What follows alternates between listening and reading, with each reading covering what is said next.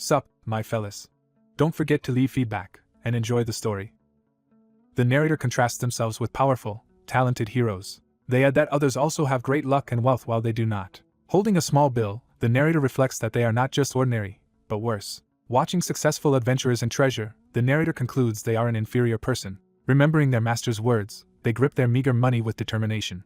The master had taught that being stronger is not required to defeat an enemy. Facing overwhelming monsters, the narrator recalls that if they cannot outgrow foes in power, they resolve instead to weaken their enemies more than themselves. The narrator begins casting elaborate debuff magic circles, a skill called Fates, and lowers enemies' magical defense and resistance.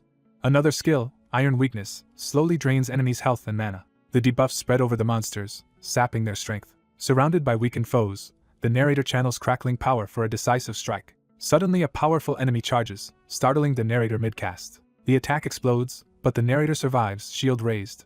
Emerging with a massive weapon, the narrator readies a counterattack. They activate Scorn of the Strong, boosting damage against higher-level foes while reducing incoming harm. With that buff, the narrator smashes through their enemies. They charge forward relentlessly, hammer swinging. The empowered blow crushes a large opponent. The narrator continues chaining blows, knocking another enemy back. They grin with battle ecstasy as power surges around them. The enemies close in, but the narrator holds their ground amid crackling energy. The master had once told them to remember a crucial rule. That rule was to first weaken the enemy, then finish them in a single strike. The master insisted that 2 strikes are already a failure. The lesson concludes that the enemy must be killed with one unfailing blow. As the narrator attacks again, they think that this is exactly their style. Their ultimate attack descends, lightning obliterating the monsters. Smiling, the narrator thinks this display shows what a debuff master truly is. The setting shifts to Brave New World, a vast VR open-world MMORPG famed for its scale. The game promises great freedom in a bustling fantasy city. Its world spans tens of millions of square kilometers with billions of NPCs and endless content. With perfect sensory simulation, BMW feels like another reality. The narrator admits they did not care about these features. They started playing for a different reason. That reason was money, seeing in-game wealth converted to real cash. After learning gaming could earn money, they have been playing BMW for a year. Choosing the normal class Elemental Mage, they worked obsessively to grow stronger. Their efforts led them to become master of the 200-member Beamer Guild. Proudly, they stand at the head of this guild with their comrades. After a lucrative dungeon run, they calculate that the loot will fund a comfortable life for a while. When asked how they found such rich dungeons, they hint that there is a way to know everything. Feeling gifted at games despite their poor real-life background, they see no reason to give up on life. They conclude that this game is their sole means of survival. In the present, pursued through a rainy forest, they flee from armed men. The pursuers shout insults and order each other to catch the narrator, who struggles to escape. Losing sight of him in the rain, the thugs complain that they cannot see properly. They suspect he came this way and decide to search, believing he has nowhere to run. Hiding nearby, the narrator curses the Genesis guild that is hunting him. Genesis is introduced as a super powerful guild dominating BMW. The narrator reveals that Genesis destroyed the Beamer guild they had built. Shocked by the overwhelming power gap, they lament being unable even to resist properly. A system warning notes they have been logged into Brave New World for 47 consecutive hours. Another warning says excessive gaming harms real life, but the narrator protests they have nowhere else to go. They think that logging out would only return them to a dingy basement room and a worn VR capsule. To challenge Genesis, they had gone into heavy debt to buy expensive items, only to be betrayed. Betrayers stole nearly everything, leaving only a few scraps and a mysterious faded wand. Exhausted in the forest, the narrator wonders if everything is over. In anguish they ask why, after all their efforts, they still failed. They claw the mud, angry that all their sacrifices led to nothing. Crying, they scream about why they always end up losing. An old man suddenly appears and bluntly tells them it is because they are weak. The old man explains that the world obeys survival of the fittest and the weak are trampled, so complaining is pointless, startling the narrator. He mocks the narrator for acting like a pale beggar seeking pity, which angers them. The narrator tells him to ignore them and leave, but the old man is offended by the disrespect. Something alerts the narrator, making their eyes widen.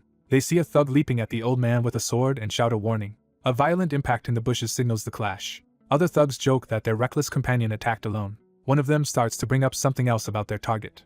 We cut back to the chase, where the winded narrator keeps running as the old man casually keeps pace and notes he has not logged out. The thugs gossip that the narrator stays in game because real life, full of debt, is hell. Hearing this, the narrator despairs that he has no usable weapon. Still, he urges the old man to flee because the area is dangerous. The thugs laugh, wondering if the old man is just an NPC and mocking the narrator for caring about him. Their traitor comrade says the narrator always acts nice, merely pretending to be a good guy. The narrator recognizes this comrade with shock. He accuses Kim Jin-woo of being a traitor, while Jin-woo dismisses the label as harsh. Jin-woo coldly says he only changed sides because he got a better offer. The narrator cries that he considered Jin-woo family, and cannot believe the betrayal. Jinwoo scoffs that talk of family is tiresome. Jiwoo claims the narrator only used guild members as pawns to protect the guild from Genesis. He sneers that family means nothing, arguing that only successful groups feel like family. Flourishing the stolen staff, Jinwoo boasts that money and success are what matter. The narrator realizes Jinwoo was the one who stole his prized weapon.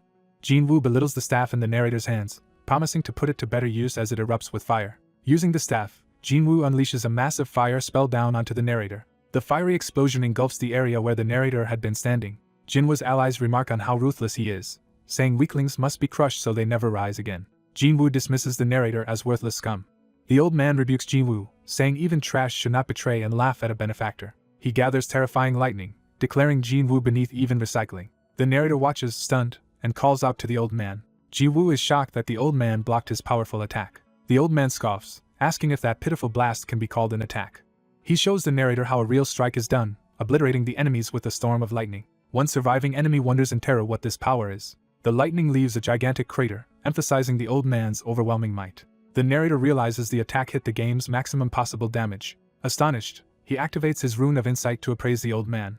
The interface identifies the figure as an NPC known only as an old man walking down the street, of human race. His displayed level is an unbelievable 999. The narrator cannot believe such a level exists. The readout repeats that this ordinary labeled old man NPC is actually level 999.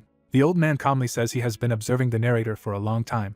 He bluntly lists that the narrator lacks talent, money, and even luck. Yet, he admired how the narrator kept struggling against overwhelming foes. He liked watching the narrator fight with all their strength until the end. Just then a system window pops up before the surprised narrator. It grants an epic quest called the Sacred Bond of Connection, requiring him to bow respectfully to the old man, or die trying. Thrilled by receiving an epic quest with simple conditions, the narrator resolves to complete it despite the ominous warning. He thinks chances like this are unique and decides there is no reason to refuse. He prostrates himself, thanking the elder for saving him and begging to be accepted as a disciple. The system announces that the epic quest has been completed. A second notification congratulates him on becoming a disciple of Deus. Another message says his class has changed from elemental mage to the new profession disciple, leaving him stunned. The old man clarifies that this means the narrator has formally become his pupil. As his disciple, the old man promises to lead him onto the path of invincibility. Hearing the word invincibility, the narrator is both awed and hopeful. He swallows nervously, processing what that might mean. He accepts wholeheartedly, calling the old man his master. The master grasps his hand and teleports them together in a blaze of magic. As they vanish, the narrator marvels at how unbelievable this situation is. Observing the phenomenon, he realizes they are using teleportation magic. They reappear midway up the snowy Kunlun Mountains in a pillar of purple light. Collapsing to the ground from the transit, the narrator pants in the cold. He thinks how casually the old man uses teleportation that even top players struggle with, doubting he is merely an NPC. The master tells him to stop dawdling and follow to a place where training will occur, and the narrator obeys. Inside a cavern, the awestruck narrator follows his master deeper. They arrive at a shining lake, which the master identifies as the lake of purification that will cleanse him.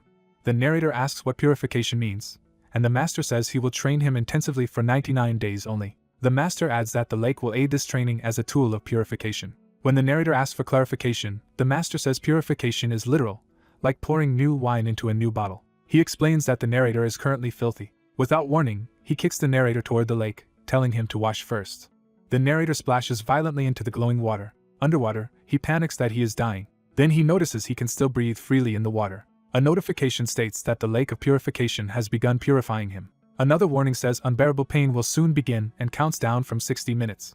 As the timer starts, the narrator convulses and screams in agony while electricity courses through his body. Watching from the shore, the master notes that the disciple's intense scream sounds invigorating. The narrator feels as though every cell is burning. The scene shifts to his real-world body writhing in the VR capsule. Realizing the system permits this degree of pain, he frantically tries to press the logout button. Memories of his destroyed guild and desperate flight flash before him. He visualizes shielding a little girl from domestic violence, and later doing harsh labor to survive. More scenes show his past struggles working menial jobs while burdened by hardship. In the lake he clenches his teeth and inwardly rejects giving up. Resolving not to run away anymore, he endures the hour of torment as the timer ticks down, determined to change his fate. As the countdown to 0 approaches, bubbling water signals the end of Han Taesung's purification timer. Taesung bursts out of the water gasping for air. He drags himself onto solid ground, stunned that he succeeded. Lying back and laughing in relief, Taesung celebrates that he really did it. While he is still catching his breath, a glowing system window appears above him, confusing him. The system notifies him that purification is complete and his character will be reset. His status window shows his name Han Taesung, with his level dropped from 201 to 1, class listed as disciple. Realizing this, Taesung screams in shock. Staring at the window, he panics over his lost level, while his old master calmly remarks that the purification worked. Taesung, forcing a smile, asks his master what happened and confirms that his level is now 1. The master bluntly reminds him that just an hour ago he was useless trash. When Taesung asks if that means before they met, the master explains that all his stats like strength, stamina and mana were completely unbalanced. The master asks if Taesung really thought he could become invincible with such skewed growth. Taesung wonders if his level was reset because he was a worthless character. The master vows to rebuild him from head to toe and draw out his potential to the utmost. He explains that compared to others gaining 1 mana per level, Taesung will gain 1.2 mana. Taesung calculates excitedly that when others have 100 mana at level 100, he will have 120. He calls out to his master, filled with renewed respect. Bowing deeply, he thanks the master for his grace while the old man notes how much he is bowing today. The master says it is too soon to be satisfied, as Taesung still has a long way to go to become the unparalleled strongest. The master outlines that for the remaining 99 days, they will repeat this process 100 times alongside even harsher training, and Taesung answers that he can handle it. Taesung resolves that no matter how many repetitions it takes, he will never give up as long as he can grow stronger. The master silently observes his determination with a faint smile. Walking away, the master says he hopes Taesung's resolve never changes. A new quest appears titled True Training Begins, tasking Taesung with enduring days' training, starting at 1%. Meanwhile in the United States, at BMW Game Company Hive's headquarters, events unfold simultaneously. Inside Hive's special department Hexagon, staff work in a futuristic control room. A nervous staffer begins reporting the current situation. Another worker shouts that an epic code 007 has just been activated, shocking the team. Colleagues gossip that Deus has taken on a disciple, wondering if it is a famous pro gamer, but the operator says it appears to be an ordinary gamer. Their superior arrives, repeating in disbelief that the disciple is just an ordinary gamer as staff greet him respectfully. Introduced as Hive Vice Chairman and Hexagon Team Head Oppenheimer, he orders them to zoom in on the screen. Examining Taesung's profile, Oppenheimer concludes he really is just a heavy user from Korea. He reads the name Han Taesung aloud with interest. Oppenheimer decides to watch and see how long this new disciple can endure. Taesung recounts that he wanted to escape his miserable real life. To run from reality, he threw himself into the game BMW. However, he soon found that the game world was just as harsh as reality. He reflects that perhaps the problem was not the world but himself. Thinking back, he realizes he might have been the cause of his own failures. Everything changed when he met his master, who gave him new hope. Under this master, he began brutal training to become invincible. Months of relentless climbing and hardship passed during this training. Time skips ahead to his secluded, snowy training cabin in the mountains. The master relaxes, savoring a drink given by his student.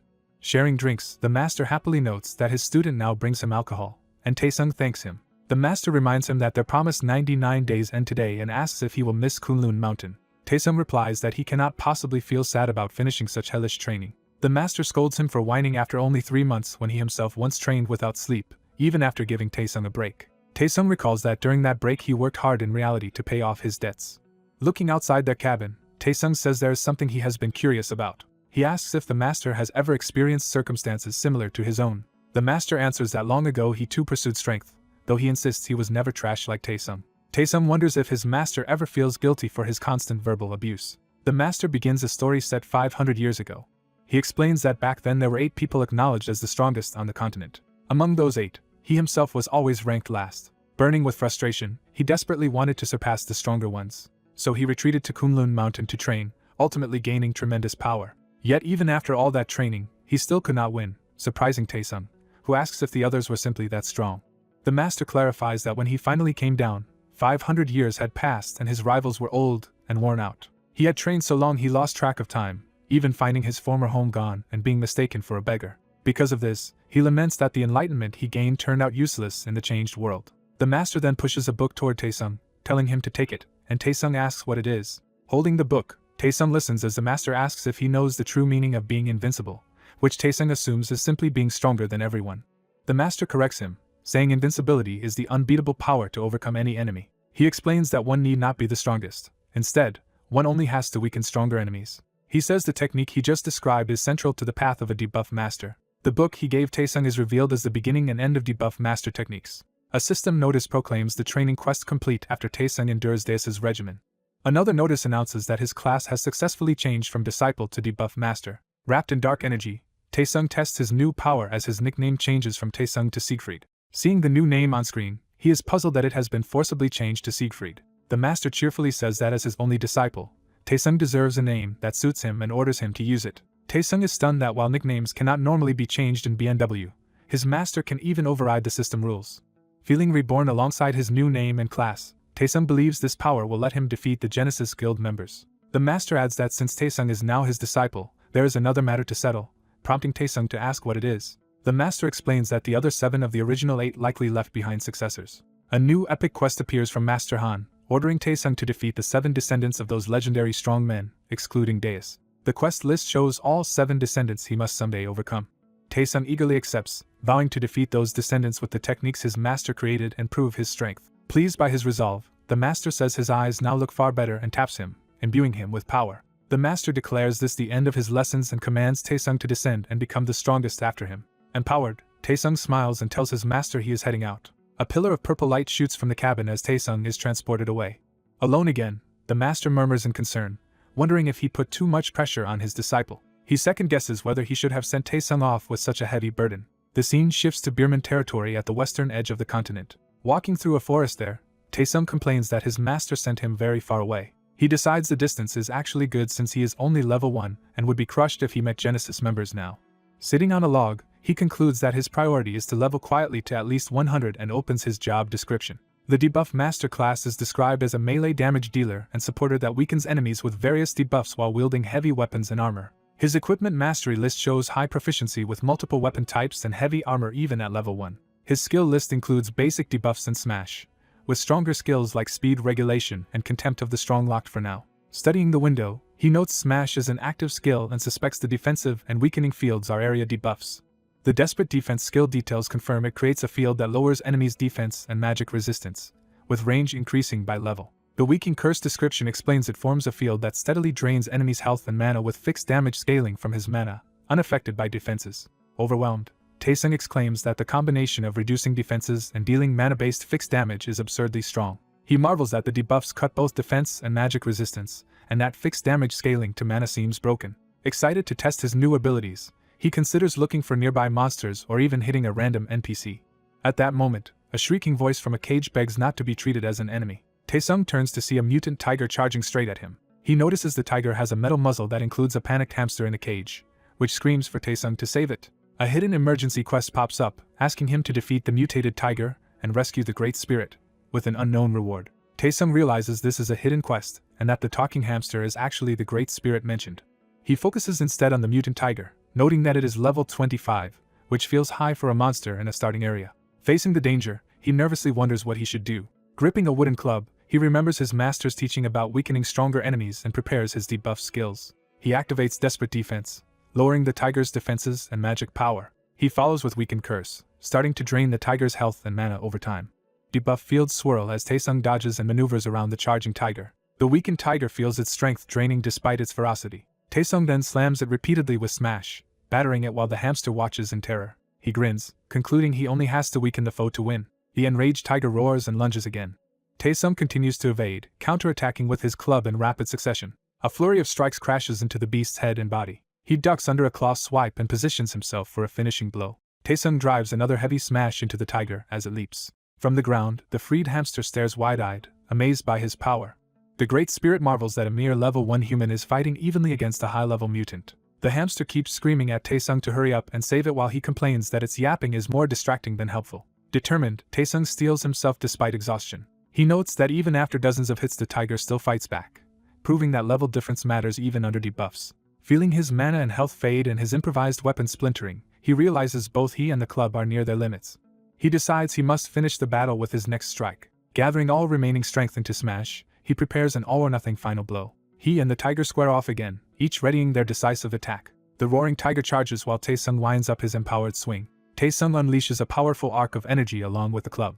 The finishing smash slams into the tiger, blasting it away in a massive impact. The tiger crashes to the ground, stunned and defeated. System messages flood Taesung's view, announcing multiple level ups. He learns he has jumped all the way to level 15 from that single desperate fight. Looking at the fallen tiger, he understands that a debuff master's role is to defeat seemingly unbeatable foes. The hamster impatiently yells for him to hurry and free it, while Taesung silently regards the noisy creature. Once released, the Great Spirit thanks him profusely for saving its life, and Taesung notes how refined its speech is. Wanting to repay the favor, the hamster hints that Taesung might feel lonely adventuring alone and offers to accompany him. Taesung casually replies that he does not mind being alone and walks away, ignoring the hamster's plea. The frantic hamster clings to his leg, claiming amnesia has left it powerless and begging to be taken along. Annoyed, Taesung protests that he has no interest in keeping pets. A notification appears stating the hidden quest is complete, and that his reward is a contract with the Great Forest Spirit, making him realize the hamster itself is the prize. He recalls that this creature is indeed called the Great Spirit as the quest text confirms. Taesung considers that although it looks like a hamster, a Great Spirit's rank is comparable to a Spirit King's. He reasons that even if it seems useless now, once it regains strength it could be extremely valuable. Deciding to take advantage, he agrees to form a contract, privately thinking that the spirit is also rather cute. A golden ritual binds them, and a system message confirms that the contract with the Great Forest Spirit succeeded. The spirit's status window appears, listing it as a divine beast trickster with many fearsome forest titles but currently no usable skills at level 15. Taesung muses that since their levels are linked, the spirit will grow stronger alongside him, and wonders what the ominous title Forest Renegade means. The hamster suggests that, having contracted, they should now properly introduce themselves to each other. The small spirit introduces himself with an absurdly long name, which the human thinks is too excessive. A system message orders the human to give the contracted Great Forest Spirit a new name. The human happily renames the spirit Hamji. The spirit is stunned and squeaks in disbelief at the new name. Hamji glares angrily, clearly offended.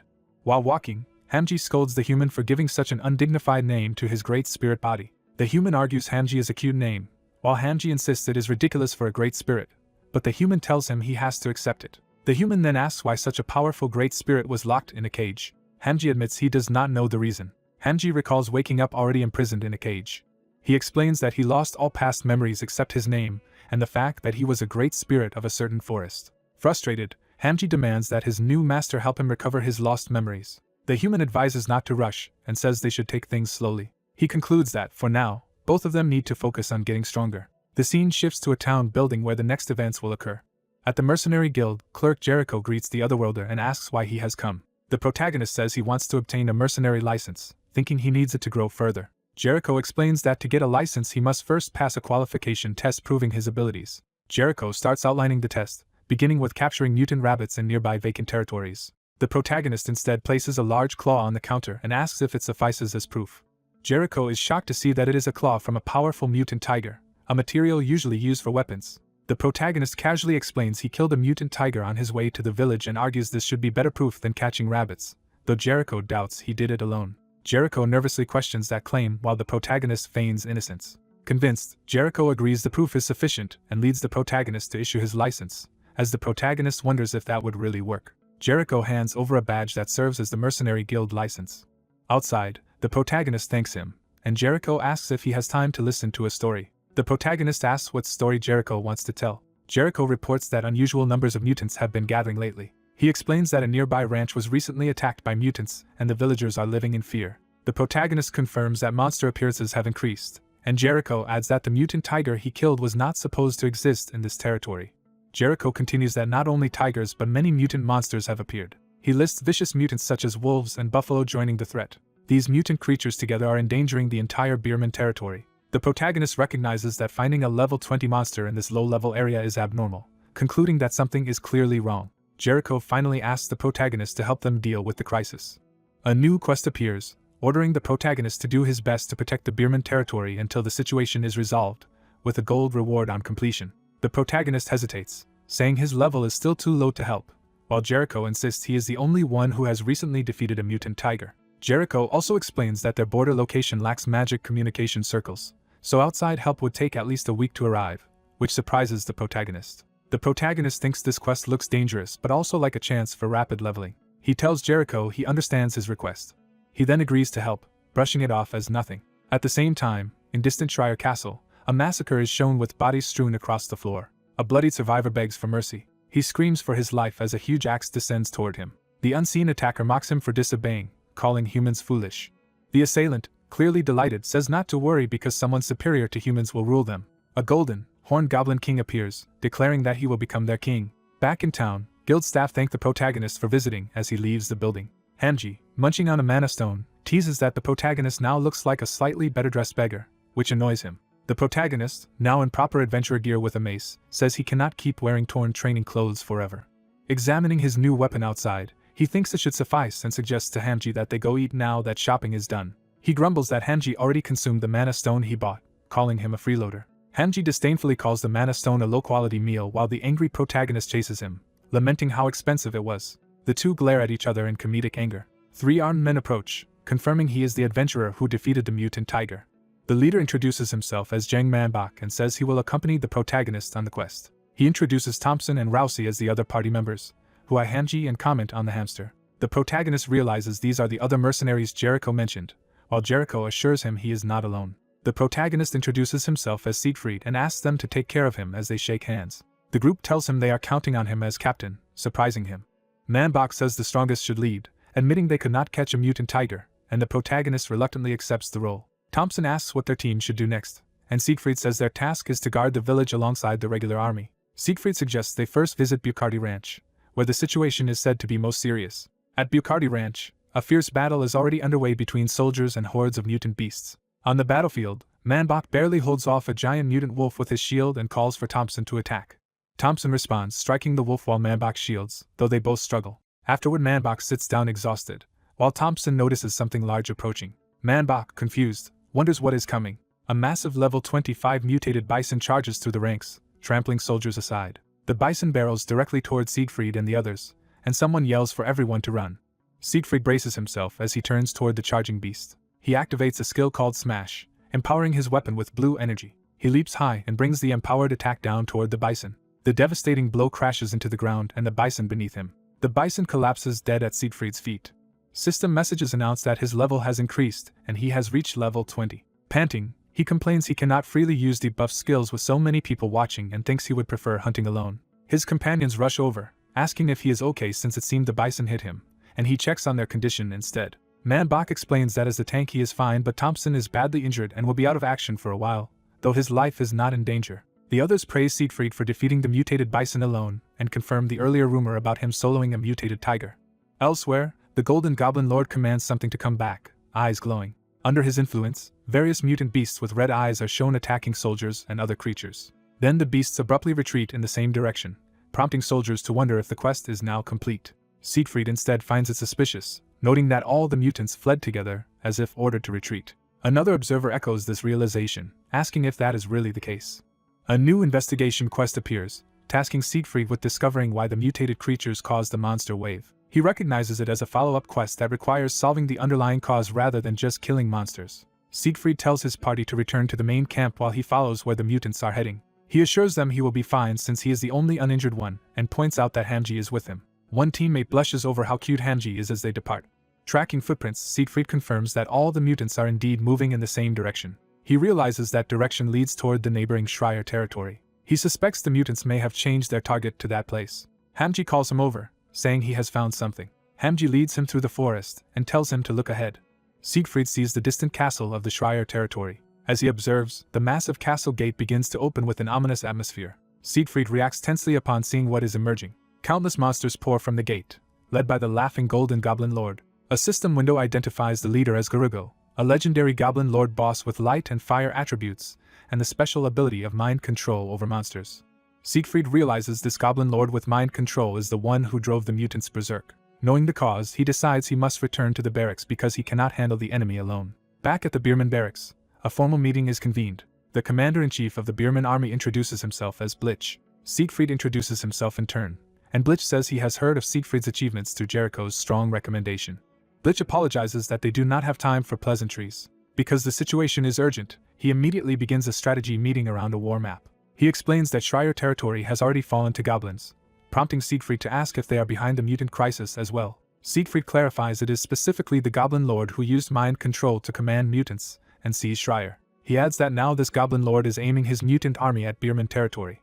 A knight warns Blitch that if Siegfried's report is true, they cannot possibly handle such a monster, and the territory is doomed. Siegfried argues they must focus on evacuating the Lord and residents immediately. Manbok timidly questions why Bierman knew nothing about Schreier's fall until now. Blitch answers that they had little contact with Schreier and, as a small border territory, lacked a proper communication network. He adds that they were too busy fending off mutant attacks to conduct investigations.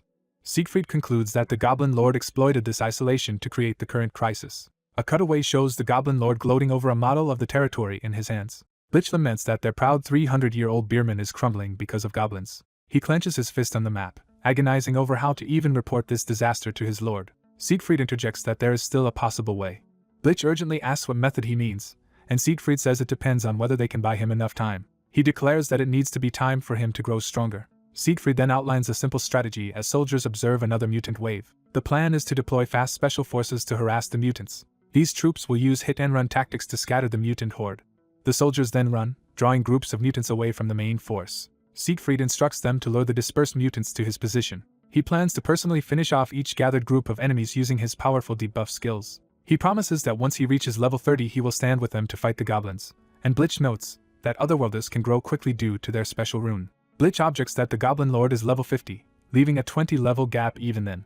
Siegfried acknowledges the disadvantage but says it is still possible. He reminds them he already killed a level 20 mutant tiger when he was only level 1, so defeating a higher level foe is not unthinkable. He adds that even failure will at least buy time for reinforcements, prompting the officers to look to Blitch for a decision. After a moment of thought, Blitch gives his answer. Blitch states he will trust Siegfried and go along with the plan. A new main quest appears, commanding Siegfried to kill the Goblin Lord Garugo. Later, Siegfried prepares to log out, and soldiers ask him questions as he apologizes that he has no money for extra food. Hamji angrily clarifies he is not asking about food, while Siegfried dismissively calls him a parasite and asks what he really wants. Hamji presses Siegfried about hiding something during his talk with the bald commander, and asks why he kept it secret. Boasting of his great spirit perception, Hamji says he can sense such things and tells Siegfried not to underestimate him. Siegfried reveals that upon reaching level 30 he can gain a new skill. He shows Hamji his suite of skills and notes they will be crucial against Garugo, though they do not guarantee certain victory. Hamji asks why he is hiding these skills, and Siegfried replies he is not ready to reveal them yet. Siegfried explains that because regular users are present, openly showing cheat-like skills would cause a commotion and spread rumors. Hamji comments that humans live exhausting lives, and Siegfried replies it is better to be cautious than be blindsided.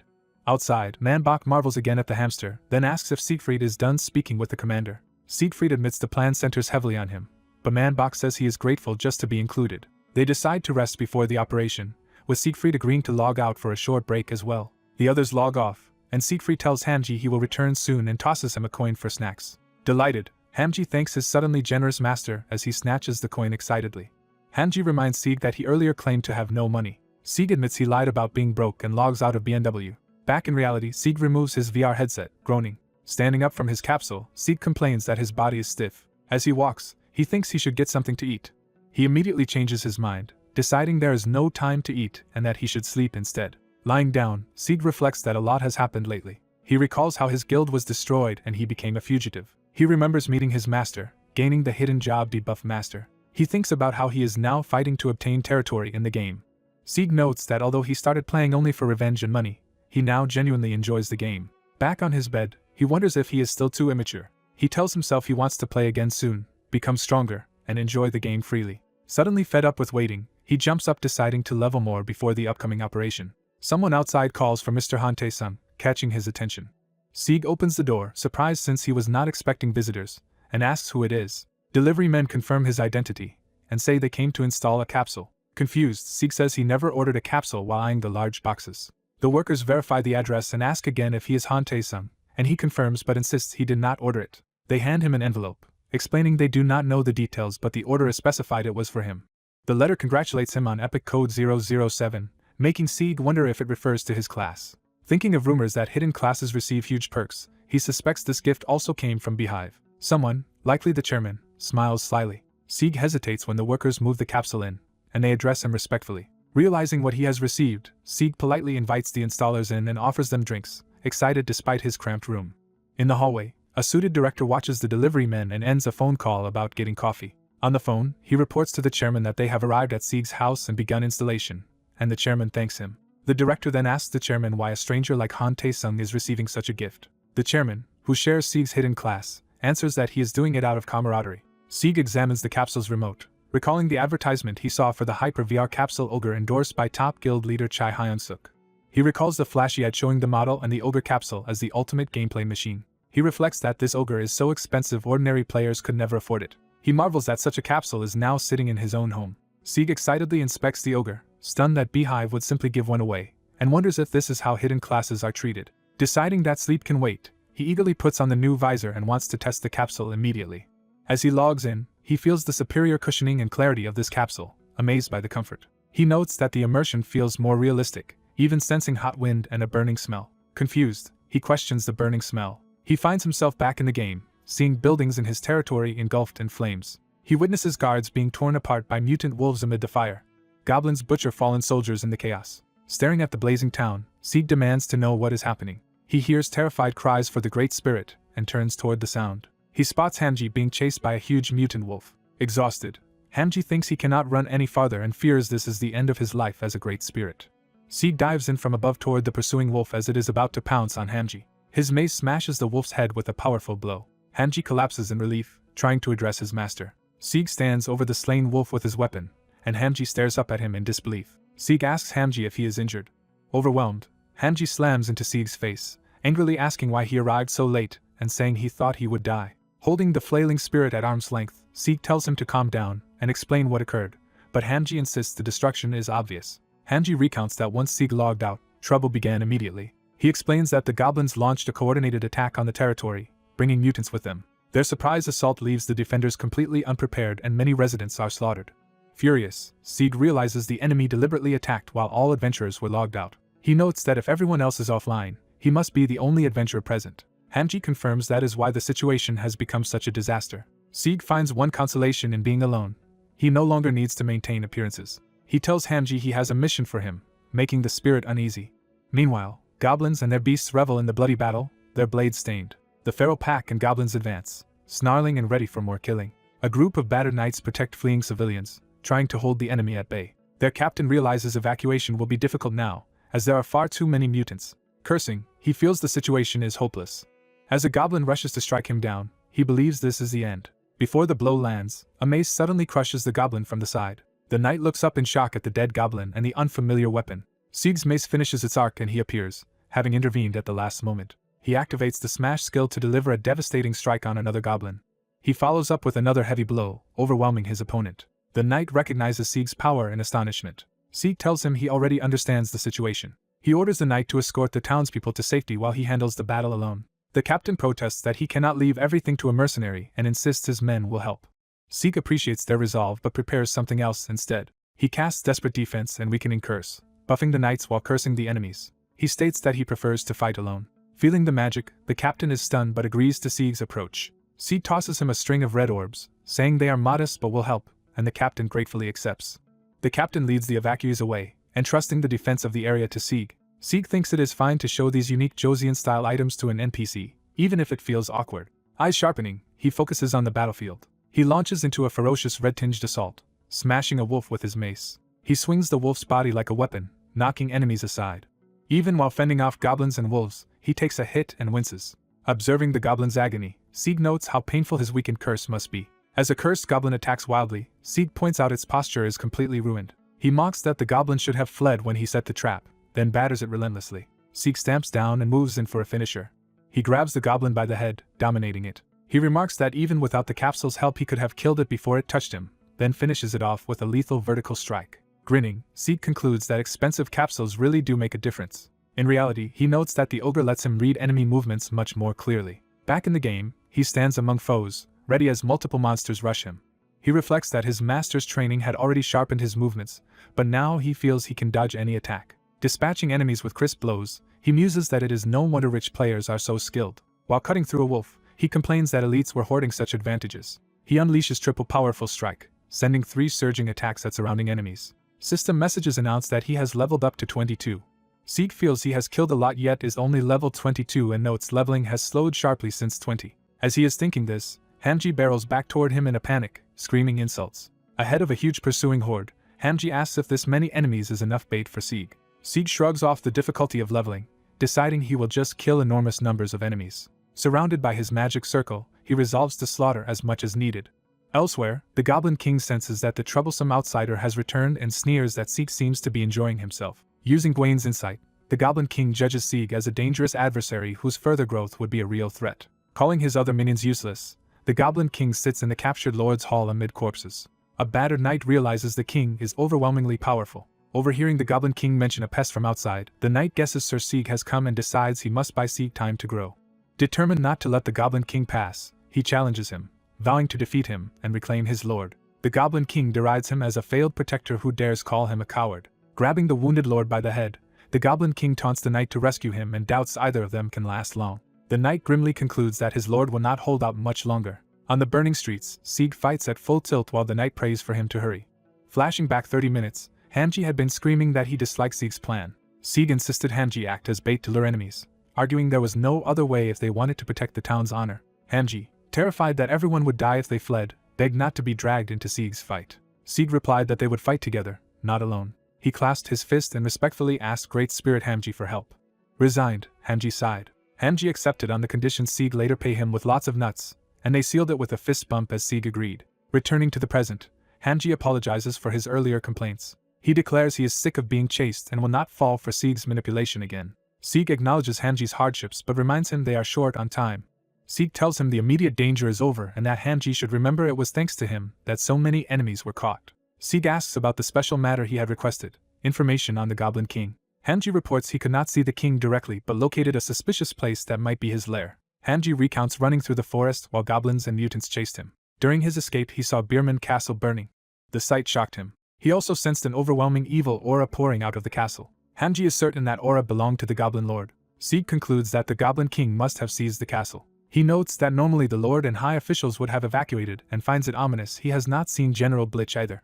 Realizing the urgency, Sieg says he must hurry, and Hanji nervously asks if he truly intends to go into the castle. Sieg tells Hanji to stay behind because it is too dangerous and promises to return soon. Left alone, Hanji nervously notices more enemies approaching the walls. Startled, he thinks he saw something move nearby. Frightened again, he changes his mind and calls after Sieg, saying he wants to go with him.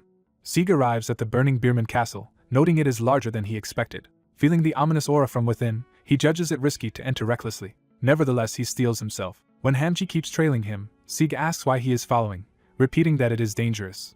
Hanji claims he is only worried for Sieg going alone, though he admits he is scared.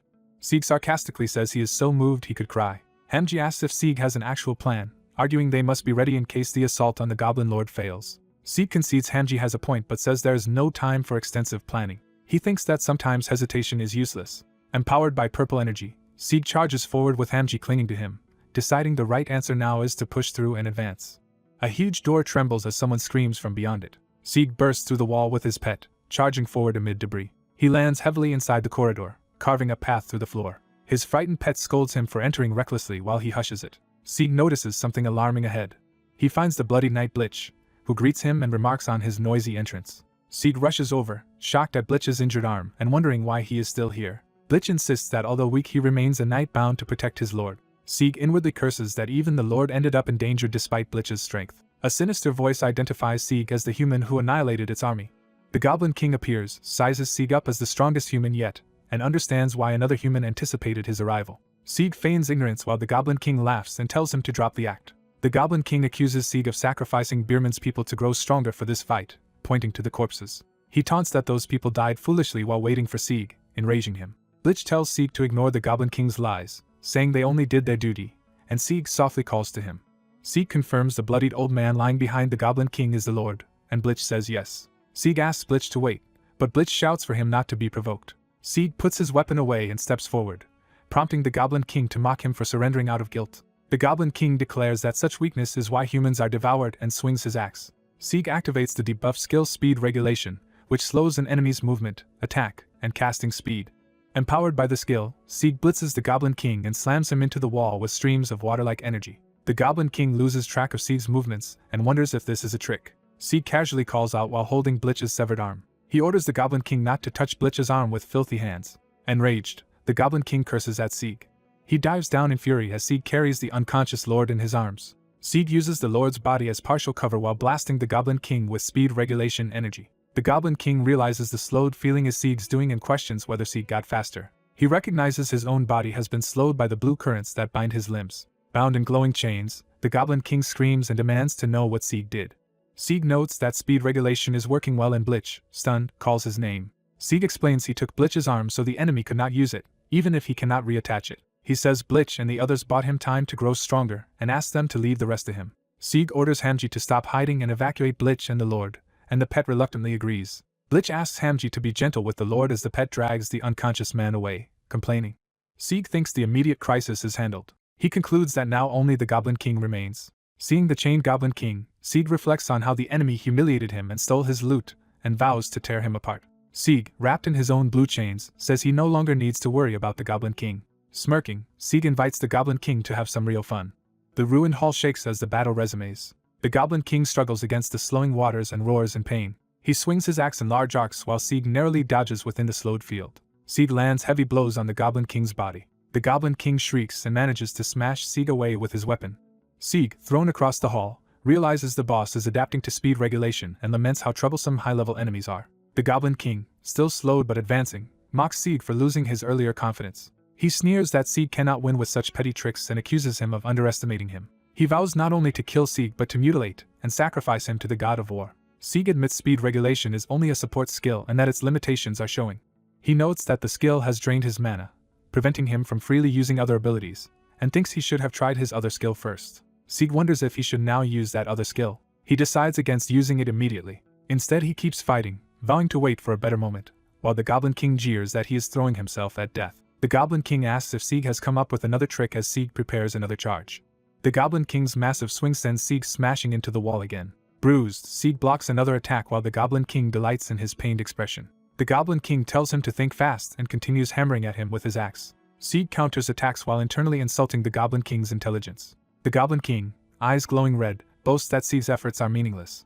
He blasts Sieg downward in a devastating strike that explodes the floor. Sieg cries out in pain amid the flying rubble. With his foot on Sieg's chest, the Goblin King lectures that humans have always scorned goblins as insignificant savages. He admits goblins are not naturally superior beings. However, he declares he will change that as he stomps on Sieg. The Goblin King dreams aloud that someday humans and higher beings will fear and worship goblins. He says such ambition is the burden a goblin lord must bear, unlike a goal-less mercenary like Sieg. Sieg dryly calls the speech touching but says goblins cannot escape their current treatment. He insults them as low-class and filthy, deliberately provoking the Goblin King. In a chibi aside, Sieg remarks that if goblins want respect they should start by washing themselves. The Goblin King trembles with rage and asks if those will be Sieg's final words. He raises his axe and roars for Sieg to die. Seeing the opening as the axe descends, Sieg decides the time has come. He deactivates speed regulation, surprising the Goblin King as the chains vanish. The Goblin King's uncontrolled full-power strike slams into the floor, creating a huge impact. He realizes he used too much strength and that his body suddenly feels lighter, while his axe is stuck in the ground. He suspects Sieg baited him into overcommitting just as Sieg dashes in. Sieg unleashes a flurry of high-speed strikes around the immobilized Goblin King. He smashes the Goblin King's head with repeated blows, drawing screams. Sieg continues his relentless assault, gripping the Goblin King's face. Sieg widens his eyes as something else appears. The Goblin King's giant mutant tiger, under mind control, charges and slams Sieg away. Sieg is hurled through the air yet again. The Goblin King remarks he did not want to damage the castle but he admits he is impressed that Sieg forced him this far as he mounts the tiger. Sieg pants, realizing how hard he has pushed the enemy. The Goblin King says the fun ends now and prepares a different power. He reveals his true talent as a Goblin Lord is mind control and summons his strongest mutant tiger to trample Sieg. Ordering his servant to attack, he rides the roaring beast. Mounted on the tiger, he charges through the crumbling hall. The tiger dives at Sieg, threatening to crush him. The Goblin King laughs, calling it an honor for the castle to become Sieg's tomb. A voice counters that this place will instead be the Goblin King's grave, shocking him. Suspended before a glowing scale-shaped pattern, Sieg recalls the Goblin King calling him a purposeless mercenary. He activates his other debuff skill, Disdain for the Strong. The system states that because the Goblin King Gurugo is a higher level than Sieg, Sieg's damage against him is increased and damage received is reduced. Facing the charging tiger, Sieg declares he is not just a nobody. He proclaims himself the debuff master. Empowered, Sieg readies his weapon beneath a radiant cross-shaped light, vowing to stand at the top of this world. The system announces that Sieg has cleared the quest to protect Bierman Estate. The scene shifts to a peaceful sunrise over the mountains. Narration notes that another long, arduous day has ended over the restored castle. With the Goblin Lord dead, his control over the monsters vanished, and they began to collapse. The remaining goblins are finished off in the aftermath. Survivors confirm that all enemy remnants have been cleared and wonder if the quest is truly over. Lightly injured villagers band together to help with the recovery. People work to rebuild the damaged territory. Later, Sieg sits outside the field hospital tents, recovering. Drinking a potion, he happily says he finally feels alive again. He marvels at how amazing a potion is that can restore someone from near death, something impossible in real life. Sieg still finds it hard to believe what he accomplished. He reflects that he alone managed to defeat such a powerful Goblin Lord and his mutant beast. He thinks that without enough mana for Disdain for the Strong at that moment, he would have died instead. The skill description explains Disdain for the Strong increases damage against stronger enemies and reduces damage taken, with great effect but long cooldown. Sieg muses that he cannot always hide his skills during battle when Blitz approaches and asks if he is well enough to be up. Sieg greets Sir Blitz with a smile. Blitz judges from Sieg's expression that he is fine and praises his resilience. Sieg is told he should rest more, but he replies that he was ordered by the Lord to come to the castle anyway. Sieg wonders aloud if the Lord, who was badly injured, is alright. Blitz says the Lord would have been in serious danger if Sieg had been any later but is now recovering thanks to treatment. Laughing, Blitz says the Lord is renowned for being robust despite appearances, and Sieg privately finds the situation awkward. Sieg glances at Blitz's bandaged stump, weighing his feelings. He apologizes, saying if he had arrived sooner Blitz might have kept his arm, but Blitz insists he should be the one thanking Sieg. Blitz says that without Sieg they would have lost the land, and that losing an arm is a small price for protecting the territory. Smiling, Sieg thinks that Blitz truly embodies knighthood.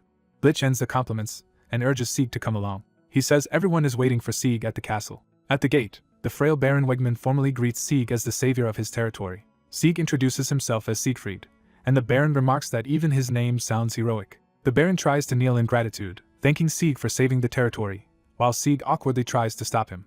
The Baron collapses dramatically in pain as his guards rush to him. He wails exaggeratedly that he is going to die. Watching this, Sieg confirms with Blitz that this melodramatic man really was a renowned general. Embarrassed, the Baron laments that Sieg has seen him in such a pitiful state. Sitting on a stone, he apologizes that he has not fully recovered but still wants to thank Sieg again.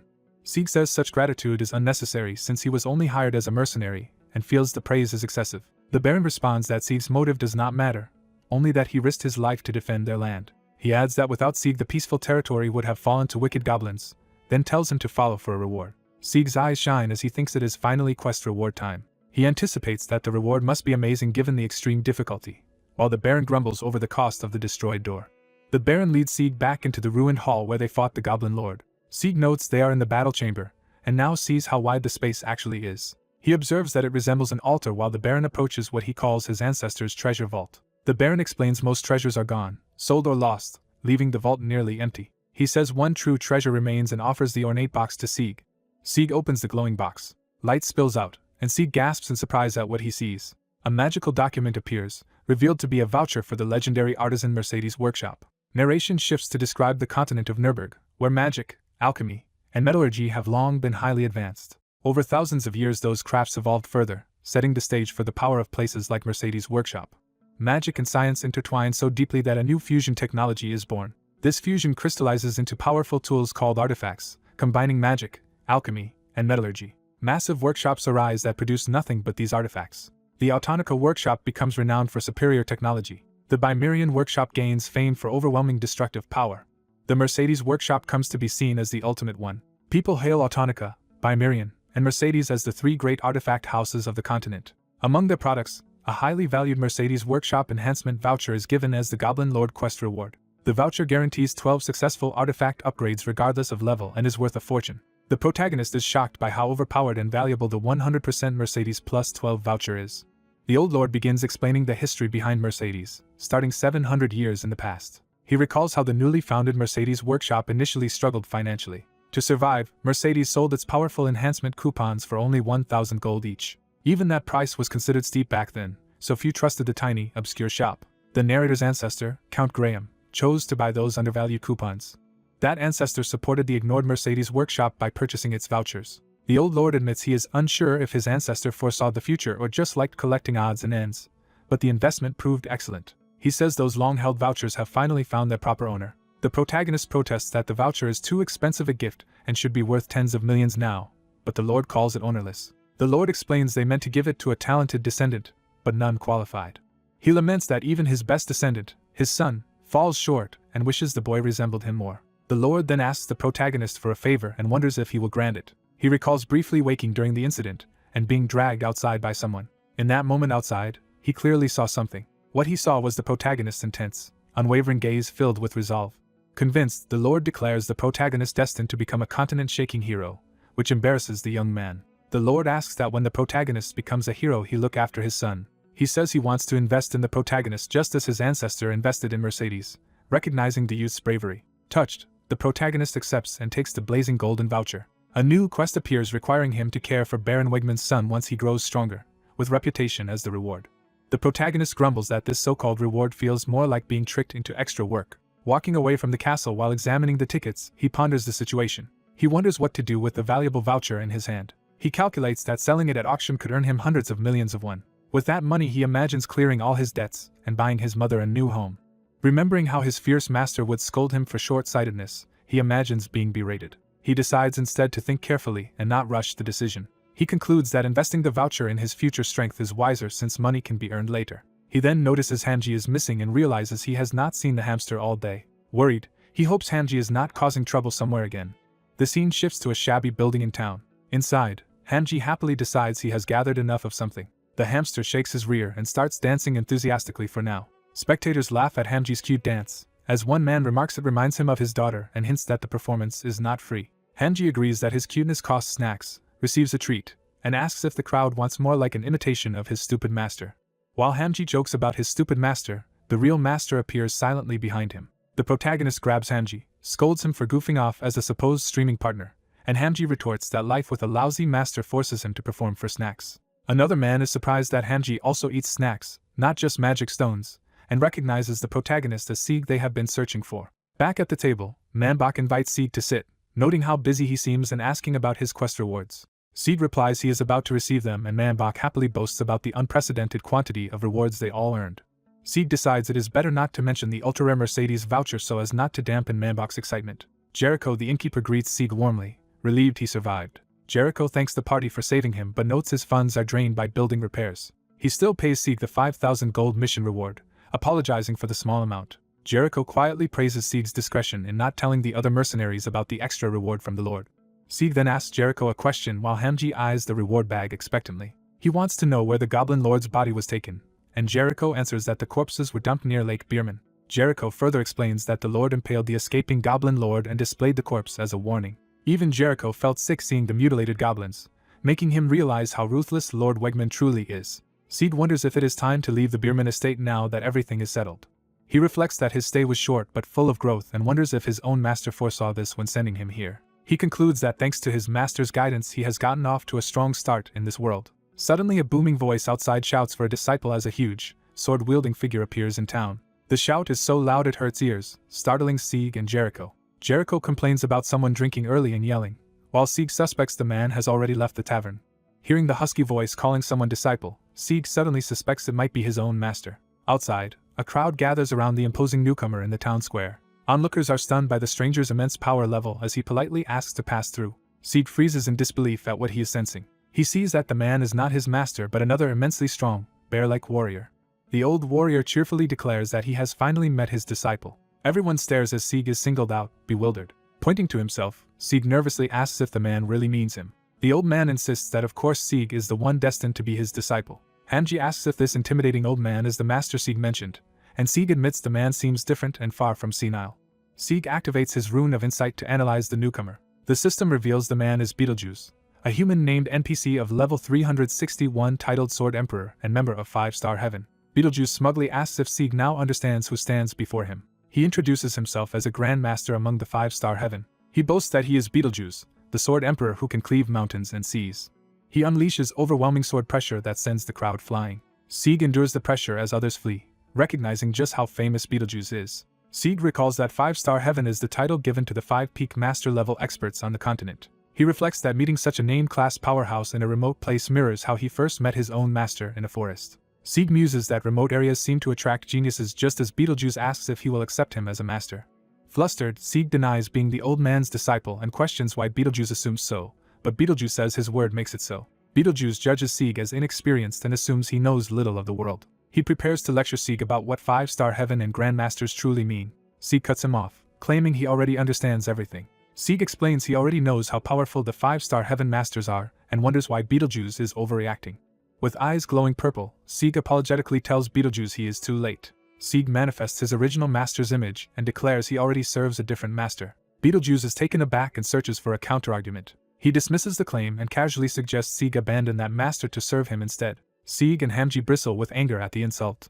Sieg snaps, insisting his master is stronger and has given him invincible secret techniques, which shocks Beetlejuice. When asked if his master is of Sam John rank, Sieg claims his master stands even higher. Beetlejuice incredulously repeats that someone higher than a Sam John exists, and Sieg admits he is not entirely sure but believes so. Sieg smirks, repeating the word invincible while clearly challenging Beetlejuice's pride. Beetlejuice blankly repeats the term, stunned. He mulls over the word invincible in disbelief. Amused yet irked, Beetlejuice grips his sword and laughs at Sieg's bold wordplay. He responds by smashing the ground with a colossal shockwave that sends Sieg flying. Hovering amid the debris, Beetlejuice's eyes blaze as he again asserts that he himself is invincible. He acknowledges Sieg's arrogance but respects his loyalty to his master and promises not to force him into discipleship. However, Beetlejuice decides he cannot simply walk away and must do something more. He proposes a bet with his arrogant potential disciple. The system issues an urgent quest: win the bet against Beetlejuice, or become his disciple. The narrative flashes back to Beetlejuice at age 26. He recalls his youth spent relentlessly pursuing strength with the sword. A montage shows his intense sword training infused with mana. He uses his power to save or seize someone amid a swirling windstorm. After years of bloody combat and training, Beetlejuice's hair turns white as he nears true mastery. At age 120 he finally attains the master level he had always sought. Yet instead of joy he feels emptiness. While locals complain he has been chopping down their forest for a century. Walking across a bridge, he wonders about this nagging emptiness. He questions why he feels unfulfilled despite achieving everything, even jokingly blaming old age. His attention is drawn to a master teaching a child swordsman below. Hearing the teacher motivate the child, Beetlejuice realizes the importance of discipleship. He has an epiphany that what he lacks is a disciple. He concludes that his perfected skills will be meaningless after death unless a disciple inherits his system. Thus he begins traveling the continent to find a worthy successor. He rejects one candidate for good mana but poor combat instincts. He dismisses another for weak physical potential despite effort. He learns a famed talent he sought has already died in an accident. Frustrated, he realizes training a successor would take at least 20 years and worries he will die of old age first. After searching nearly everywhere, he sees only Beerman territory left on his map. He heads to Beerman resolved to catch even a stray, and upon seeing Sieg immediately senses destiny. Beetlejuice declares that this arrogant, cheeky youth is fated to become his disciple. Sieg explodes, shouting that he has no intention of being the old man's disciple. Beetlejuice calmly says Sieg can avoid discipleship only by winning their bet. Sieg thinks the real problem is that the old man never listens and realizes he has stepped into a mess. He frets about dealing with a monster of such caliber while already stuck with a quest about him. The system restates the urgent quest to defeat Beetlejuice in the bet, or become his disciple. Knowing he cannot refuse, Sieg agrees to cooperate and asks what the bet entails.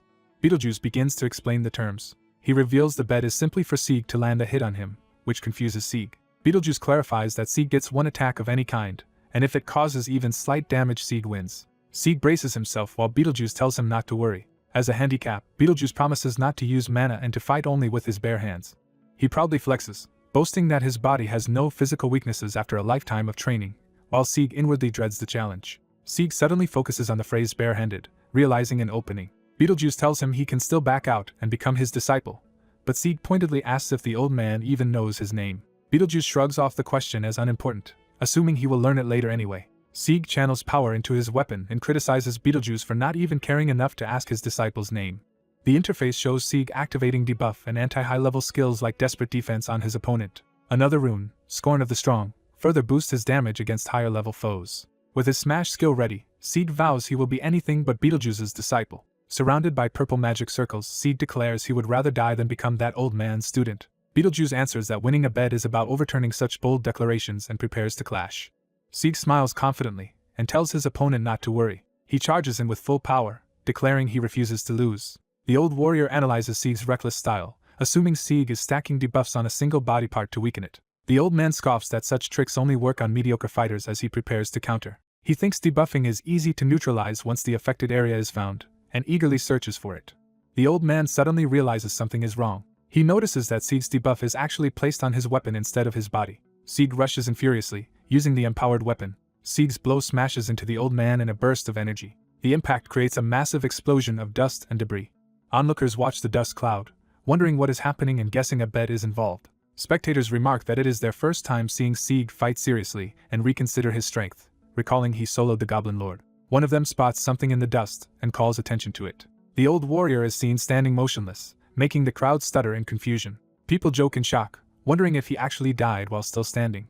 Others confirm he only fainted, and Sieg reflects that despite his mastery he still is not at the absolute top. Sieg, feeling slightly guilty as a fellow man, advises the old warrior not to make reckless bets next time. A system window appears announcing Sieg has completed the quest of winning a bet against Beetlejuice and asking if he wants the reward. Sieg's companion Hamji questions what is happening as Sieg selects the option to receive the reward. Hamji appears before the quest window, repeating his confused question to his master. Sieg checks if Hamji is okay, and Hamji complains his head is still aching from what Sieg did. Sieg gives a small, satisfied smile. He assures Hamji everything is settled and suggests they leave before the old man wakes up and bothers them again. As they walk, Sieg remembers he had something else to do and Hamji reminds him they plan to visit the Goblin Lord's corpse. Sieg explains he wants to draw goblin blood to sell before the body decays, while Hamji teases him for being stingy and he insists he is just frugal. Narration introduces the Sahoka ruins of the Macallan Kingdom, where a level 500 monster named Python appeared 30 years ago. The ruins are now a popular hunting ground for adventurers between levels 40 and 60. The story moves to a mercenary guild near the Sahoka ruins, crowded with adventurers. Inside, guild members loudly recruit, looking for 2 damage dealers and 1 healer and offering good pay. A nervous girl in armor also tries to recruit party members in the noisy crowd. A male adventurer approaches her, asking if she has room for a damage dealer after upgrading his weapon. She apologetically explains that all dealer slots are already full and they are only seeking a buffer. She bows an apology while he grumbles that everyone wants buffers. The girl, named Gazrin, laments that among the many people present there are still no priests or buffers, and her status reveals her as a level 48 elemental mage. She realizes most recruiters are the same people she has repeatedly seen, all looking for buffers or clerics, and assumes they share her predicament. Believing today's hunt ruined, Gazrin looks dejected. She notices someone and reacts with surprise. Seeing Sieg with Hamji, she thinks he looks new to this guild and wonders if he is a novice. Deciding to check properly, she activates her rune of insight to examine Sieg. What she sees shocks her. Gazrin rushes over, grabs Sieg's arm, and calls out to him. Sieg and Hamji turn around, puzzled by her sudden action. Blushing slightly, Gazrin asks if Sieg would like to join her party. The scene cuts to the real world where Sieg deposits money at an ATM. He narrates that after the incident in Bierman territory he has been busy dealing with real-life matters. Most of his time has gone to repaying massive debts, and he wonders why the interest seems to have grown. He recalls how aggressive loan sharks who once harassed him at home have recently gone quiet. Sieg hopes their silence means they will never bother him again as he walks down the street. Hearing a sports car roar by, Sieg turns his head. He sees a flashy couple in a luxury convertible happily planning dinner. Watching them, Sieg wonders how expensive such a car is and notes the Goblin Lord quest gave him lots of money but not enough for that life. He reflects that his earnings were pure luck because low-level players rarely get lucrative quests, and that BMW, like reality, is highly polarized by level. He explains that after level 200 many profitable quests open up and that some wealthy merchants help low-level users. He notes that players with exceptional physical and mental abilities can become pro gamers in BMW competitions. Others can earn money by streaming their gameplay if they are good at broadcasting. Sieg concludes that in BMW, as long as you keep growing, you will eventually make money. He daydreams about one day owning a foreign luxury car, living in a penthouse, and enjoying wealth. His fantasy extends to marrying a beautiful wife. In his daydream, this imagined wife, resembling Gazrin, sweetly asks what skills he has. Hamji snaps Sieg out of his daydream, asking why he has been zoning out. Sieg apologizes, says he was lost in thought, and asks Gazrin to repeat what she was saying. Gazrin explains her party is looking for a buffer or priest and invites Sieg, presuming his debuff-oriented class is support. Sieg silently scolds himself for indulging in foolish fantasies and prepares to decline, saying he will go solo. Hamji interrupts by loudly accepting the invitation on their behalf. Sieg angrily questions Hamji, who calls him clueless and insists this is a great opportunity.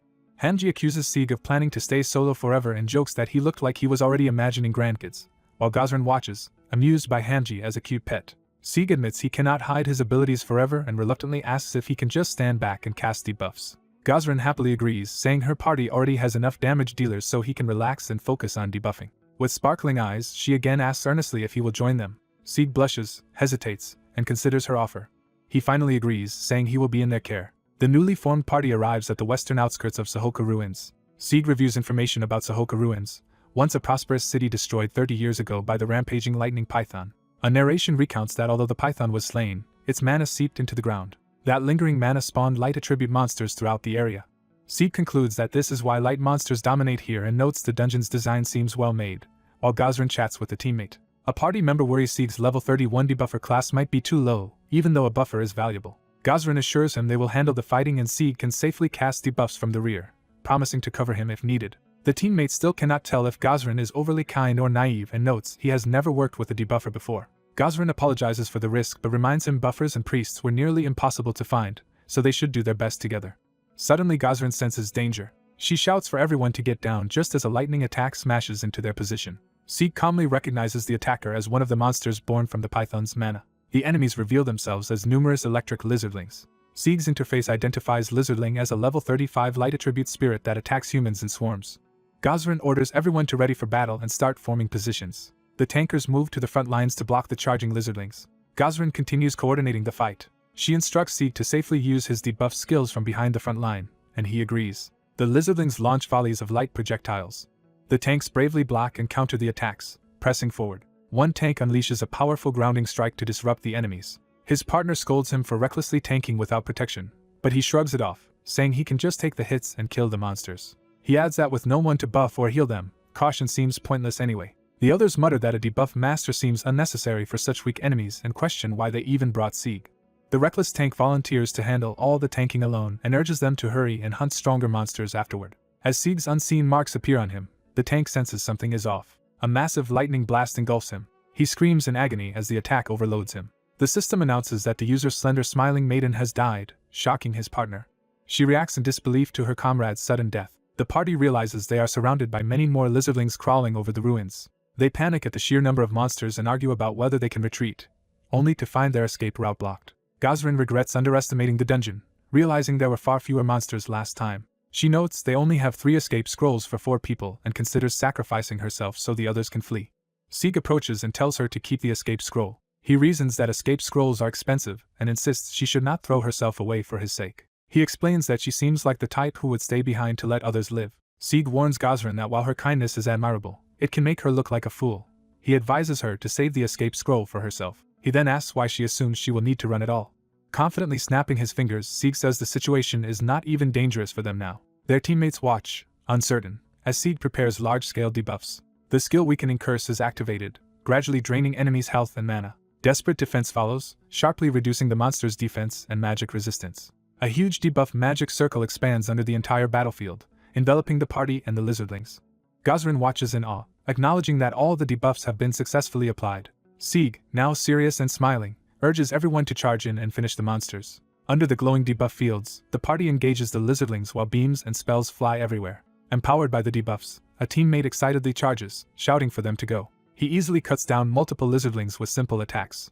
Surprised at their newfound strength, he laughs at how weak the monsters now feel. Sieg clasps his hands, preparing more, while watching the fight from a vantage point. From atop a pillar, he calmly reminds the others not to get careless, or they might end up like the dead tank, and they agree. Thinking to himself, Sieg is pleased at how well this strategy works. He notices that merely staying back and spamming debuffs is giving him plenty of experience, and wonders if he should just keep leveling this way.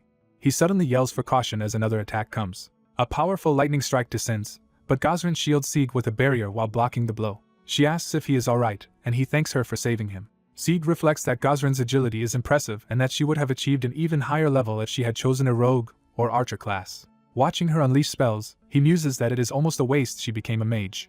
A system window announces that Sieg has leveled up, which delights him. Other party members cheer that everyone has gained at least 1 level from this hunt. Sieg approaches them asking if they enjoyed the hunt. He notes they earlier seemed uninterested in him, but is glad they are now satisfied. One teammate excitedly claims he always believed in Sieg and insists this experience surpassed any normal buffs or heals. Another angrily defends Sieg, saying he should not be compared to ordinary players and that typical buffers often get mistreated. The female tank says it is her first time seeing a class focused solely on debuffs. She wonders aloud if Sieg's debuffer might actually be a rare hidden class. Sieg laughs it off, saying there are no hidden classes. If he had one, he would already be in a big guild. When asked directly what his class is, Sieg answers that it is a unique class that can only debuff. His teammate is impressed that it is a unique rank class and asks if it is newly introduced. Narration explains that all classes come in 4 grades: normal, legendary, mythic, and unique, and Sieg notes his second job change prevents him from seeing grades clearly. Sieg worries he may have overused his powerful skills because he could not see the class grades and resolves to be more cautious. As he leaves the ruins, Gosrin runs after him calling his name. She presents a pile of light crystals they collected during the hunt as a reward for him. A system window identifies these items as low-grade light crystals formed from the lightning python's residual energy. Sieg is surprised by the amount, but Gosrin explains they always give all such loot to their buffer and that they hunted comfortably thanks to him. Accepting her reasoning, Sieg gratefully accepts the crystals. As he does, Gosrin grabs his hand, startling him. Holding his hand, she brightly asks if he will keep hunting with them and continue helping their party, while Sieg internally protests that she promised he could just take the reward. Sieg smiles subtly, deciding something. Sieg agrees to keep hunting with the party, delighting Gosrin and the others. Watching his teammates celebrate, Sieg stays quiet and reflective. Sieg accepts that living as an ordinary adventurer for a while is fine, while bickering with Hamji. A week passes since Sieg joined the party, and they finish another day at the Adventurer's Rest. After praising each other's work, the party decides to meet and hunt again the next day. Sieg notes there were no major events recently compared to the Beerman quest. He reflects that he has been leveling safely, unlocked a new auxiliary skill, and feels mildly accomplished. Hamji asks if Sieg will return to the other world today, and Sieg plans to use his new skills so they are not wasted. Sieg pulls out the light crystals he earned from hunting to use them. He activates the new attribute absorption skill over the pile of crystals. Sieg absorbs light energy from a low-grade crystal, slightly increasing his light resistance. He explains that after reaching level 35 he gained the support skill attribute absorption. The skill allows him to absorb elemental energy, raising resistances and potentially strengthening other abilities, with light already partially absorbed. He analyzes that while it seems to only raise resistance, enough absorption can also power up other skills. Sieg complains that he does not know how much energy is needed to upgrade the skill and wonders when that point will come. He decides it is about time to stop party hunting. Checking his status, Sieg sees he is level 44 and only one level away from learning a new skill, which he decides to obtain tomorrow. Sieg remembers when Gazran first asked him to hunt with her. Embarrassed, Sieg had accepted her request.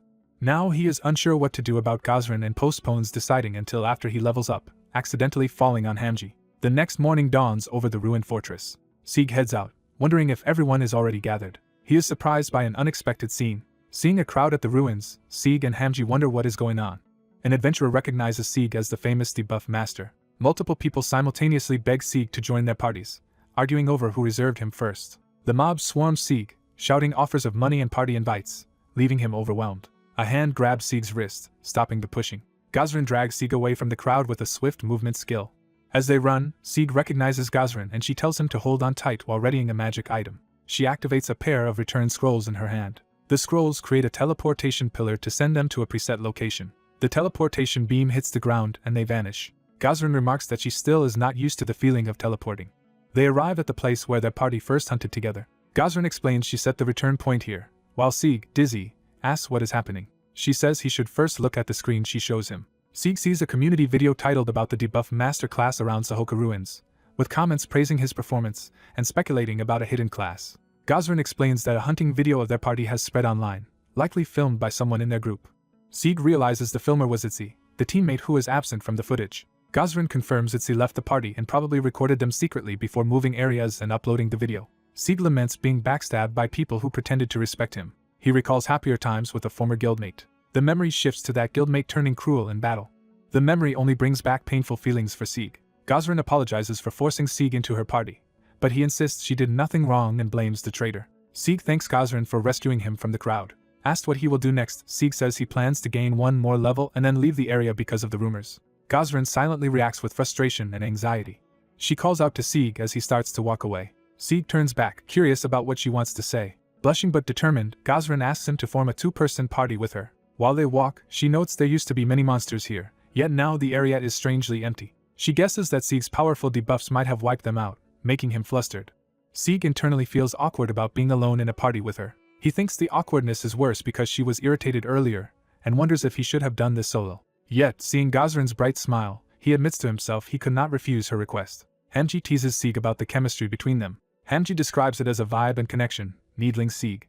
Sieg scolds Hamji for teasing him, while Hamji jokes that Sieg is only dense when it comes to girls.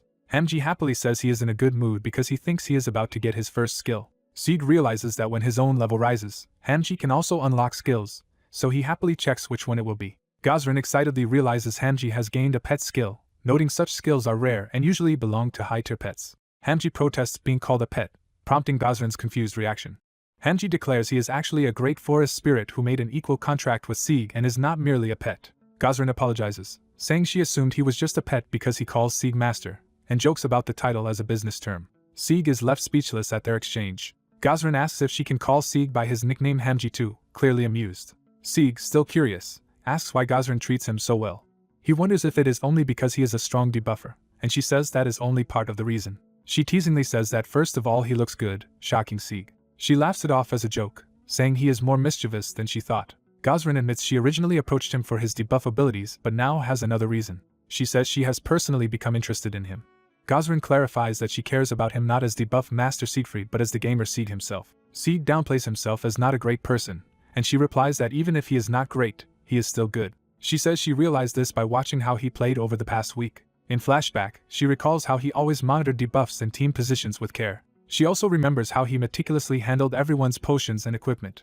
Gazran comments she has never seen a buffer care for teammates that much, while Sieg thinks those habits come from his days as a guild leader. She says that is why she became curious about what Sieg is like in real life. Sieg says he understands but tells her she does not need to be curious about him. He starts to reveal something about himself when the ground suddenly collapses. The floor gives way, sending Sieg and Hanji falling as debris rains down, with Gazran below. Mid-fall, Sieg panics, not knowing what is happening. Gazran screams Sieg's name as the rubble crashes around them. The collapse smashes the stone floor violently. Sieg's interface reports he is stunned for several seconds before recovering. Regaining consciousness, he cries out in shock. He realizes he was stunned by the collapse and marvels at the massive crater left behind. Gazran checks if Sieg is awake. Battered but standing, Gazran and Hanji approach. Hanji calls Sieg a weakling for fainting. Sieg notices Gazran's wounded shoulder in alarm. She brushes it off as a minor injury. Hanji remembers that when they fell, Gazran shielded him and took the debris instead. Feeling guilty for being a burden, Sieg apologizes, while Gazran says it is fine and that a potion is already helping her recover. She points out something ahead and asks Sieg if he sees it. They discover they are in the Osric cult's underground laboratory beneath Sahoka. Gazran agrees the cult is unfamiliar but says everything about the place is suspicious. They see many corpses of soldiers and lizardlings and infer that the previous lizardling outbreak was linked to this lab. Gazran notes that this dungeon was unknown in the Sahoka ruins and speculates what it could mean. Sieg concludes that they have found a hidden dungeon. He explains to the reader that a hidden dungeon is a secret area with special monsters and quests like the Goblin Lord. Excited, Sieg reasons that special dungeons must give special rewards, making his eyes sparkle, to Gazran's bemusement. Gazran worries whether just the two of them can handle such a difficult dungeon, but Sieg notices someone approaching. A wounded man limps out of the corridor and collapses. Sieg and Gazran glare cautiously toward him. The man drinks a red potion to heal himself. Thanking them for saving him, he is questioned by Sieg about what happened here.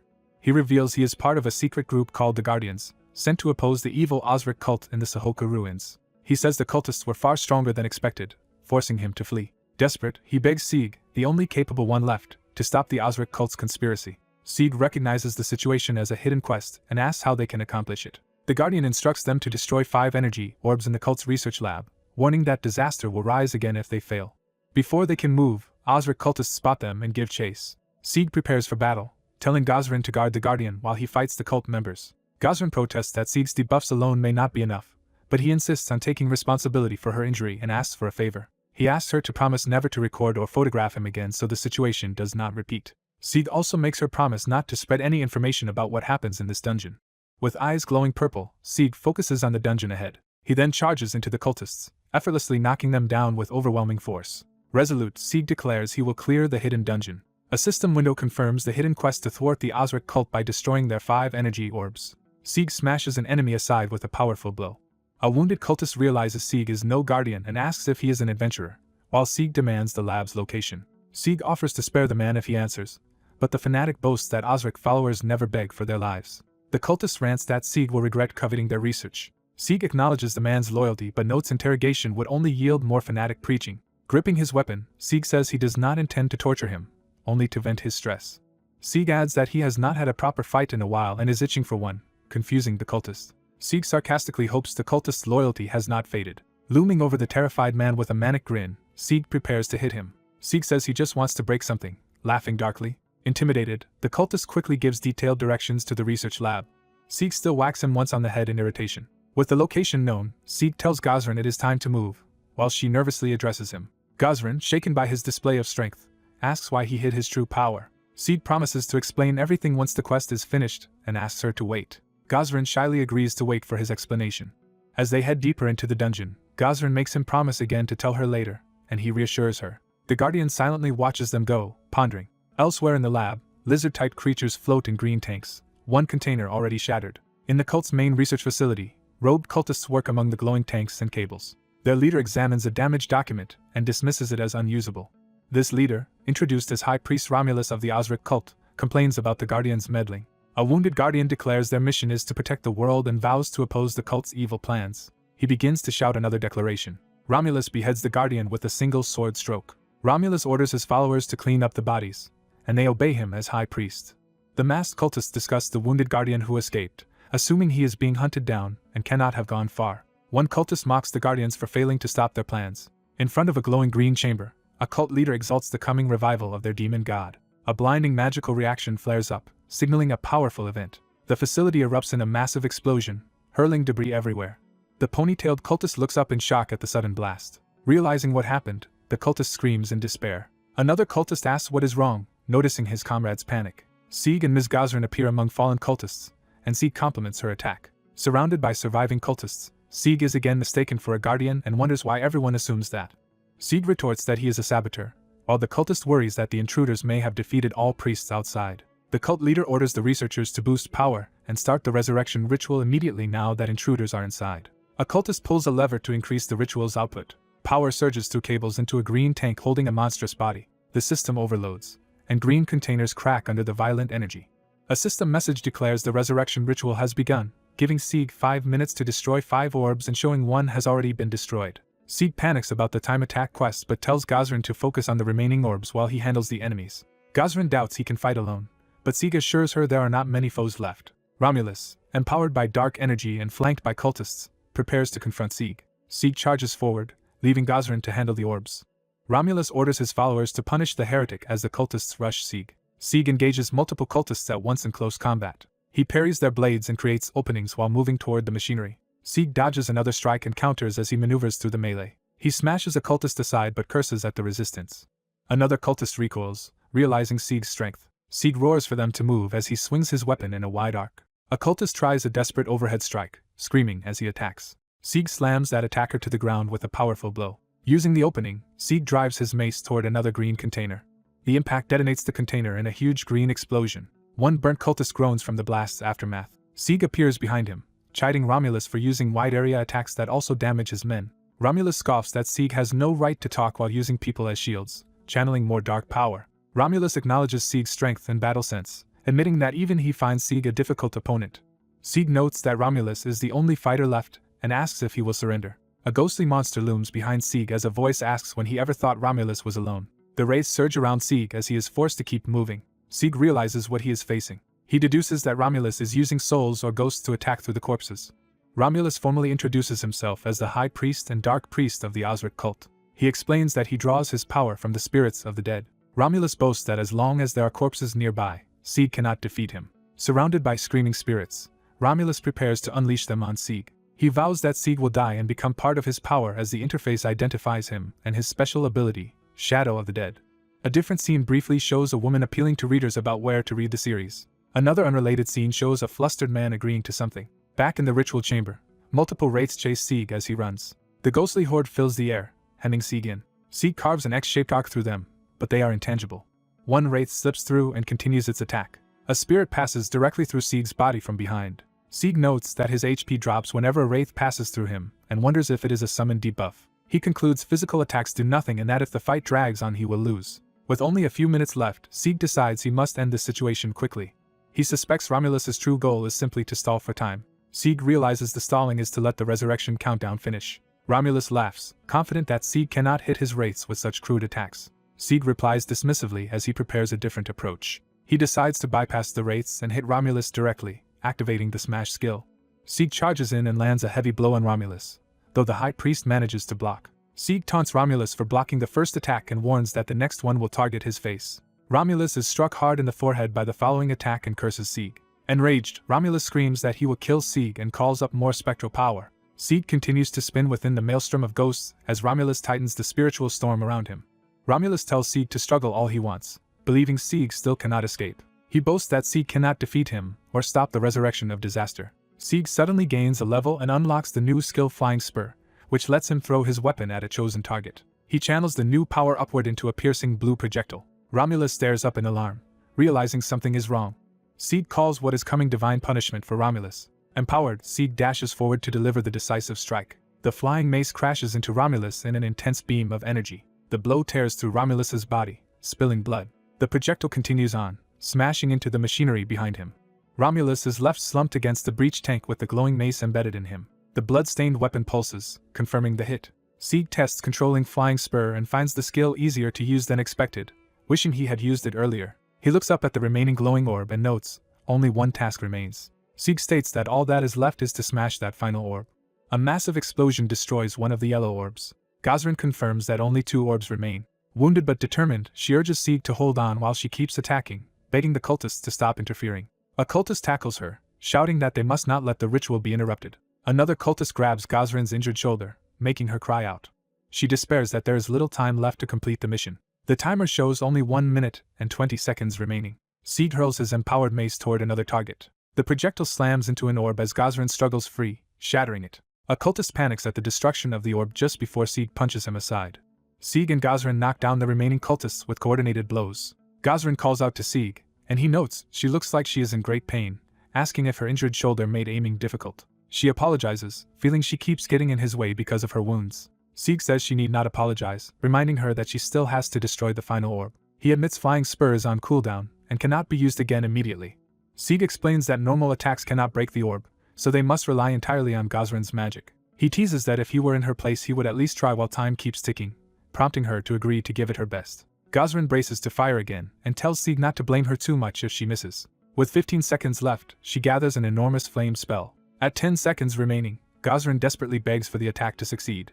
Sieg clasps her hand on the staff to steady her aim as flames swirl around them. With 6 seconds left, Sieg stands behind her, guiding her attack. As the timer counts down to 5, they lock eyes and share a silent understanding. With 4 seconds left, Gazran steals her resolve. She launches herself and her flaming spell downward in a final desperate strike. The orb is struck just as the timer reaches 1 second. Romulus, still alive, screams in horror as the orb is about to be destroyed. The blast hurls him away in a fiery explosion. Charred and falling, Romulus cries out his name defiantly. He begins chanting that he will bring something terrible into the world. He finishes by invoking the entity called Disaster. A system notice announces they failed the time limit, destroyed only 4 of 5 orbs, and that the boss monster will soon awaken. The remaining crystal container shatters in a blinding burst of light. Sieg curses that he should have finished Romulus properly, while Gazran draws his attention to what is happening. Sieg reacts in shock to her warning. A colossal lightning-charged serpent emerges from the broken chamber before them. A hidden quest called Disaster Eradication appears, tasking Sieg to defeat the revived boss Lightning Python. The monster lashes out with crackling power. The huge python coils fully into view, towering over Sieg and Gazran. Sieg realizes the cultists meant this python when they spoke of resurrecting Disaster. He notes that the creature is actually smaller than the legendary version he expected. Recalling legends of a serpent large enough to wrap a mountain, he estimates this one is only about 20 meters long. The interface reveals Lightning Python's stats as a level 70 boss, and Sieg is surprised it is only that strong. Gazran reasons that the incomplete orbs likely weaken the resurrection but still advises that they run from a level 70 enemy. Sieg, excited by the rare opportunity, refuses to flee and tells her to escape while he fights. Instead of leaving, Gazran calmly drinks a potion as Sieg watches in confusion. She explains the potion grants resistance to elemental attacks, saying it is low level but better than nothing. Fully resolved, Gazran steps forward and declares that since they have come this far they should not miss such a rare experience. She smiles and promises Sieg that she will protect him. Sieg agrees that they should fight together until the end and drinks his potion. Gazran accepts with some resignation, remarking that even if they die here, so be it. As the python roars above them, Sieg jokes that he will not take responsibility for what happens. The beast's lightning breath obliterates part of the chamber while Sieg drinks, barely avoiding a direct hit. Regaining his footing, Sieg readies his weapon for battle. He notes the python is surprisingly fast for its size and that they must stay alert as his elemental resistance rises. The massive serpent crashes around them, pulverizing the surroundings. Sieg leaps high into the air, preparing another powerful attack. He grins and says he wants to see how the python handles a heavy blow. Activating Fate's End, Sieg bathes the python in purple energy that lowers its defenses and magic resistance. He chains the smash skill onto this debuff, diving toward the weakened target. Sieg unleashes a triple strike combo, smashing the python repeatedly along its body. The final impact sends him hurtling away from the monster amid flying debris. Disoriented, Sieg tumbles through the air. A warning flashes that the python is preparing its charged breath attack. Gazran counters by firing her own flaming spell directly at the charging mouth. Her attack detonates against the incoming lightning. A massive beam of lightning still blasts past, knocking Sieg through the air. The deadly beam carves through the facility, leaving devastation in its wake. Sieg slams into the floor hard as Gazran runs toward him in concern. Holding his aching head, Sieg insists he barely dodged the attack, and when Gazran comments that his scream sounded genuine, he asks her to pretend she did not hear it. Sieg internally affirms something. He observes that even weakened, the hidden boss python's huge area attack is catastrophic. Sieg and Gazran decide they must quickly finish the python before another blast collapses the entire lab. They see the python surround itself with a powerful charged barrier. Sieg reads that the barrier greatly raises its magic resistance and shocks or paralyzes anything that approaches.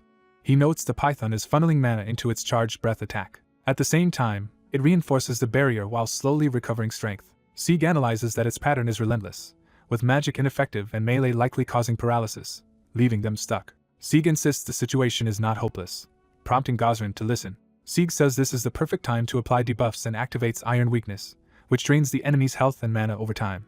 The debuff's green magic field wraps the python and makes its eyes react in pain. The python thrashes in agony as the debuff shatters its charged barrier. Gosrin exclaims the barrier is broken and confirms that fixed damage attacks will still hurt it despite high magic resistance. Sieg deduces that forcing the barrier to release prevents the python from properly gathering mana. He also infers the python has already lost a large chunk of its HP. Believing the boss is weakened enough, Sieg charges in for the finishing blow while Gosrin shouts his name. Sieg rushes straight at the python as it prepares another lightning breath. The python unleashes a massive lightning blast from its open maw. Sieg dodges through the resulting explosions across the floor. He cuts through the lightning impact zone, pressing his attack. Sieg runs in under the blinding light, then senses something and reacts. He casts Speed Regulation, a debuff that slows the enemy's movement, attacks, and casting. Chains of blue energy bind the python as Sieg mocks its repeated pattern and calls it stubborn. Sieg compares their levels and triggers a balancing ability that empowers him against the higher level boss. He activates Scorn of the Strong, gaining increased damage to stronger foes and reduced incoming damage. Wrapped in blue power, Sieg dives toward the immobilized python for a decisive strike. His eyes blaze with resolve as he goes in for the kill. The system announces that the quest to thwart the Osric cult's conspiracy has been cleared. Sieg stands over the slain python's enormous corpse in the ruined lab. Another quest notice repeats that the Osric cult conspiracy quest is cleared. The system tells him to collect his rewards from the python's body. He levels up and reaches level 46. Sieg is disappointed he gained only one level and wonders how long reaching level 200 will take. He notes the experience was poor but the item rewards seem decent as Gosrin calls out to him. Gosrin marvels that he actually killed the python, while he modestly credits her help. Gosrin thinks privately that his compliment is a lie and believes he could have soloed the boss, while Sieg wonders why the quest reward has not appeared yet. She reflects that even with debuffs, this boss should normally require several high-level players. Gosrin realizes the python usually needs a full team of level 70s, yet Sieg, barely level 45, defeated it alone. Sieg calls to Gosrin as she snaps out of her shocked thoughts and apologizes. She says she was lost in thought and suggests they quickly check the rewards, but Sieg insists there is something else first. Sieg claims there is an important issue they still have to deal with. Gosrin suspects he has been hiding more secrets from her. Sieg unexpectedly asks Gosrin if she has any rubber gloves, baffling her. He complains that the game's mechanics force them to dismantle the python's corpse for loot, and Gosrin reluctantly agrees that it is indeed an important issue. System messages show they acquire python scales, blood, flesh, and bones. Another notice says they obtain the python's fang, and Gosrin is impressed by the sheer volume of valuable materials. She comments that while large bosses drop a lot of good loot, the bulky items are inconvenient to carry and asks if he is unhappy with the rewards. Sieg gripes that after dissecting the boss, the loot still feels underwhelming for a hidden dungeon boss. He thinks that among the drops, only one item seems truly useful. He inspects the python's core, a consumable orb of light attribute energy from the lightning serpent. Sieg realizes that absorbing the python's core could boost him enough that he would not need to grind as hard. He hesitates because there is only one core and it cannot easily be shared, while Gosrin watches curiously. Sieg awkwardly tells Gosrin that although she helped, he believes he contributed more to the fight. He claims he cannot in good conscience monopolize all the rewards himself. Reaching for the core, he begins to justify how he will divide the loot. He concludes his speech by saying he will take only the supposedly insignificant python's core and let Gosrin have the rest of the materials. Gosrin stares silently at his transparent attempt to keep the best item. She suddenly bursts into laughter, and Sieg laments that his quick-fix plan to claim the core failed. Sieg complains that her abrupt laughter is creepy, but she says the more she observes him, the more interesting he becomes. Gosrin tells him not to be so considerate, and insists he alone should take all the rewards, including the core. She reminds him of past party hunts where she gathered rewards for him, saying this situation is the same and he should not worry. She adds that clearing this quest together has been reward enough for her. Gosrin confides that this has been the most meaningful quest she has ever done, and one she will never forget. Sieg wonders if it was really that great but accepts the core since she insists. Sieg internally admits he did not expect events to turn out this way and feels conflicted even though he wants the reward. Looking at the mountain of loot, he worries it is too much to store in his inventory. As he considers splitting the items, his pet Hamji pops out excitedly, assuming it is finally his turn. Sieg teases Hamji about hiding from the smell during the dissection and accuses him of wanting leftovers, while Hamji complains that his owner does not appreciate how amazing he is. Hamji shouts a trigger phrase to activate his new ability. He rips open the air to reveal a starry void inside his scarf, or cloth. A radiant Hamji emerges in a dramatic transformation sequence, showing off his new magic. Sieg watches in disbelief as Hamji proudly presents the glowing effect. Hamji explains that this sparkling scarf represents the new magic of his body. He names the ability Infinite Bag, a magic cloth that can store limitless items. Hamji is suddenly yanked by the cloth, startled and screaming.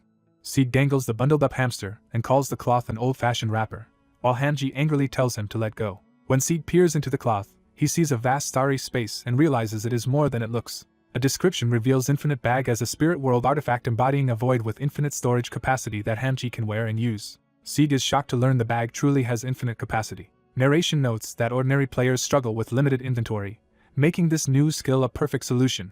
Overjoyed, Sieg excitedly praises Hamji as finally being useful.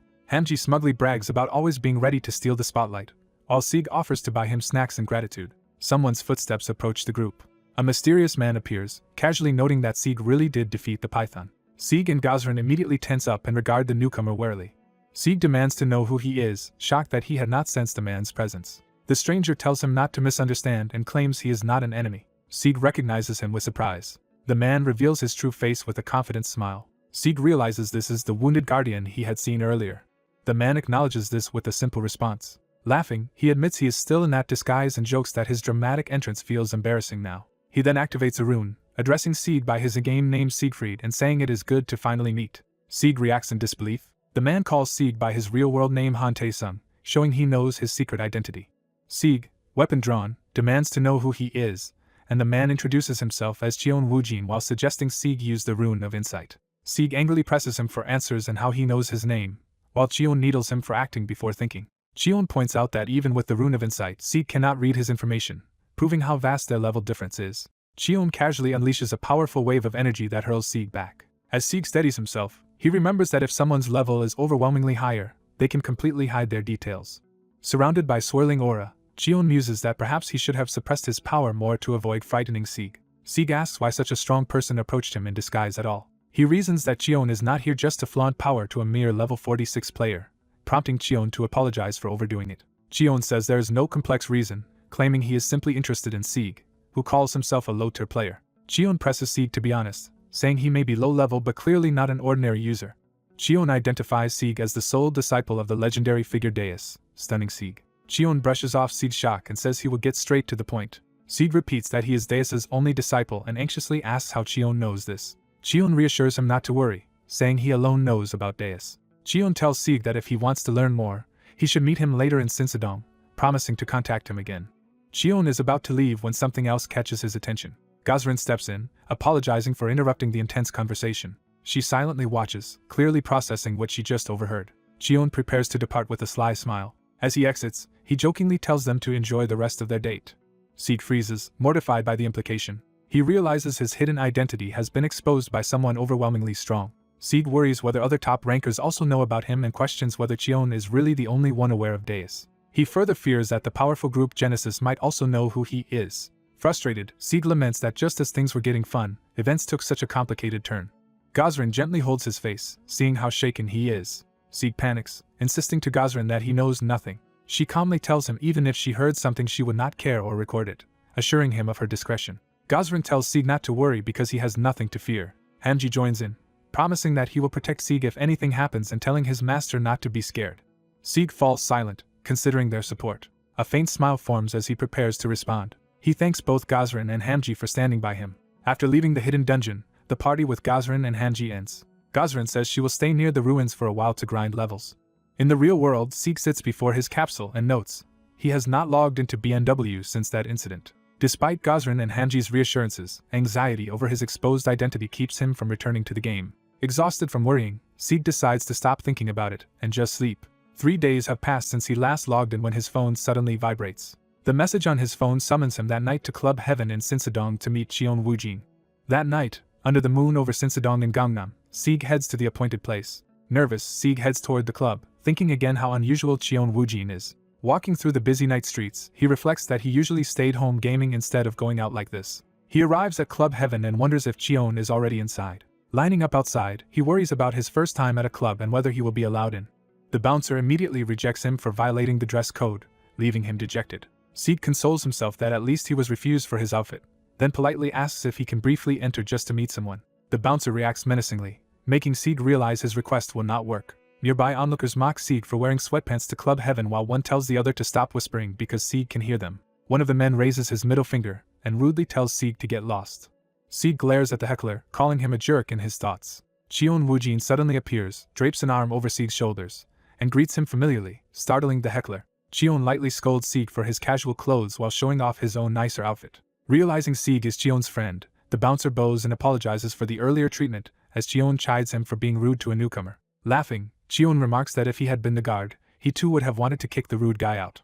The protagonist dryly points out that the other person is basically ordering him to obey. Outside the club, onlookers are awestruck as Cheon Woojin casually leaves with the protagonist, while someone incredulously realizes that a supposed loser really does know him. Cheon Woojin smirks confidently, revealing his amusement with the situation. The couple watching this realize they have angered someone powerful and gloomily conclude they can never return to this area. Music equipment thumps to life, setting the atmosphere of a lively club. Inside the club, revelers dance wildly while the protagonist's female acquaintance looks tense and uneasy amid the chaos. Two stern guards stand before a luxurious VIP room. Inside the VIP room, Cheon Woojin offers expensive champagne, asking what high-end drink the protagonist prefers. Cheon Woojin says he can serve something else if champagne is not to his taste, and the protagonist replies that he does not know those brands and is not here to drink. When Cheon Woojin tells him he can go dance if he wants, the protagonist explodes, accusing him of provoking him after personally calling him there. Cheon Woojin laughs that the protagonist's reactions make him want to tease him more, while the protagonist impatiently demands to know who he really is. Cheon Woojin admits he owes apologies, including for ruining the protagonist's previous date, and says he will explain some things. He reminds the protagonist of the person he once impersonated, leading into an explanation. Cheon Woojin reveals that the man he disguised himself as was a real guardian who escaped the Osric lab and later died, and that he himself is also a guardian member. The protagonist is appalled that Cheon Woojin used a dead comrade's identity, and Cheon Woojin somberly concedes it was a betrayal of the guardians.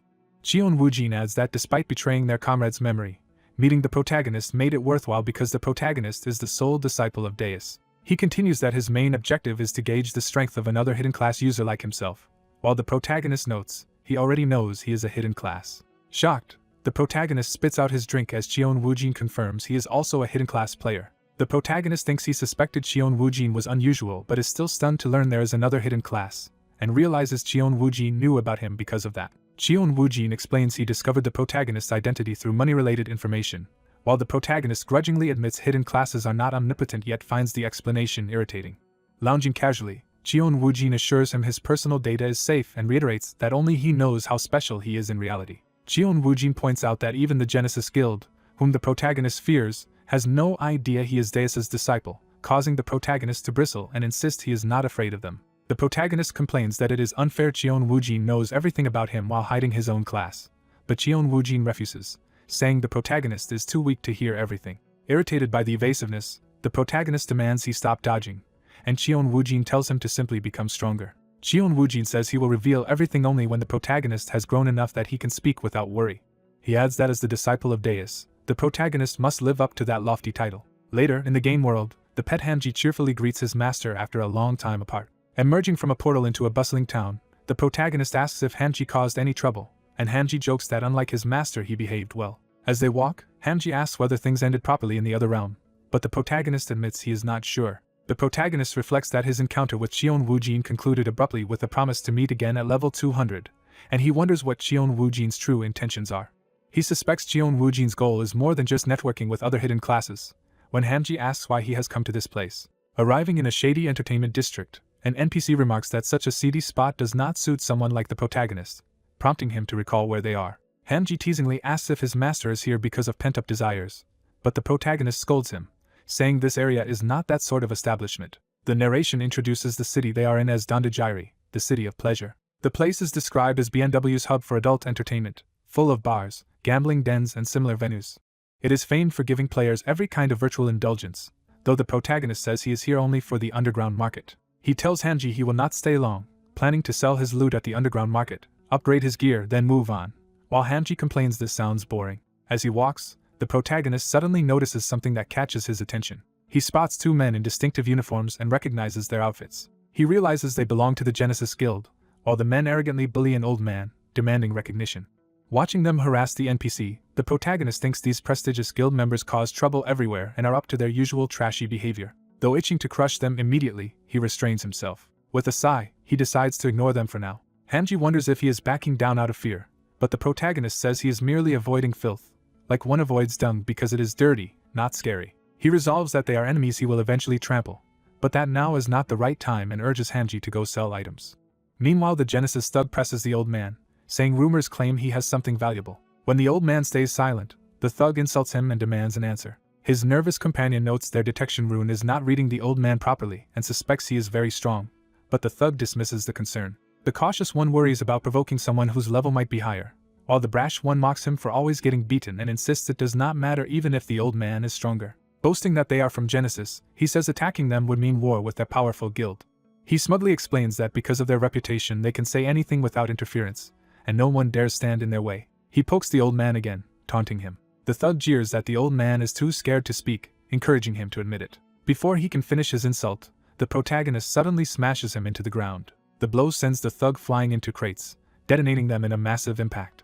As debris settles, the remaining Genesis member angrily shouts at his cautious partner, who is warning him, while realizing someone has attacked them. Furious, the protagonist yells that they claimed they were not afraid, venting his pent-up anger. The second Genesis man frantically brandishes a weapon, shouting that they are Genesis and demanding if the protagonist cannot see their uniforms. The protagonist punches him hard, shouting that this is exactly why he despises them, and the man cries out in pain. With both bullies sprawled on the floor, bystanders whisper while Hamji jokes that his master could not hold back, and the protagonist remarks that they are nothing without their guild name.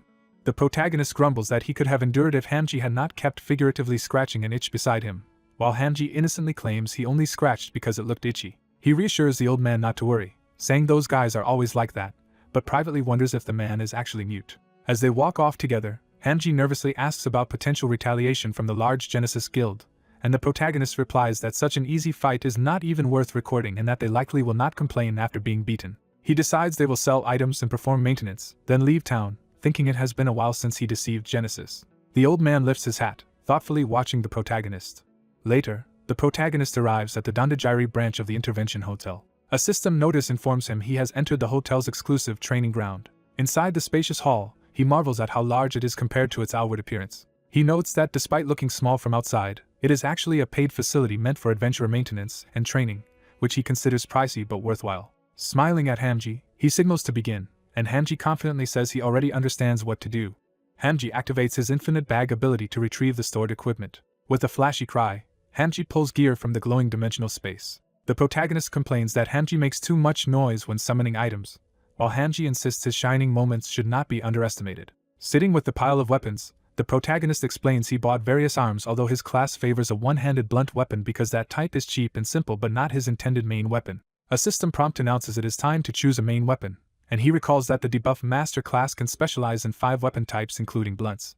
He reviews the mastery options for blunt, spear, gauntlet and great sword, thinking he prefers his familiar blunt but should still test the others. He summons a special target called Shadow Boxer to test his choices. The Shadow Boxer sandbag appears, described as having fixed defense and infinite health for practice. He first decides to experiment using a shield. He charges with the shield and slams it into the sandbag.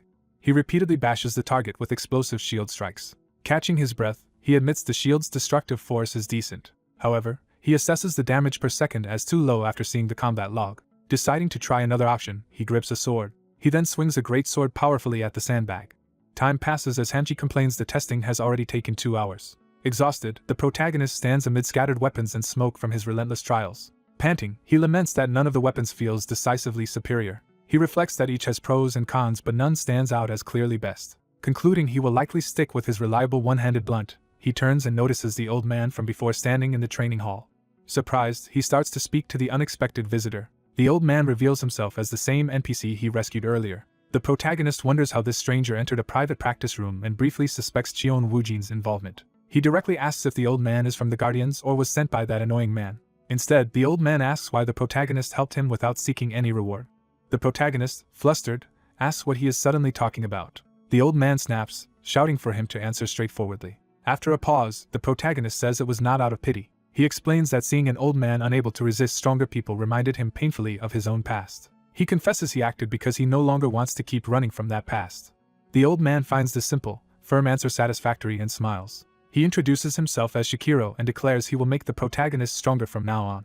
A status window identifies Shikiro as a human named NPC of level 354 with the title Weapon Master, part of the 5-star heaven. The protagonist recognizes the name Shikiro, linking it to a powerful symbol. Narration explains Shikiro is another member of the elite 5-star heaven like Beetlejuice, a martial artist who has reached true mastery. It further elaborates that Shikiro can freely wield 18 different weapons, earning him the title Weapon Meister. The protagonist realizes the old man was secretly Shikiro, and that his hat had blocked the rune of insight from reading his stats. He is amazed that both Beetlejuice and Shikiro have taken interest in him, wondering if he is really that coveted, yet decides he should probably refuse. As he starts to politely decline, Shikiro correctly assumes he already has a master and says such talent is rarely masterless. Shikiro adds that learning is not confined to a single master-disciple bond and offers to help solve the protagonist's confusion about his main weapon. He clarifies he is not asking the protagonist to become his disciple, only to treat him as a senior willing to aid a promising junior. The protagonist notes Shikiro's persuasive skill but admits his arguments are reasonable. He imagines his own strict master scoffing that weapons are unnecessary because the body itself is the ultimate weapon and figures that is all he would hear if he asked him. So he asks if Shikiro will simply tell him which weapon suits him best, and Shikiro muses about a weapon that truly fits him. Shikiro then implies that someone like him would not settle for just one weapon, hinting at a broader solution. He says that with his help the protagonist will be able to raise all usable weapons to the level of a main weapon. A new item window appears, revealing the mythic grey belt Majingjord modeled after Thor's belt, with multiple powerful abilities. The narration explains BNW's 8-tier item grading system and notes that Myth is effectively the highest obtainable grade for adventurers. Mythic grade is highlighted as the peak players can realistically reach. The protagonist is stunned that Shikiro is giving, not lending, him a mythic grade item, and Shikiro casually remarks that once equipped it will be permanently bound. The protagonist reiterates he cannot accept a new master but trails off. Instead he prostrates himself, formally bowing in respect to Shikiro as a senior. With a resigned look, he prepares to negotiate further. He lunges forward and gratefully tries to snatch the belt, shouting his thanks. Practically clinging to Shikiro, he yells that he will gladly accept the gift. Shikiro chuckles that the protagonist's eagerness reminds him of the puppies he once raised, while the protagonist bristles at being compared to a dog. When he learns there is a condition, the protagonist erupts in anger, but Shikiro calmly lectures that real growth requires proper process, and one must use items without becoming dependent on them. Crestfallen, the protagonist realizes he must earn the belt and asks what is required, and Shikiro tells him to follow. The scene shifts to a brutal arena fight where a bald combatant named Miles, wielding a spiked mace, crushes an opponent. The announcer excitedly declares the winner decided. He proclaims the victor is Miles, nicknamed the Death Mace. Shikiro brings the protagonist to Dandajiri's gambling arena, where the protagonist asks if he is expected to participate. Shikiro explains the arena has level restrictions but still hosts a wide variety of strong fighters, making it ideal for experiencing different battle styles. He confirms that to better understand weapons the protagonist should train against people instead of monsters, submitting his entry form. Watching a screen showing the muscular champion, the protagonist wonders if fighting NPCs here really has meaning. He reasons that even the arena's strongest, a level 6-5 NPC, would be only slightly stronger than him and thinks he could crush such foes in under 5 minutes. Shikiro hands him a wrapped object as a gift, which the protagonist initially thinks is the mythic belt but realizes is something else. Unwrapping it, the protagonist discovers a bizarre armor-like item. Startled by the strange, tentacle-like armor now strapped to his torso, he cries out in confusion, while Hamji is equally shocked. He comments that it seems to be armor yet looks flimsy, while Shikiro laughs that more revealing armor is supposedly more effective. Shikiro tells him his turn in the arena is coming and instructs him to fight using only basic skills with no techniques or abilities. The protagonist agrees but adds that if he defeats the arena champion he expects to receive Majingjord as promised. Shikiro chuckles that the protagonist certainly has confidence. The protagonist inwardly thinks Shikiro has underestimated him, believing that even with unfamiliar weapons and sealed skills he will manage just fine. He recalls his extensive experience wielding many weapons against Genesis. Combined with his master's harsh training that left his stats overwhelming for his level, he concludes this arena will be more like a playground than a challenge. Determined, he runs out toward the arena, vowing to clear this test quickly and claim the mythic belt. The spotlighted arena floor is shown as the stage for his upcoming fight. The announcer hypes up the crowd, declaring that a new warrior is about to make history in the sacred arena. With theatrical flair, the announcer introduces the newcomer by his flashy in-game moniker, calling him the Skeleton Warrior, also known as the Weakling Man. A cloaked swordsman appears in a bright spotlight, signaling the start of his arena debut. He cringes internally, thinking his title sounds embarrassingly lame and outdated. He blames Shikiro for coming up with that name, while Shikiro proudly insists it suits him. An opponent mocks that he looks as weak as his name implies, irritating him. Facing a mantis-like fighter, he hefts his great sword and asks if he should end it quickly. The mantis, an NPC named Maki, threatens to torture him and is identified as a level 3-7 slaughter-scythe mimic. Siegfried, a level 4-6 human debuff master adventurer titled Goblin Slayer and Beerman Guardian, calls the mantis shabby. Enraged, Maki rushes him, vowing to make him regret coming. During Maki's spinning assault, Siegfried casually says he has a question for the mantis. He wonders aloud what color blood will spill when he cracks the insectid's head. Grinning wildly, he finishes the thought by speculating if the blood might be some strange color. His debuff armor automatically activates, scanning Maki's abilities during the clash. A system message reports Maki's scan is complete and initiates a nerf on the armor's wearer. Siegfried convulses in pain as blue energy surges through him from the armor. The announcer declares that the supposed weakling has gone down to Maki's attack, though Maki seems puzzled. Writhing, Siegfried realizes his whole body hurts unbearably and suspects it is not from the mantis's blow. A detailed description reveals Debuff armor is legendary gear that weakens its wearer below the opponent's stats while making them feel pain. Horrified, Siegfried recognizes that he is actually wearing the dreaded Debuff armor. Maki laughs at his misery, calling him pathetic and preparing to ask a question of his own. Siegfried looks on warily, sweat running down his face. Maki now echoes Siegfried's earlier taunt, asking what color blood will spill when he cuts off Siegfried's head. He adds that he already knows the answer, relishing the cruelty. Maki charges again with a shriek while Siegfried braces himself, clearly strained. Their attacks collide violently, shaking the arena. Maki says Siegfried only dodged by luck and wonders if he can avoid the next strike. Siegfried grips his sword again, thinking things are already chaotic as the fight continues. Annoyed, he lunges forward shouting for the mantis to shut up. Sword and scythe slam together as they exchange another fierce blow. Maki blocks and sneers that Siegfried's swings are far too slow. He leaps high and tries to crush Siegfried, mocking what he hopes to achieve with such sluggish attacks. A warning tells Siegfried his stats are now 20% lower than Maki's, and he feels heavy and slow, noting he would normally dodge easily. He reasons Shikiro must have put him in debuff armor for a purpose beyond just handicapping him. Resolved, he murmurs that he understands and prepares to change his approach. He moves his foot decisively, saying for now he will adjust his tactics. Siegfried decides to return to fundamentals, positioning his body and sword with precise basics. Watching from above, the hamster notes the master's condition seems off during the duel. Shikiro munches popcorn, remarking that Siegfried could usually dodge such attacks effortlessly, and asking if the hamster is worried. The hamster cheerfully admits he actually wanted to see his overconfident master get beaten up for once. Shikiro explains this tough situation is perfect for deepening Siegfried's understanding of weapons. He reflects that with physical advantages and skills suppressed, Siegfried must discover the true essence of his sword. Shikiro wonders how Siegfried will handle being in the weaker position after always fighting from strength. Shikiro watches intently, eyes gleaming with interest. Siegfried cleanly severs one of Maki's arms, spraying red blood. Maki stares at his mangled arm in disbelief, stammering. He then screams in agony as blood pours from the wound. Siegfried, panting, admits the maneuver was harder than expected, partly due to unfamiliar movements. Pointing at him, Siegfried warns Maki that his other arm will be next.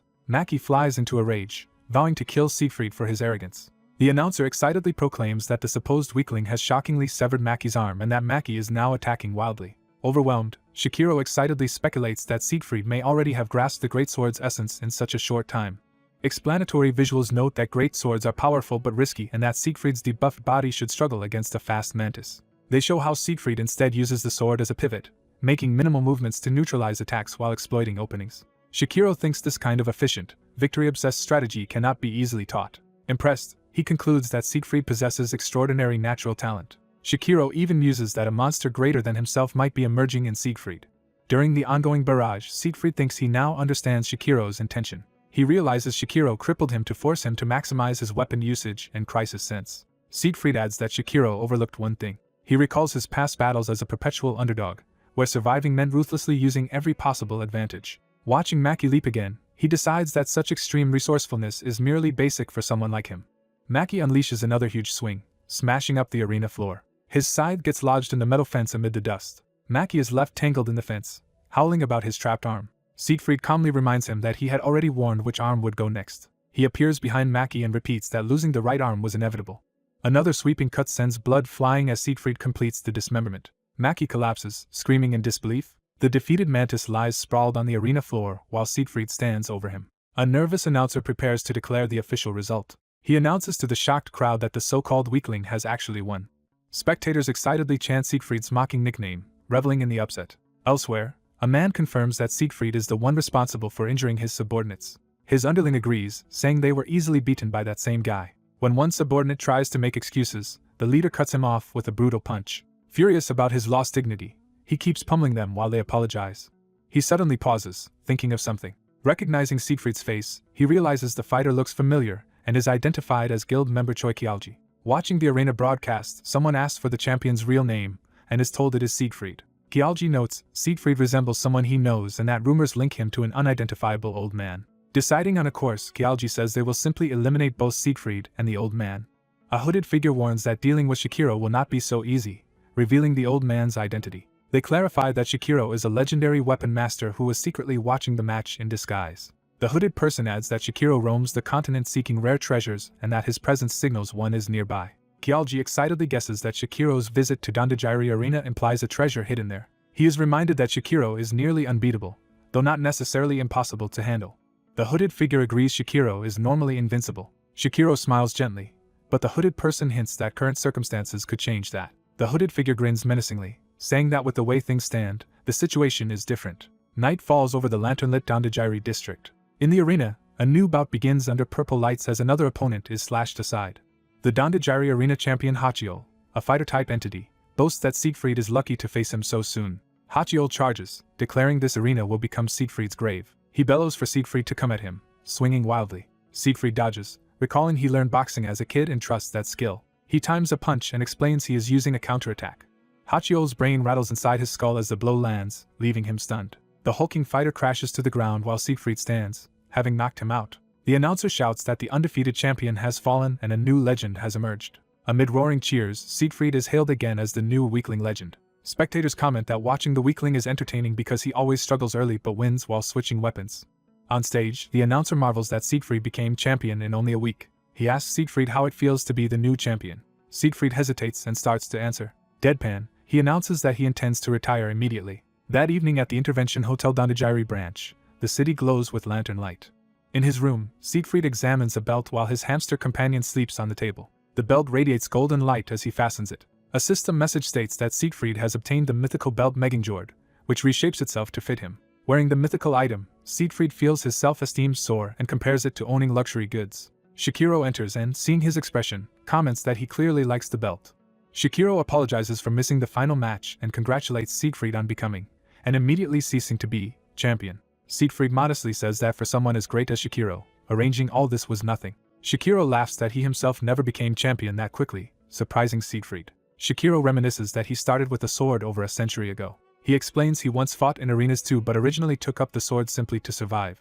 Compared with those brutal old arenas, he feels modern ones are child's play, which makes Siegfried inwardly grumble. The hamster asks if Shikiro is staying in Dandajiri for the arena, and Shikiro says he has a different purpose. Shikiro then asks Siegfried for some of his time to pursue that other reason. At dawn, mist rolls over a hidden complex of pagodas and walls. Shikiro leads Siegfried to a cavern entrance, announcing they have arrived.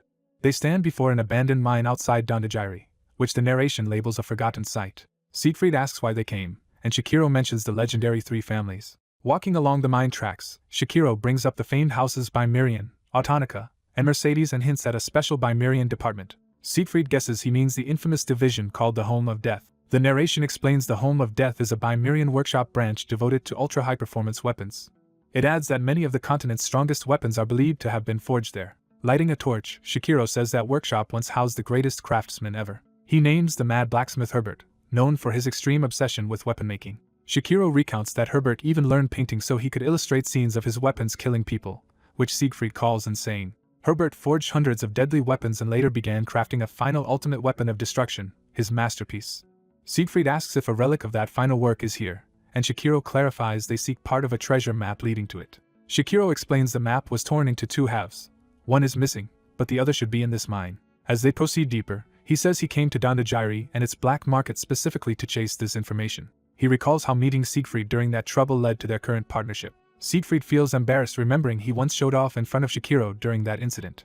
Shikiro adds that while Siegfried fought in the arena, he confirmed the map fragment is here, so they now just need to locate it. Shikiro steps forward, his sandals tapping on the wooden platform. They look down into a vast shaft below, realizing how deep the mine is. Siegfried squints as the area brightens and senses the space is huge, implying hidden dangers. Suddenly a massive armored limb crashes down, signaling something awakening.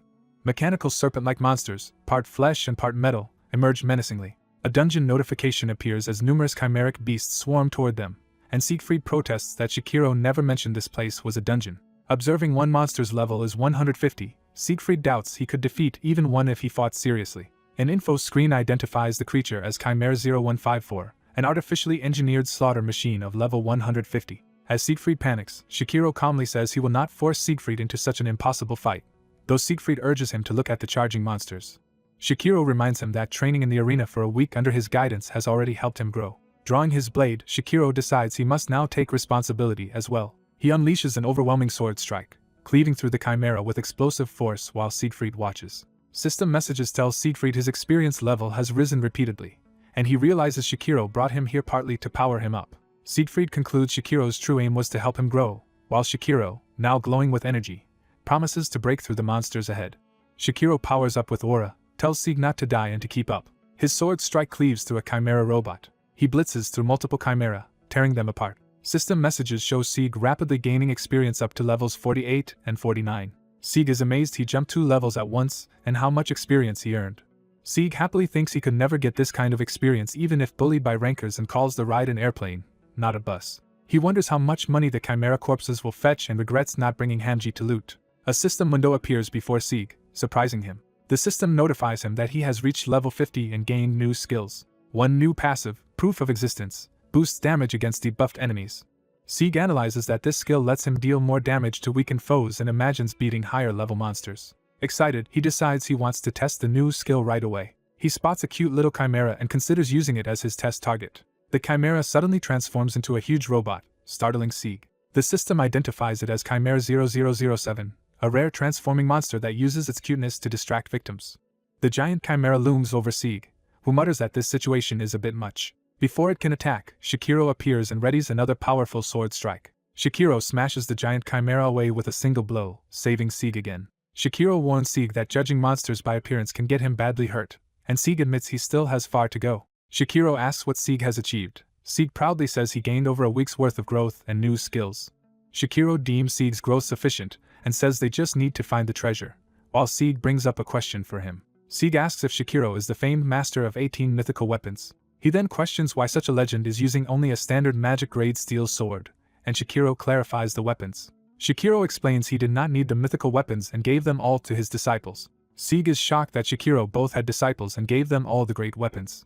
Shikiro says he took students because it was hard to make friends as he moved around, and he no longer knows what those disciples are doing. He adds that it is natural for a teacher to want to give good things to his disciple, leaving Sieg silently thoughtful. Sieg points out that if Shikiro is not greedy for weapons, seeking Herbert's remains seems contradictory. Sieg suspects Shikiro might intend to give Herbert's weapon to him, thinking Shikiro did not bring him here for nothing. Shikiro instead casually asks if Sieg is unsatisfied with his current belt, Megangjord. Shikiro reveals that searching for Herbert's posthumous works is only a hobby and that he enjoys the treasure hunt more than the treasure. Sieg notes that Shikiro values the process over the result, and Shikiro laughs that this approach is more romantic. They arrive at a massive underground area and gaze up at it together. The two walk through the foggy corridor toward their next destination. They reach an ornate stone gate marked with an M. Sieg observes that the M-engraved gate symbolizes the home of death and likely hides clues to Herbert's last work. He finds it suspicious that the gate lacks locks or spells and wonders if there is a trap inside. Worried, Sieg asks Shikiro how they should proceed, as Shikiro suddenly coughs up blood. Shikiro collapses, coughing more blood, and Sieg shouts his name in alarm. Sieg runs over, panicking about Shikiro's bleeding, while Shikiro insists he is fine. Shikiro explains it is a long-term illness causing occasional seizures, which relates to his earlier coughing. Sieg, supporting him, asks if it is true that all the Shikiros in the world are dying, as another person approaches. Sieg turns and recognizes the newcomer, tense and sweating. A man with a hooded companion thanks them for clearing the road, saying it made reaching this place easy. The man smirks and mocks them, calling them fools for doing the hard work.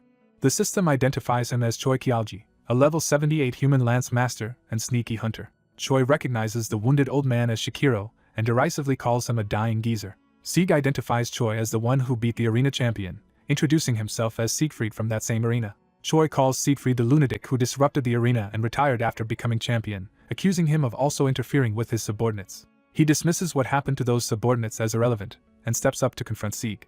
Choi crowds Sieg and insists Sieg should recognize him. Sieg replies it is their first meeting, but Choi keeps comparing Sieg's unpleasant face to someone he knows. Choi internally berates Sieg for not knowing him and seethes with wounded pride. The panel highlights Choi Kyalji's menacing presence. Choi recounts that during conflict between his Beamer Guild and Genesis, a traitor stole their funds and burned the hideout.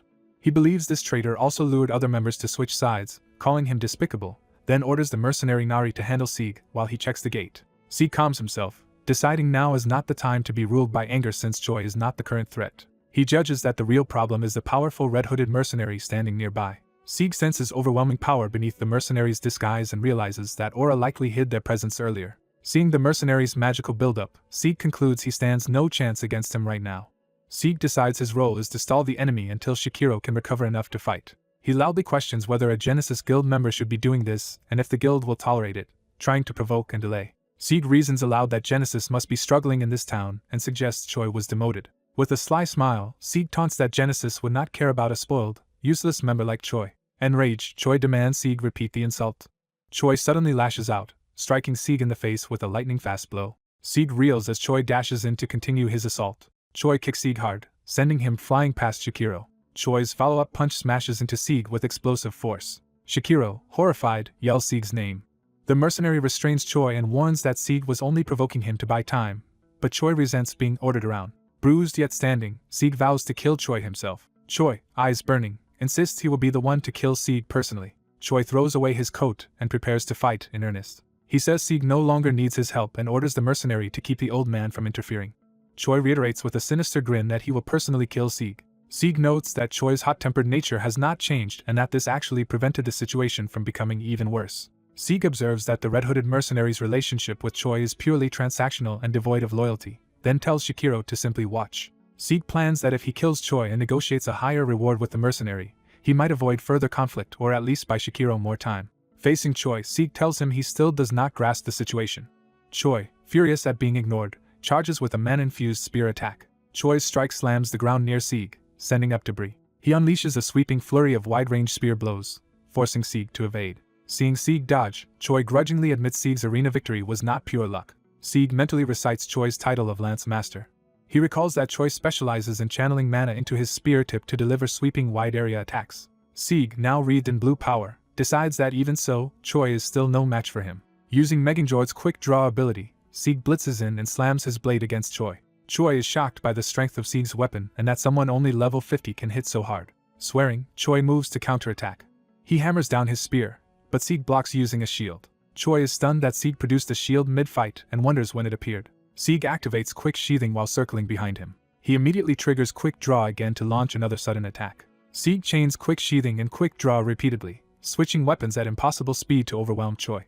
Choi panics because Sieg is swapping weapons too quickly for him to counter. Choi realizes in disbelief that Sieg had been hiding his true power. Sieg finally lands a decisive, powerful slash on Choi. Shikiro watches, impressed that Sieg mastered Meganjord's abilities mid-battle and denied any chance of counterattack. Shikiro concludes proudly that his judgment in taking Sieg as a student was right and predicts Sieg will soon surpass them both. The mercenary, revealed with long white hair, remarks that Shikiro chose an interesting disciple and must find it satisfying to watch him grow. Shikiro coldly warns that if the mercenary harms Sieg even slightly, he will not let it pass. The mercenary chides Shikiro for not recognizing their precarious situation, saying he could have killed them both already. He reveals he is sparing them only because of Herbert's masterpiece and demands the rest of the map. He directly asks where the remaining pieces of the map to Herbert's posthumous work are hidden. Shikiro agrees to reveal the map's whereabouts. However, he adds that he has one condition. Meanwhile, Sieg finishes the duel, sheathing his blade as Choi lies unconscious. Sieg realizes the rapid weapon switching he used is Meganjord's special ability. He notes he is still unfamiliar with it but believes he can become much stronger as he masters it. Sieg thinks that with Choi handled, the only thing left is dealing with the mercenary. Choi, coughing blood on the ground, struggles to accept that someone 30 levels lower defeated him and calls Sieg's power cheating. Sieg reflects that he had intended to kill Choi and wonders if Choi was actually stronger than he seemed. Choi, still stubborn, orders the mercenary to kill Sieg and Shikiro. The mercenary hesitates, and Sieg accuses him of changing his stance to avoid getting beaten, prompting a thoughtful grunt.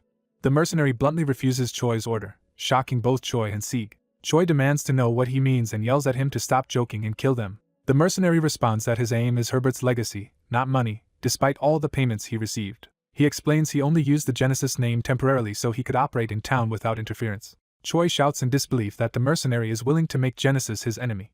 The mercenary says he will return once he finds the map. Then he cruelly reveals he knows Choi is actually an abandoned dog cast out by Genesis. Choi breaks down in denial at hearing this. A flashback begins with Choi protesting being ordered to go to the remote town of Dondajiri. In the past, Choi complained to a guild officer about being sent to such a place, but the officer insisted it was the guild leader's order.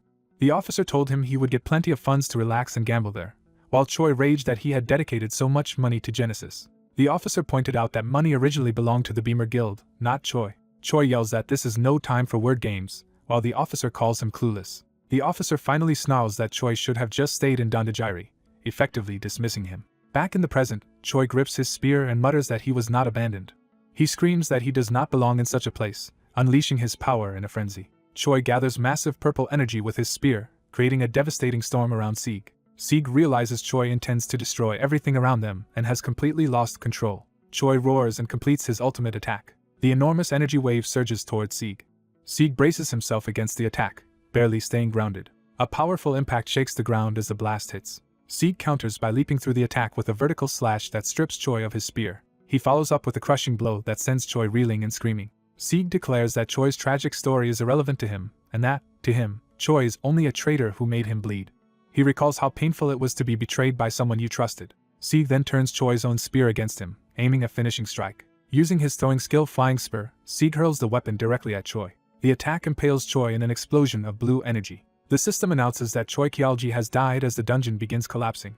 Amid the crumbling structure, a glowing chest appears on an altar. System messages congratulate Sieg for clearing the dungeon and grant reward items. The wall collapses fully, opening the chamber and revealing the treasure chest within. The system again congratulates him and prompts him to claim his rewards. Sieg sees that the item inside is a treasure map that marks the location of Herbert's posthumous work. A sinister white-haired man claims the treasure map and realizes the kid is after it too. Sieg is ordered by his ally to back off and surrender the map. The older swordsman senses the newcomer's silver hair, pale skin and horrific magic. Shikiro identifies him as the Red Cardinal, who is flattered by the recognition.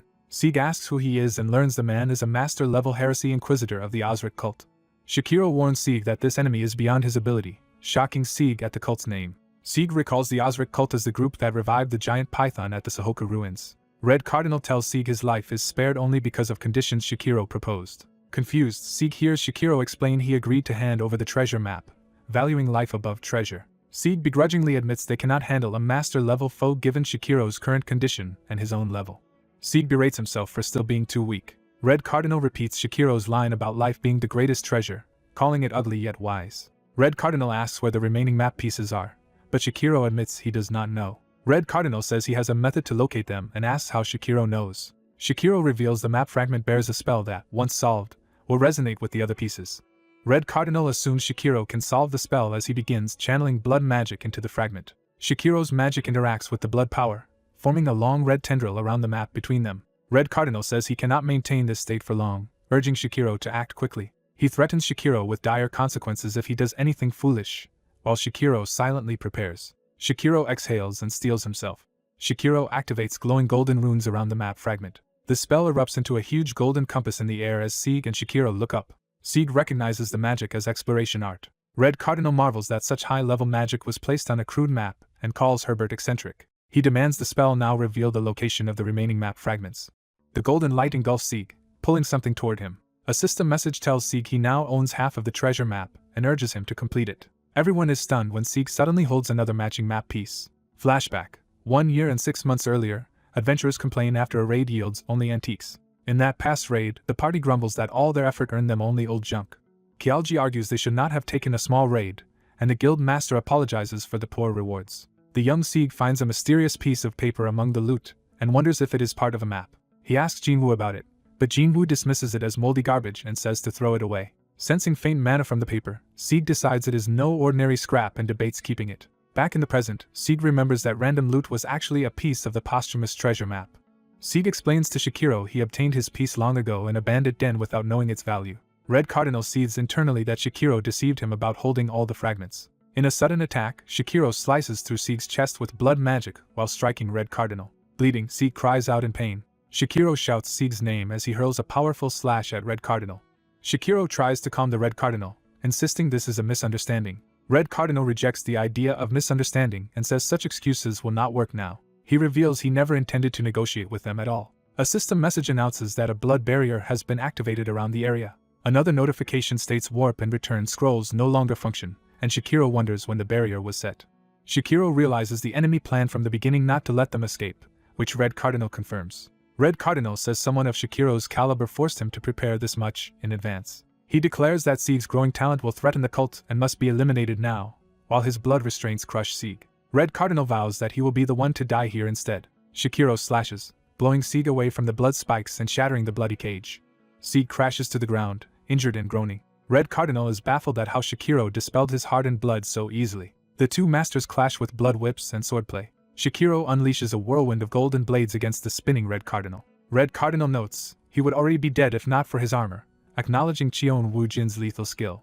A blast falls from the sky as someone says it is not too late. Shikiro offers to spare Red Cardinal if he breaks the barrier and retreats.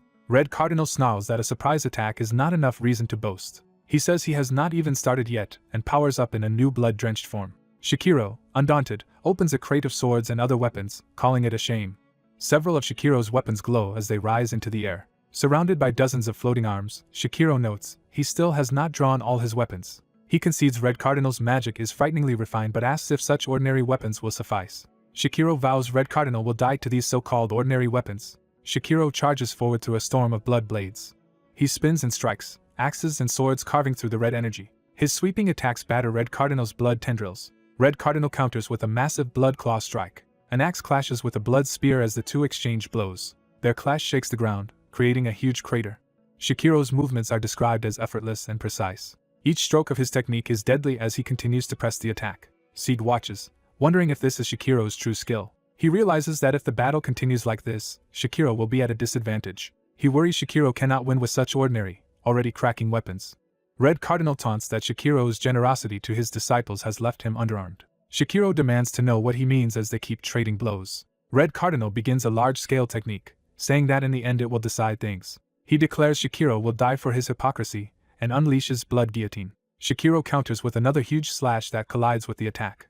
The impact cracks the stone pillars around them. A devastating white beam races across the ground from Red Cardinal's weapon. Red Cardinal stands amid dust, noting he did not feel the cut and sensing something odd. He realizes the real threat was a spiked mace attack he barely avoided. Nevertheless, the weapon crashes into his head, stunning him. Bloodied and furious, Red Cardinal begrudges Shikiro's ideals. Shikiro argues that even hypocritical ideals can change the world. He hints there is more as his remaining weapons begin to glow again. Shikiro reveals he still has many weapons left floating around him. Red Cardinal swears he will destroy every last one of them.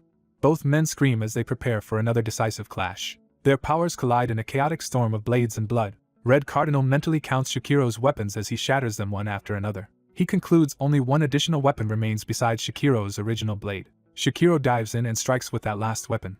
Red Cardinal laughs that all of Shikiro's weapons are broken and tells the old tiger to stop pretending. Shikiro says Red Cardinal is mistaken, asking when he ever said he only had 18 weapons. Red Cardinal is shocked to learn Shikiro has more. Shikiro reveals he reserved an emergency weapon and unleashes it in a surprise strike. He notes that Red Cardinal's blood has thinned and his stamina is fading. Shikiro prepares to end things with his spear-style technique. Red Cardinal, panicked, dashes forward. Shikiro activates Island Enclosure, third form, trapping them in a vertical golden corridor. Red Cardinal realizes too late that Shikiro had a secret trump card. A golden spear tip materializes glowing with lethal power. Shikiro chains the technique through its second form, slicing Red Cardinal repeatedly. Then comes the first form, signaled by drops of blood and Red Cardinal's horrified gaze. Shikiro charges along the golden spear shaft straight at Red Cardinal. The sequence culminates in the zeroth form, a colossal vertical impact that shatters stone. Sieg watches in awe, likening the destructive force to a railgun. Dust clears to reveal Red Cardinal pinned beneath Shikiro's staff, identified as Shikiro's secret technique. Shikiro's own weapon crumbles, and he observes that old weapons were bound to break. He reflects on how long it has been since he fought so intensely and acknowledges Red Cardinal's strength. A sinister voice suddenly comments on his weapons, drawing Shikiro's alarm. Blood-soaked Vladimir grins and asks if all Shikiro's weapons are broken. Blood energy surges again in preparation for another assault. Sieg screams Shikiro's name as a quest titled Master Han is activated. The quest orders Sieg to defeat 7 descendants of legendary warriors, excluding his own Master Deus. The quest list displays the 7 powerful lineages he must overcome. Sieg realizes this system quest is identical to the one his master once gave him, and is stunned. Vladimir's status window introduces him as a level 301 Crimson Inquisitor of the Osric cult. It further notes he is the descendant of the infamous blood demon Berserk. Sieg recalls his master telling him to use his techniques to defeat those warrior successors. He now understands Vladimir is one of those successors and feels Shikiro is in grave danger. Overwhelmed by the oppressive mana, Sieg wonders what he can possibly do and silently begs his master for guidance. Vladimir laments having to use this taxing monstrous form, which he finds inelegant. He tells Shikiro that he is being driven to become a monster and accuses him of pushing him this far. Vladimir says the power came from a great one and though unfamiliar, is sufficient to kill Shikiro. He adds that Shikiro's death alone will not satisfy his anger. Vladimir vows to behead both Shikiro and Sieg and hang their heads at the arena entrance as ghostly trophies. He imagines that gruesome display as beautiful and lunges at Shikiro. Shikiro rushes Vladimir and plants his palm on the man's chest. Vladimir mocks Shikiro for attacking barehanded. He assumes Shikiro is enraged because he threatens Sieg and stomps him into the ground. Shikiro calmly says Vladimir is mistaken. He clarifies that he never once called Sieg his disciple. Shikiro states that Sieg's true master is someone far greater than himself. Vladimir, irritated, asks if Shikiro can still resist. Shikiro activates a complex magic circle beneath them and praises the technique he cannot replicate. Vladimir senses an unpleasant new power and looks down to see Sieg channeling it. Sieg uses debuff skills called Fate's End and Iron Weakness to weaken Vladimir's defenses and vitality. Shikiro asks Vladimir where he is looking. Shikiro reminds him that his real opponent is still Shikiro as glowing weapons rise again. Vladimir realizes in horror that the broken weapons are being reused. A storm of reanimated blades whirls in golden light. Shikiro warns this next strike is his final blow, and tells Vladimir to brace himself. He unleashes Shikiro-style ultimate righteousness, Rain of Blossoms, a meteoric shower of holy spears. Vladimir screams as the brilliant attack engulfs him. A notification announces that the blood barrier has been lifted. Narration explains that Rain of Blossoms is an ancient technique Shikiro found in ruins and perfected over years of research, serving as both his ultimate move and guiding principle. The narration likens the gleaming blades in motion to countless falling flower petals moving in perfect unison. This beautiful yet deadly phenomenon on the battlefield is widely known as flowers blooming on the battlefield. The wounded white-haired enemy, skewered by swords, admits that he underestimated Sieg's hidden trump card and concedes defeat. Acknowledging Sieg's potential, the enemy remarks that with better weapons Sieg's power would have been terrifying. The enemy reflects that Sieg's technique is poetic and recognizes it as something he has seen before. Sieg's companion recalls rumors of a mysterious debuffer who ruined the cult ceremony at the Sahoka ruins and realizes Sieg was responsible. The defeated foe complains that Sieg not only ruined the ceremony but also meddled in his battles, his body beginning to dissolve in red energy. As he escapes in a surge of red power, the enemy vows to kill Sieg someday. Sieg, surprised the foe still had enough strength to flee, watches him run away. Another ally, Shikiro, stumbles towards Sieg, calling his name after the battle. Shikiro praises Sieg's trick for turning the fight in his favor but warns Sieg to grow stronger since both the Red Cardinal and the Osric cult will now target him. Smiling wearily, Shikiro tells Sieg not to worry about treating him, admitting his body is at its limit and has been sustained unnaturally for some time. Shikiro hands Sieg a book, prompting Sieg to wonder what it is. Shikiro explains the book is a manual of his martial arts, less advanced than Sieg's master's skills but still valuable. Sieg protests emotionally that Shikiro is also his master and begs him not to die, insisting he still needs guidance. Shikiro, fading, looks at Sieg as his name is called one last time. A flashback shows an arena announcer proclaiming Shikiro as the new champion of Dandajiri. Another memory shows a fellow warrior congratulating Shikiro on how much he has grown. Shikiro politely thanks the comrade, who notes they have shared a decade of warrior life together. Walking together, the comrade asks Shikiro about his plans now that he is a free champion. Shikiro says he intends to adventure around the world, seeking new experiences and perhaps treasures. He adds that he plans to take many disciples, surprising his friend who asks why such a formerly lonely man would do so. Shikiro admits he knows his limits and can never be the absolute strongest himself. He reasons that if he trains many disciples, at least one might become a world-changing hero. Shikiro vows to stake everything he has on that chosen disciple. Back in the present, Shikiro calls Siegfried's name. Shikiro formally recognizes Sieg as his disciple. He declares that he will bet his hopes on Sieg. Sieg reflects on Brave New World, clarifying that this supposed other world is actually a virtual realm created by the company Hive. He notes that all adventurers, meaning NPCs, are artificial entities, and even Masters Deus and Shikiro fall into that category. Despite this, Sieg concludes that what matters is how much he has learned since meeting Shikiro. Remembering their travels and training together, he recognizes that Shikiro helped him grow. Sieg resolves to treasure the short but meaningful time he spent with Shikiro as the old warrior's body disintegrates into light. Holding the martial arts manual, Sieg admits he does not yet understand Shikiro's wager but promises never to disappoint him. He silently addresses Master Shikiro, honoring his memory. While airships cruise through the sky, Sieg receives a notification that a new message has arrived for him. The message, from Gazrin, greets Sieg warmly, asks after him, and wonders if he will join an upcoming Maurikian Empire event. Sieg's pet comments that the sender clearly misses the boss, teasing him about contacting the girl from before. Sieg recalls that the woman's name is Gazrin, wonders if she is confessing, and replies asking if she is still at the Sahoka ruins. Considering the Empire event she mentioned, Sieg shows interest in what it might be. Reading the event notice titled Survival Battle, Sieg sees that it is a last man standing contest with high stakes. The narration explains that Survival Battle is a hugely popular BNW event hosted by the powerful Maurikian Empire. Only players from Earth can join, battling on a volcanic island in the White Archipelago. The contest continues on the dangerous island until only one person survives, making it a ruthless struggle for the strongest. The victor will gain immense rewards and become the first adventurer to rule a nation. The event is controversial because dying in it resets all abilities and seals transcendental runes for 10 years. This harsh penalty, which makes further growth nearly impossible, sparks fierce debate in the BNW community. Sieg assumes Hive itself would never host such a punishing event and figures the eccentric emperor must be behind it, while Hamji asks if Sieg will participate. Sieg flatly refuses, saying with 10,000 entrants he has no desire to risk being stuck at level 1 for a decade. He realizes from Gazran's words that she actually wrote to warn him not to join the event. Reading her message again, Sieg sees that although she jokes he might participate, she sincerely hopes he will not. Deciding to ignore the tournament, Sieg focuses on his own priorities, namely the treasure map and Shakiro's legacy volumes he now possesses. Excited, Hamji asks if they are heading out to hunt treasure, while Sieg says he will first check whether the location suits his current level. Since he alone knows the treasure's coordinates, Sieg feels no need to rush. He looks for a ship bound for the southern seas where the treasure lies. Arriving at the dock, Sieg finds a dilapidated airship that matches his route and questions whether it is really their vessel. Eyeing the shabby craft, Sieg doubts whether it can even fly and senses trouble ahead. The scene cuts to night over a modern city, identifying the location as Hive's US headquarters. Inside, executives review critical comments about BNW's punishing event, wondering if Hive is exploiting players. Vice Chairman Oppenheimer asserts that Hive did not create this event and blames online conspiracy theorists for attacking the company. Deputy Director Cha Haimi urges him to clarify things because the company's stock is going wild, but he calmly repeats Hive's stance. Oppenheimer explains that Hive only handles technical issues like bugs and connections, leaving in-game events entirely to NPCs and players. He says what happens within BNW must be resolved there, and Hive's role is simply to provide the environment and trust its users. Cha Haimi laments that after 3 years at Hive she still does not truly understand the game, and notes that unexpected events are nothing new. Oppenheimer replies that this unpredictability is what makes BNW fun, since even he and the chairman do not know how its stories will unfold. Back on the airship, Sieg relaxes on deck with Hamji, remarking that they know little about Hive's creed as the vessel drifts peacefully. The rickety craft soars above sparkling seas and islands, and Hamji joyfully shouts that they are flying in the sky. Hamji keeps yelling that no one can stop him, while Sieg warns he might get them kicked off despite being the only passengers. Sieg admits the seemingly junky ship flies better than expected and wonders if he was worried for nothing. A boisterous, slightly drunk captain suddenly appears, insisting that the ship's worn look is just vintage charm, startling Sieg.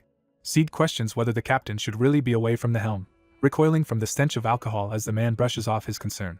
The captain reveals he simply locked the wheel straight ahead, prompting Sieg to nervously ask if the man even has a license. The captain waxes poetic about wind and sky letting one go anywhere and assures Sieg that today's weather will stay sunny, which does not reassure him. Sieg, told the trip will take about an hour, goes below deck planning to do item maintenance during the spare time. He begins by using the Python core from the Sahoka ruins as a material.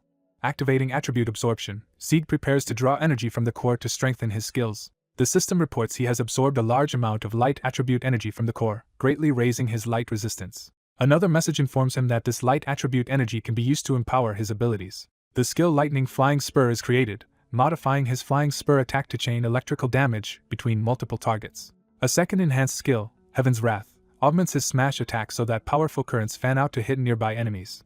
Sieg evaluates Lightning Flying Spur and Heaven's Wrath as lightning-themed area attacks, deciding they are perfect now that fighting enemies one by one has become tedious. He then turns to the martial arts manual Shikiro left behind. Settling on the cabin floor to read, Sieg recalls that the techniques are named Siamjin and Manhwa. The text explains that Siamjin imitates Compass Guardian spirit beasts and comprises 4 spear forms, including a special Zeroth style. Another passage describes Manhwa as Shikiro's life's enlightenment, a secret technique that harmonizes all weapons.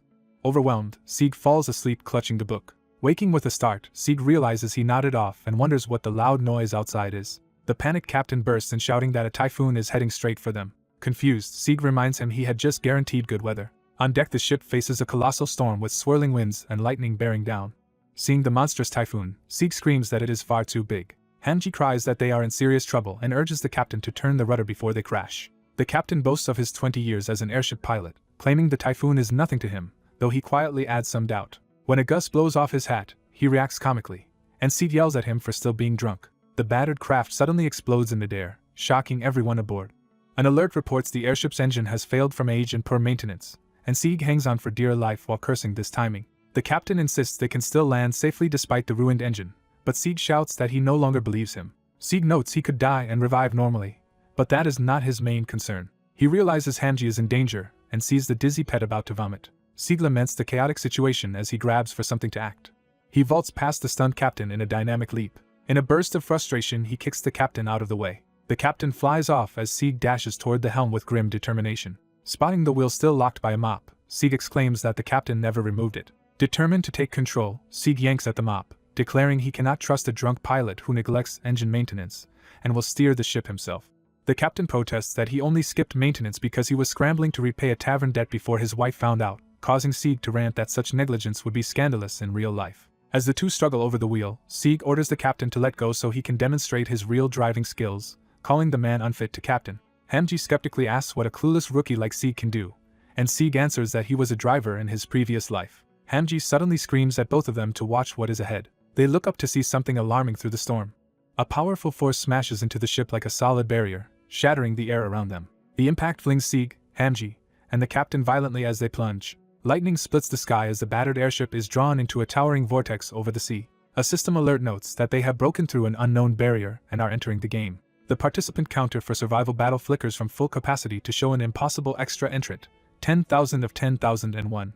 The scene shifts to a tranquil waterfall and forest, hinting at their new location. Sieg falls from the sky and splashes into the pool at the waterfall's base. Floating on the water, he groans in relief that he somehow survived and vows never to ride an airship again. Regaining focus, Sieg decides his first priority is to locate Hamji. Checking the glowing rune of contract on his hand, he concludes that Hamji is at least still alive somewhere. Sieg realizes he has no idea where he has landed and a window labels the place Erangel, District 9, leaving him confused about this location. Thinking he might spot civilization from higher ground, he prepares to use his movement skill to leap upward and search for a village or gateway. He dashes up the cliff face in rapid bursts, leaving impact marks behind. Reaching the top, Sieg lands on solid ground overlooking the area. He then sprints at high speed through the forest, leaving a trail of impacts behind him. Bursting through the tree line, he runs toward a bright clearing ahead. Sieg stops at a cliff edge with a panoramic view of mountains and sky. Shielding his eyes, he scans the horizon for signs of a village. He spots a sizable settlement nestled in the forest, and assumes it must contain a gate. Sieg resolves to head down toward the town and search for Hamji, but something unexpected catches his eye. Looking up, he sees numerous airships and flying craft converging over the island. Staring at the sky full of dirigibles, Sieg wonders aloud if they are all airships. Bewildered by the sudden military-like mobilization, Sieg asks if a war is breaking out. His interface flashes an alert that the survival battle is about to begin, and he reacts in disbelief, calling the situation insane. A separate alert reiterates that the survival battle is about to commence. Another alert repeats that the survival battle is about to start, emphasizing the imminent event. Sieg screams that this is crazy now that he realizes what is happening. Huge red monoliths rise from the sea around the island, forming part of the event's mechanism. Their glowing circuits activate, powering some sort of massive containment system. A red hexagonal barrier expands from the structures, enclosing the island and the surrounding airships. The interface announces that a suppressor has activated and that an aura of self-destruction field now surrounds the island. Sieg, hearing the term aura of self-destruction, exclaims that this new twist is driving him mad. He decides there is no time to dwell on it and turns toward the village, intending to move there first. A small floating robot appears, introducing itself as Reception 9, Sieg's guide for the survival battle. The robot tells him that before the game starts it will briefly explain the rules. Rule 1 states that when a participant dies, their most valuable item drops while everything else they carry is destroyed. Rule 2 explains that participants can rest in designated safe zones where fighting is forbidden, but if a safe zone is destroyed while someone is inside, that participant dies as well. Rule 3 outlines that over time all regions except Zone 13 will be eliminated, forcing survivors into the final area, and with that the guide ends its explanation. As the guide departs, it cheerfully wishes Sieg luck in surviving and becoming king, while Sieg panics and protests that he never signed up as a participant. Frustrated, Sieg complains that the golem simply delivered its message and left, realizes that even village destruction kills its resting defenders, and concludes that to survive this ordeal he will inevitably have to fight. A massive red barrier drops over the island as airships approach and deploy contestants toward the beach. One airship opens its hatch, revealing a crowd of armed participants ready to jump. Numerous players leap from the sky toward the shore, beginning their descent into the survival game. The protagonist lands in a crouch on the sand, ready for combat. A system alert announces that a survival battle will begin in 5 seconds as all players ready their weapons on the beach. The hooded protagonist, sword in hand, steels himself while a visible countdown shows 5 seconds remaining. Other nervous participants across the island watch the same countdown tick to 4. As the counter hits 3, the protagonist grips his weapon tighter, bracing for the fight. The countdown reaches 2 while another man tensely prepares. At 1, a system alert declares the survival battle has begun and chaotic fighting erupts across the beach. A notification shows that Muller has been killed, his body dissolving in blue light. More kill notices appear as Golgotha and Nkamuchi are slain in brutal melee. Watching explosions along the shoreline from a clifftop, the protagonist remarks that the massacre has begun and there is no escape. He analyzes that if fighting continues at this pace, over half the players will die on the beach and decides that hiding near Zone 13 is currently safest. He realizes many others will likely think the same, just as a glowing spear streaks toward his position. Spotting the incoming attack, he activates quick drawing to intercept the beam-like projectile. Blocking the shot with his shield, He curses that someone has already reached his supposedly safe high ground. His attacker, surprised that the shot was blocked, wonders how the protagonist stopped it. The protagonist closes in and smashes the man with his mace, overwhelming him. The system reports Gazendong Banking's death while the protagonist observes that such a weak opponent coming here means other players must also have climbed early.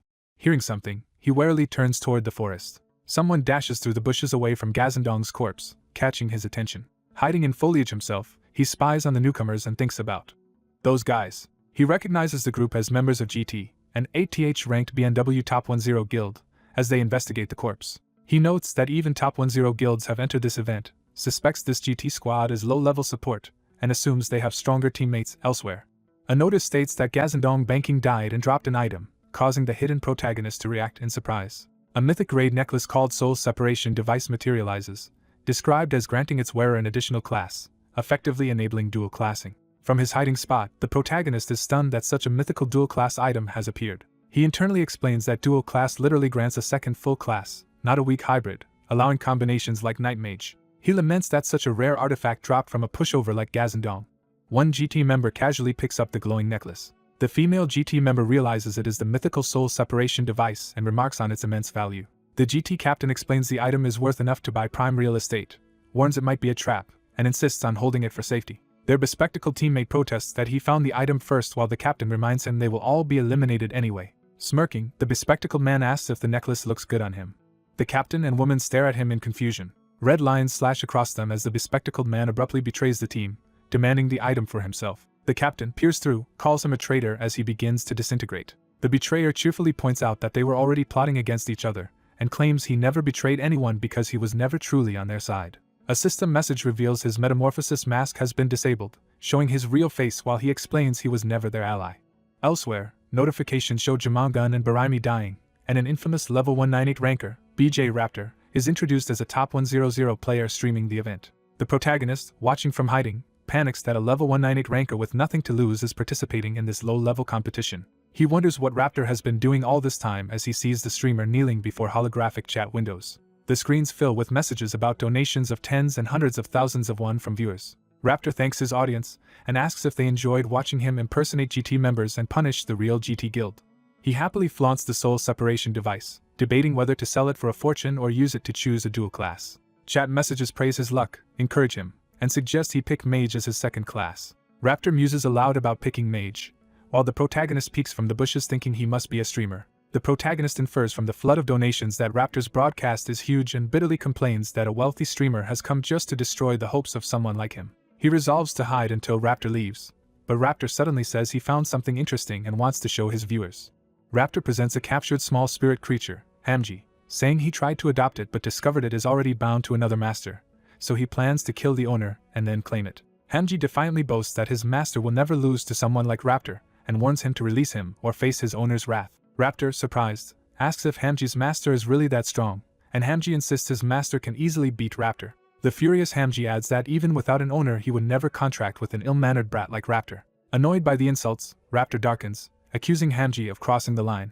He angrily squeezes Hamji, causing the little creature to scream in pain. With a crazed smile, Raptor threatens to blow Hamji up and wonders whether Hamji's master will appear to save him. The protagonist finally dives in from above, weapon glowing, as Raptor senses his approach. Mid-fall, the protagonist orders Raptor to drop Hamji immediately. Raptor mockingly notes that the attacker feels weak to him.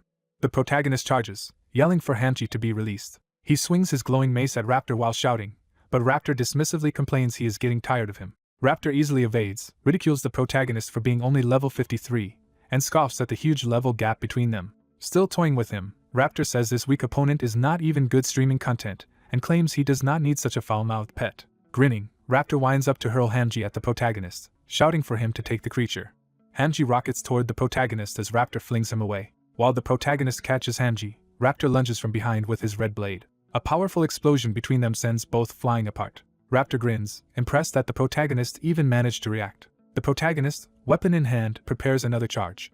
He races forward in desperation, gouging the ground with his speed. Realizing he should never have rushed a high-level ranker, he berates his own impulsiveness and acknowledges this is a battle he cannot win. He forces himself to calm down, planning to fall off the cliff toward a village, then resummon Hamji and escape to another area. Before he can jump, Raptor pounces from above, mocking the idea of him fleeing by jumping down. Raptor declares he will help, by slashing at him as they plunge toward the ground together.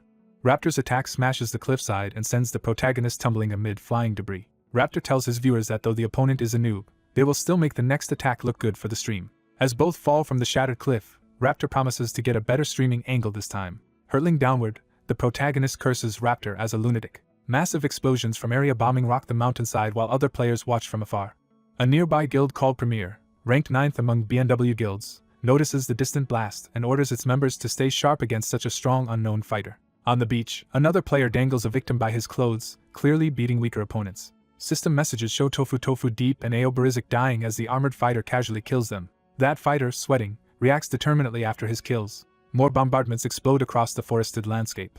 Meanwhile, the protagonist crashes through trees, trying to survive the relentless chase. Raptor gleefully carves through falling trunks, laughing at how the protagonist has lost all his earlier bravado. He taunts the fleeing protagonist, demanding he stop running and fight properly. Raptor smugly reveals he has already guessed the protagonist's plan to escape via another area's portal and vows not to let it happen. He complains that the chase is boring for his stream and decides to end their game of tag. Suddenly, glowing chains form a glowing cage around the protagonist, startling him. Those chains lash out and bind Raptor, dragging him into the same confined space. A system message explains that due to the speed regulation skill, Raptor's attack, movement, and casting speeds are all reduced, and Raptor realizes the protagonist specializes in debilitating debuffs. Intrigued, Raptor says the protagonist becomes more interesting the more he watches him and prepares a counterattack. He charges forward despite the debuffs, insisting such tricks will not work on him. After feeling his movements slow and his skills weakened, Raptor realizes even his light attribute projectiles are being debuffed. He notices the protagonist's golden projectile bouncing among trees and begins to suspect its special property. The protagonist explains that his lightning flying spur grows stronger with every bounce, focusing its power on Raptor. A special skill called Scorn of the Strong activates, symbolized by glowing scales that rebalance the combatants. Their levels, 53 and 198, are shown side by side as Scorn of the Strong begins to compensate for the gap while the protagonist presses on. Still bound by chains, Raptor braces as the empowered projectile hurtles toward him and the protagonist prays for at least a stun effect. The protagonist prepares another move, thinking to himself mid-combat. Raptor, eyes glowing red, manically compliments the protagonist for fighting well against him. He then channels a terrifying red aura into his weapon. Activating his Azura class power, Raptor unleashes a devastating Red Cross attack that overwhelms the chained protagonist. The massive blow obliterates the area in a crimson explosion. The protagonist lies battered in a crater of shattered stumps and debris. Half-conscious, he berates himself for failing against such a weak enemy in his eyes and resigns himself to death. Raptor marvels that the protagonist is still alive after that hit and praises his remarkable resilience. Standing over him, Raptor admits he was wrong to call him a noob and says he is stronger than the earlier GT group. He adds, however, that it is impossible for a level 5-3 to defeat a level 198, while his viewers comment excitedly on the fight. About to finish him, Raptor instead receives a bombing alert for Area 9 and turns to his audience, asking for sponsorship if he lets the valiant opponent die to the bombardment. A new notice stresses that Area 9, their current location, will be bombed within a minute. Raptor melodramatically wonders whether to kill the protagonist now or run, soliciting advice from his amused chat. A viewer named 1000 Wuji suddenly donates 10 million won, an enormous sum. That donor advises leaving the protagonist since the bombing will kill him anyway, and Raptor enthusiastically accepts the massive donation. Raptor decides to spare the protagonist only because of 1000 Wujin's sponsorship and taunts the injured man for his luck. Humming, Raptor leaves the devastated protagonist lying alone on the battlefield. The protagonist reflects that luck is truly unpredictable and that encountering all these crazy people led to this predicament. Realizing both arms have been severed, he struggles and resolves to drink a potion and escape the bombing zone as soon as possible. He instead worries about Hamji's safety, hoping the pet is not still in the soon-to-be bombed area. Overwhelmed by fear of real death, he spirals into panic thoughts, not wanting to die and desperately wishing for help. Accepting his fate as the countdown nears 0, he apologizes in his mind to his mother. A massive magical array appears overhead as he concludes that this must be the end. He watches in terror as the timer ticks down to 2, then 1, and the blast grows brighter. At 0, his eyes widen in shock as the blinding explosion engulfs him. The blast annihilates everything in the area and a system message confirms that Siegfried has died. 5 days after Siegfried's death in BNW, the scene shifts to the real world. In his small room littered with empty bottles, the protagonist numbly stares at his phone. Checking his finances, he sees he still has a massive 3,000 unit debt plus heavy taxes, incredulous that the taxes exceed the original debt. Slumping against the wall, he laments how he ended up broke again and regrets not liquidating his in-game items before dying. Resigned, he mutters agreement with this miserable reality. He then explodes in anger, blaming everything on the damned captain, who dragged him into the survival event and vowing revenge. Drinking again, he bemoans returning to life as a debt-ridden unemployed bum just when he had glimpsed hope. His phone pings with a notification addressed to the unlucky guy, and he assumes his acquaintance Cheon Woo-jin is messing with him. Opening it, he is startled by the eerie message stating that the unlucky guy is still not dead. Suddenly BMW client messages appear, authenticating him and reconnecting him to the Nurburg continent. He awakens again once more, shocked to find himself alive. He discovers he is in the intervention hotel in Orangel Zone 12 and realizes he has somehow been resurrected. Checking his status, he sees that Siegfried the level 50 debuff master still exists, making his survival seem impossible.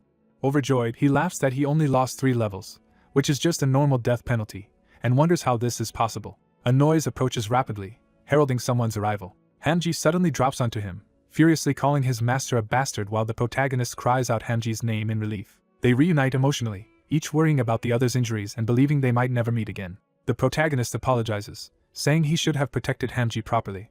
A voice off-screen asserts he knew the protagonist was not dead, prompting Siegfried to look up in surprise. Cheon Woo-jin appears casually in the hotel room. Siegfried demands to know how he entered and if he is really a game operator, but Cheon denies it. Cheon explains that Siegfried's rune of transcendence was functioning correctly even when he died, while Siegfried wonders if a bug let him survive. Cheon asks if Siegfried was affected by the aura of self-destruction debuff, a term Siegfried vaguely recalls hearing. Cheon clarifies that aura of self-destruction is the debuff all players receive upon entering the Vale of Orangel, the deadly survival zone. Cheon Woo-jin explains that before the self-destruction aura triggered, Siegfried crashed onto the island. After Siegfried landed, the deadly aura surrounding the battleground was activated. Siegfried panics as airships and vehicles begin falling into the newly activated aura zone. Woo-jin notes that if Siegfried died on the island unaffected by the aura, it would count as a normal death, though he claims this is just speculation. Relieved, Siegfried concludes nothing seems wrong with him for now and admits he was terrified he might die.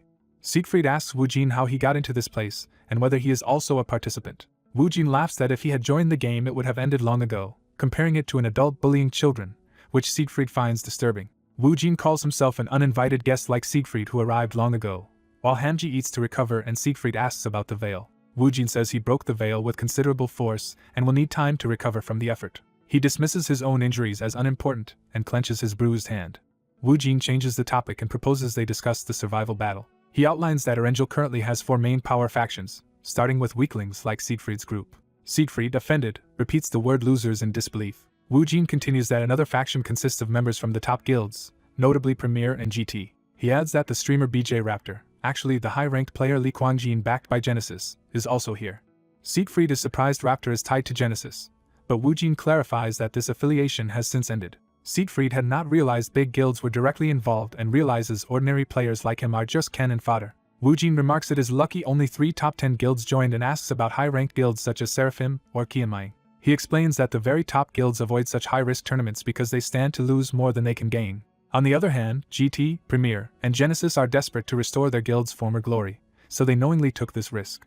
Even so, those guilds still wish to minimize losses, so GT and Premier padded their teams with mid-level players to win through sheer numbers. Siegfried remembers that GT members he encountered were not high-level either. Woo-jin says Genesis instead wanted a single monster capable of crushing other guilds, so they secretly hired the level 198 mercenary Raptor. Siegfried points out Genesis will not suffer much even if Raptor dies and wonders what reward enticed him to enter such a dangerous event, learning it was the Vice Guild Master position. Siegfried is stunned by this revelation. Woo-jin recounts that Raptor was hailed as a gaming prodigy from youth, but his fame turned sour and filled with scandals, rumors of toxicity, insults, and boosting ruined Raptor's pro prospects, forcing him to rely solely on streaming despite being the youngest ranker. Siegfried, who rarely follows streamers, notes that Raptor still seems popular and rich in donations, lamenting how the wealthy keep getting richer. Woo-jin guesses Raptor feels anxious and wasted despite his talent, which Siegfried likens to the loneliness of the strong. Woo-jin says Genesis Master Desire offered Raptor the Vice Master role and a path to Pro Gamer debut if he wins the survival battle, and Desire is set to become chairman of the Pro Gamers Association. Raptor intends to hand the Proud Territory and Kingship prize to Desire if he wins. Desire plans to use Proud to found the first player-ruled kingdom, an adventurer nation independent from NPC rulers. Hearing this, Woo-jin notes that if Siegfried destroys Genesis, he will be crippling the leadership of this future kingdom, making Siegfried's head spin. Siegfried complains that Desire's ambition spans from association chair to adventurer king. He then asks Woo-jin what he really wants, assuming he did not come just to chat.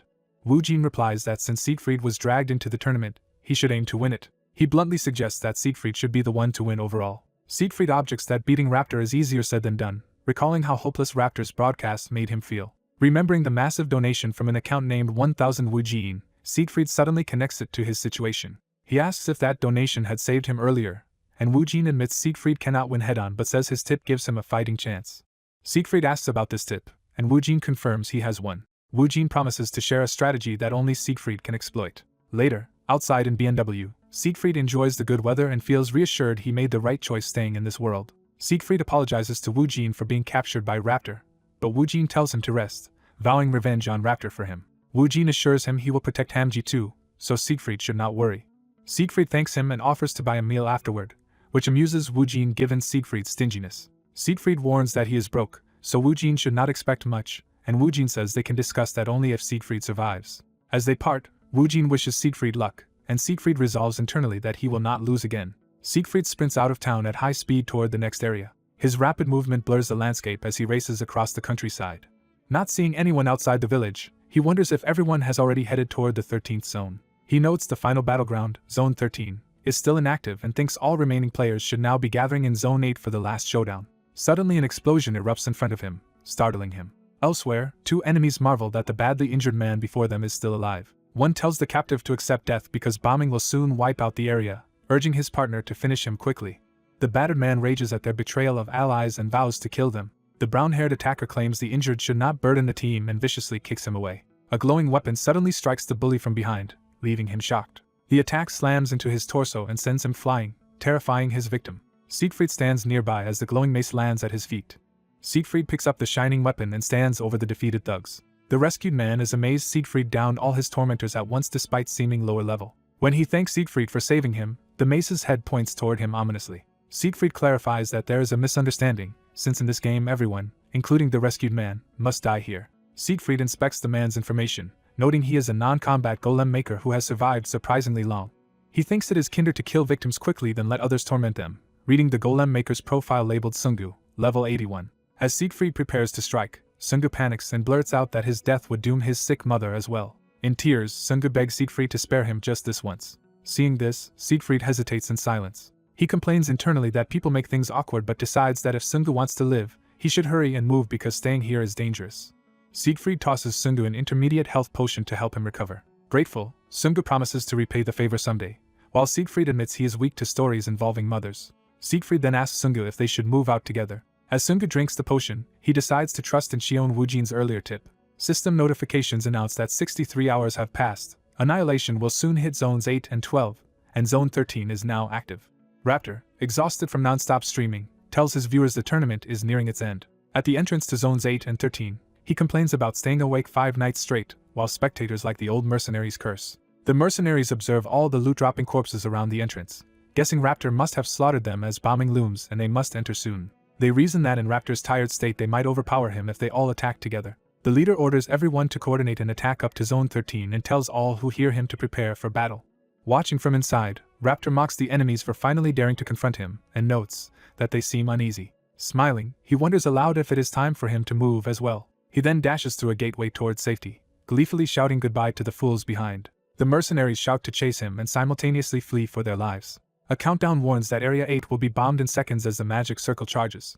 The survivors sprint through the passage as the timer drops to 1 second. The clock hits 0 as they look back in fear. A devastating blue pillar detonates behind them, obliterating the area. The blast throws the group forward. Some are badly injured but keep moving. One mercenary realizes he is still alive and cheers, as Raptor advances after them. 2 wounded leaders resent that Raptor acts like they alone survived and prepare to fight back. Raptor blitzes through them, cutting them down while proclaiming they deserve to lose. He leaves the corpses behind, dismissing GT and Premier players as boring bugs. As he reaches a portal into Zone 13, he suddenly feels something strange and reacts with confusion. Entering snowy Zone 13, Raptor is surprised to find a blizzard instead of the volcanic landscape he expected. He admires the beautiful snowfield and wonders aloud if he is now the only survivor. Raptor loudly asks the unseen game host if the battle is already over and whether he just needs to stand in place to win. A status window reveals 3 participants remain alive, shocking him. He quickly corrects himself, realizing that excluding himself means 2 opponents are still left, and telling them to hurry up and come. Just then, an armored vehicle bursts through the snow portal and slams into him. Raptor screams from the collision as the vehicle crashes and explodes nearby. Injured but alive, Raptor curses and demands to know who attacked him. He sees that the attacker is a tank-type golem transformed into a vehicle called Range Wagon that works with a golem maker. Sungu, driving, is impressed that Raptor survived and notes how tough high rankers are. Raptor, grinning, surmises that they survived the zone bombing because of that golem. Sungu proudly boasts that his Range Wagon is invincible. System messages instantly contradict him, stating that Range Wagon's durability has hit 0 and it is destroyed. Sungu nervously utters a sound as Raptor grabs his hand. Raptor slams him violently into the ground with a devastating blow. Holding him up by the collar, Raptor complains that surviving the bombing and injuring him was audacious, calling Sungu only the second person to ever surprise him here. He says the first surprise was crushed just like Sungu is about to be and beats Sungu savagely into the snow. A notification announces Sungu's death, which momentarily stuns Raptor. Sungu's memorial ring for his mother drops as loot, which Raptor mockingly claims as a lucky harvest. Raptor turns away and decides to go hunt down the other remaining rat. He turns and suddenly finds Siegfried standing right behind him. Siegfried steps toward him across the snow while Raptor reels back in alarm. Raptor wonders how he failed to sense Siegfried's presence and finds it frustrating. From afar he studies Siegfried, who is examining Sungu's ring, and feels a nagging familiarity. Siegfried realizes the ring was not just a sob story prop after all. Raptor begins to recognize him as Siegfried points out he has a score to settle from their last encounter. Siegfried casually remarks that Raptor must be exhausted from continuous fighting. Smirking with the ring glowing on his hand, Siegfried promises to let Raptor clock out soon. His earlier words about Raptor's fatigue echo over the snowy battlefield. Siegfried reiterates in person that he will soon free Raptor from his work. Raptor recognizes him as the stubborn opponent he once dismantled completely. Siegfried laughs to himself and mentally calls Raptor a bastard. Raptor marvels that Siegfried survived even after being dismembered and acknowledges his tenacity. He concludes that missing Siegfried's presence earlier was not due to his own tiredness. Watching Siegfried cloaked in blue aura, he realizes Siegfried has multiple new items including a stealthy cloak. Raptor wonders what happened to turn the supposed weakling into such a threat. The story jumps back 3 hours to the Intervention Hotel in Erengel's District 12 where Wu Jin begins explaining his special tip. Wu Jin reminds Siegfried that the aura of self-destruction does not affect him, meaning Erengel's restrictions, including the death penalty, do not apply. Shocked, Siegfried learns he can even enter blasted, sealed-off areas and is essentially free within Erengel. Wu Jin summarizes that Siegfried alone can effectively use map-level cheats. When Siegfried nervously asks what happens if he dies again, Wu Jin assures him he has already checked that risk. Siegfried calls Wu Jin extremely meticulous, and Wu Jin asks if he now understands the plan. Wu Jin warns that nobody else knows about these special privileges and hints at consequences if Siegfried dies once more. Siegfried, resolved, says not to worry because losing once was enough. Using his immunity, Siegfried teleports into Erengel's restricted District 2. He confirms Wu Jin was right and that he can move through restricted regions freely. Siegfried decides to rest safely inside while others fight outside, noting this is a huge advantage. He also plans to scavenge all the dropped loot from bombed-out zones. He then gathers powerful items such as a Stonefist mace, camouflage cloak, gloves, and more. While Raptor battles everyone else, Siegfried calmly levels up his equipment with these artifacts. He admits that items alone do not guarantee victory, and that he needs another method to grow stronger. Remembering something important, Siegfried acknowledges there is still one more trump card he can use. Returning to the present, Siegfried and Raptor face each other in the snow, both tense. Viewers chatter online about the impending revenge match, doubting Siegfried can win against someone nearly 150 levels higher. Raptor scoffs at those predicting his defeat and just wants to finish quickly so he can win and debut as a pro. He tells his audience that only by winning here can he escape his hated streaming life, while Siegfried calmly tells everyone to relax as the clash begins.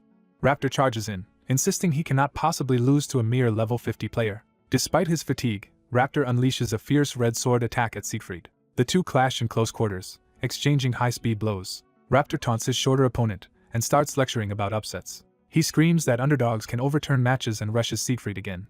Raptor strains to block Siegfried's heavy strike and groans. While retreating, Raptor realizes Siegfried's blows are far stronger than before. He wonders in disbelief if Siegfried gained this power just by changing gear. Siegfried calmly says the fight has barely started and that he is not warmed up yet. Raptor freaks out at Siegfried's confident trash talk while the livestream chat hypes the underdog. Raptor angrily wonders who the audience supports as Siegfried addresses Raptor's viewers directly. Siegfried apologizes to Raptor's fans and prepares to disappoint them, while famous players react in chat. Siegfried declares that from now on he will knock the arrogant golden boy down a peg. He vows to teach Raptor humility and swings his weapon with renewed vigor. The audience praises Siegfried's showmanship and say they would even subscribe if he streamed. Elsewhere, Jeon Woojin leisurely drinks coffee while asking his pet how Siegfried is doing. The small creature thunders that it is not worried, but Woojin tells it not to fret. Woojin says everything is going according to plan, while the pet begs him to avenge its body. Watching the match results, Woojin reflects that his mindless grinding was worthwhile after all. He reviews Siegfried's mace stone fist of the golem, noting its great power but slow attack speed. He explains Siegfried offset the weapon's slowness using quicksilver gloves that boost attack speed. He adds that Siegfried also wears earrings of greed for extra life steal in long fights. Wu Jin concludes Siegfried chose items optimized for duels regardless of their grade, proving his deep game knowledge. Still, Wu Jin reminds himself Siegfried's opponent is Raptor, a ranker who relies purely on brute strength. Commentators state that even with Raptor exhausted, Siegfried's fundamental disadvantage remains. On the field, Siegfried exhales, preparing himself for the next phase. Raptor bursts into crazed laughter, mocking the idea that Siegfried could teach him anything. He sneers that Siegfried cannot dismiss him just because he seems hesitant, while viewers think Raptor is in trouble. Raptor mentally curses the chat, asking how they still do not grasp the situation. He snarls at the audience, demanding if they really think their opinions matter. Raptor rants live that clueless amateurs should shut up if they do not understand the game, shocking his fans. Siegfried notes that Raptor is more unhinged than expected and clearly no longer cares about public image. Raptor tells Siegfried he should have killed him earlier when he was hiding, implying Siegfried wasted his chance. Raptor promises Siegfried will regret that mercy, while Siegfried replies he still has many tricks left, exciting Raptor. Siegfried proposes they truly begin their decisive duel, with both staking character deletion on the outcome. The two launch at each other again, red and blue energies colliding. Their weapons clash repeatedly in a blinding flurry across the snowy field. Raptor admits Siegfried has grown strong but insists he is still superior. Yet he grows anxious, wondering why he feels uneasy when Siegfried is only barely blocking his onslaught. He notices the unsettling calm in Siegfried's eyes even while under pressure.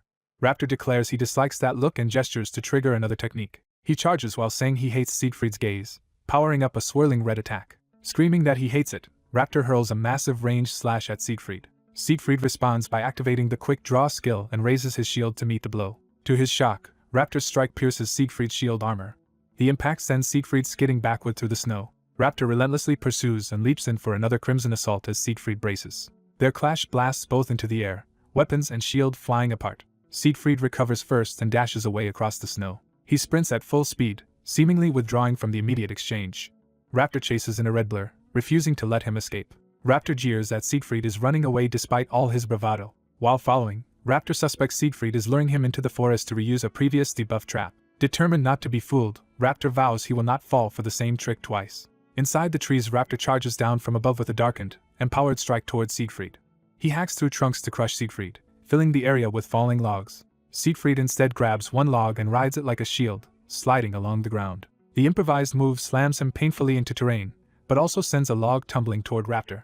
Raptor calls Siegfried an idiot for seemingly hurting himself. Enraged, he screams for Siegfried to stop wasting his time and die, surging down in a deadly spiral slash. Mid-dive, Raptor suddenly senses something and widens his eyes.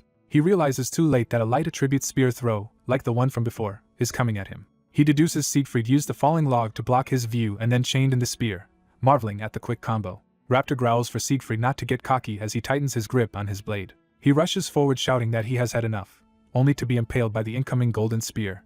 At the same time, Siegfried slams his spear into the ground, tracing the attack's landing. Lightning explodes around them as Siegfried's spear technique pins Raptor in place. Raptor stares in horror, while Siegfried's eyes glow blue with concentrated killing intent. Siegfried unleashes the Shikiro-style spear technique, lightning strike third form, cascading golden spears down on Raptor. Raptor is blown away, his hoodie torn and body flung through the snowy sky. Writhing on the ground, he clutches his bleeding side and curses at how much it hurts. Siegfried, also panting, notes he almost died himself, and wonders if his precise aim on Raptor's vital point was off. He recalls learning the technique from a manual and admits he could not have mastered it from just one reading. Back in the present, his shoulder flares in pain from overusing the unfamiliar skill. Siegfried thinks his shoulder hurts badly, while Raptor mocks that Siegfried overextended himself. Raptor claims that however Siegfried obtained such a high-level skill, a low-level user like him must pay a price. Siegfried is stunned to see Raptor channel mana into his sword, forming a deadly aura. Raptor summons a demonic azure-like power, saying he is sick of this fight. With bloodshot eyes, he orders Siegfried to die already. Raptor activates his ultimate skill Azura, filling the battlefield with lethal red slashes converging on Siegfried. Siegfried looks alarmed as the attack closes in. The Azura slashes obliterate the ground in a huge explosion. In a training flashback, Siegfried collapses and begs his stern master to stop before he dies. The old master chastises him, saying talentless people must work harder if they want to become the strongest. Gasping, Siegfried addresses his master once more. He timidly asks if he truly has no talent, prompting the master to question what he means. Siegfried admits he doubts he can become the strongest with just this harsh training. He insists he trusts the teachings but suggests the master might be better off with a more gifted disciple. The master tells him to look at him. Without warning, the master slams a fist towards Siegfried at blinding speed. The blow tears up the ground near them, astonishing Siegfried. As dust settles, Siegfried stands shaken and speechless. He yells whether his master is trying to kill him, but the master says he is actually talking about Siegfried's eyes. The master explains that although Siegfried is otherwise trash, his eyes are worth saving. Siegfried naively asks if that just means he has good eyesight. The master flicks his forehead painfully and says he meant something else. He clarifies that he admires Siegfried's fearless gaze and keen observation when facing strong foes. The master points out Siegfried watched that devastating punch without even turning his head, even if his body could not react. He then notes such good eyes are useless if Siegfried's body cannot keep up. The master orders him to stop whining and restart training from the beginning after breaking the practice rock. Back in the present, Siegfried thinks to himself. He recalls that compared with his master's fists, Raptor's speed is nothing and resolves to sharpen his senses. Remembering not to waste his master's teachings, he braces as red light descends. Siegfried dashes through the azure lattice with precise footwork. He sprints along the crisscrossing red beams of the azure field. Moving like a blur, he weaves through the deadly grid straight toward Raptor. Siegfried reaches Raptor and smashes him with a powerful aerial kick or strike. A battered Raptor cannot believe Siegfried dodged every azure hit, and wonders how strong his body is. Siegfried, now reading Raptor clearly, remarks that Raptor actually seems slow. He slams Raptor from above, driving him violently into the ground. As Raptor screams and bleeds, Siegfried coldly bids him farewell. Siegfried follows up by calling Raptor a so-called genius orator, mocking his prior trash talk. The system announces that only one participant remains in the survival battle. Another notification declares that Siegfried has officially won the survival battle. Raptor's account receives the death notification that his character has been deleted. In the real world, spectators spam chat laughing at Raptor's loss while he sits trembling in his gaming chair. He grits his teeth enraged beneath his visor. He rips off the VR device and hurls it, screaming in frustration. On his knees, Raptor screams about how hard he worked to reach this level and cannot accept losing to someone like Siegfried. He breaks down crying and vows furiously that he will kill Siegfried. The scene shifts to city skyscrapers at sunset, setting up the aftermath. In-game, a notification shows only one participant left and proclaims Siegfried the winner of the first survival battle. Siegfried admits to himself the fight was extremely difficult, and that he might have lost if Raptor were at full strength. A system message states BJ Raptor has died and drops his most valuable item, which appears before Siegfried. Siegfried recognizes the dropped necklace as the mythic grade item he once saw Raptor flaunt. The interface identifies it as a mythic soul separation device necklace. Kneeling in the snow, Siegfried laughs in disbelief that such a treasure has fallen into his hands. He muses that the necklace is probably worth as much as an entire Gangnam building and debates whether to use it. A blimp approaches overhead as Siegfried waits for post-battle proceedings. The airship lands near him in the snowy field. A red carpet unfurls from the blimp's interior. Armored Imperial guards march down the carpet in formation. A robed noble steps out to face Siegfried, flanked by spearmen. The noble addresses Siegfried, confirming he is the final winner. Introducing himself as Baron Nidleberg, envoy of Emperor Stuttgart von Posterior of the Maurician Empire, he presents a scroll. The Baron formally congratulates Siegfried on his victory, and Siegfried thanks him. The Baron prepares to read the Imperial decree and asks Siegfried to listen closely. As the decree begins in the Emperor's name, Siegfried reflects that the battle is truly over. He realizes he has unexpectedly won the survival competition he entered. He thinks that his survival was largely thanks to Cheon Woojin's help and wonders why Woojin is so generous to him. Siegfried half-jokes to himself that Woojin might even harbor strange feelings for him, shivering as Baron notices his discomfort. Siegfried awkwardly blames his reaction on the cold. The Baron chuckles that Siegfried seems to be relaxing and urges him to endure the ceremony a bit longer. The decree announces that the Empire grants Siegfried dominion over the Proatan region. It further states his new name will be Siegfried van Prau, and the system updates his nickname accordingly. Golden light engulfs Siegfried as notifications grant him new titles: King of Survival, Ruler of Proatan, and King. Siegfried processes his new surname, and realizes it marks him as the ruler of the Proatan region. The Baron explains that Siegfried is now officially king of the Proatan kingdom, while Siegfried admits he feels embarrassed by the sudden status. The Baron reassures him he just needs time to adjust, then mentions there is one more matter to address. He quietly advises Siegfried to keep this royal favor to himself to avoid questioning the Emperor's authority and the tournament's fairness. He realizes the tournament organizers already know about his crash landing and answers them confidently. He notes with relief that the competition concluded without any problems. An official presents him with a royal award bestowed on Prince Prau. The award is revealed as the Elixir of Proof, a potion that removes and purifies the aura of self-destruction. Since he is immune to that aura and the item is awkward to sell, he thinks he has little personal use for the elixir. He decides to keep it anyway, assuming it might become useful someday. The narrative jumps to 3 days after the competition ends. At a construction site, a worker is scolded for working too slowly and promises to hurry. Co-workers argue about being hard on the struggling worker, noting his burden of paying for his mother's surgery, but insist everyone must still do their jobs. That worker receives a phone call at work and anxiously answers it. His supervisor complains about him taking calls during work hours. The supervisor prepares to reprimand him again. On the phone, the worker learns that an anonymous donor has provided a bone marrow donation for him. Overwhelmed, he asks who donated, is told it was anonymous, and tearfully expresses his gratitude. When the hospital asks when he can visit to fill out forms, he excitedly throws off his helmet and shouts that he will come immediately. His co-workers watch him run off and assume he is fleeing because they pushed him too hard. He sprints toward a car park, crying out for his mother as he runs. Inside a car, Wen asks Siegfried if he is satisfied now after helping the worker. Siegfried and Wen relax with banana milk, with Siegfried teasing Wen for living in a basement yet still helping a stranger, and noting that Wen was the one who researched the donation. Siegfried adds that he plans to move out of the basement soon, and Wen guesses his status has risen. Siegfried explains he obtained many valuable items in restricted areas and could have bought an even better place if he had had more time to farm. Wen complains that after helping so much he deserves a reward, reminding Siegfried that he has been suppressing his strength for months. Siegfried jokes that the banana milk is Wen's reward, leaving Wen speechless. Siegfried then sincerely says he owes Wen a lot, promises to repay him, and thanks him for enabling his victory. Wen brushes off the gratitude, telling him not to mention it. While driving past skyscrapers, Wen remembers something and says he has a question for Siegfried. He asks why Siegfried did not use his main debuff skills in the final battle against Raptor. Siegfried explains that debuffs stop working if the enemy leaves the skill area and that repeating the same tactic would not have worked. He adds that even if debuffs had worked, he did not want to use them on an opponent who was already exhausted. Changing topics, Siegfried wonders how the Genesis Guild will react to Raptor's death and imagines Chai Hyun-suk's expression. The scene shifts to Genesis headquarters, a great stone fortress. Inside, the Genesis executives sit tensely at a long table before their guild master. The guild master begins addressing them. He angrily confirms that Raptor, a top ranker, lost to a level 50 player. A subordinate apologizes, blaming Raptor's carelessness, but the master questions whether a level 198 could really die to a level 50 just from carelessness. The master reminds the subordinate that he was the one who pushed this project and corners him. When the subordinate nervously admits it, the guild master executes him on the spot in a bloody swing. The remaining executives identify Siegfried as the player who killed Raptor and ruined their plans. The guild master orders them to discover Siegfried's identity and residence. Revealed as Genesis Guild Master Desire, he commands them to act immediately. The story cuts back to the modern city as a new chapter of Siegfried's life begins. Movers deliver an expensive gaming capsule to Siegfried's new apartment, and he warns them to handle it carefully. The movers marvel that someone so young lives alone in such a nice place, and ask if he is in business. When they guess it might be cryptocurrency, he clarifies that his money comes from gaming. One mover recognizes the game BMW from his son's habits, and jokes about making the boy a pro gamer, to which Siegfried responds lightly.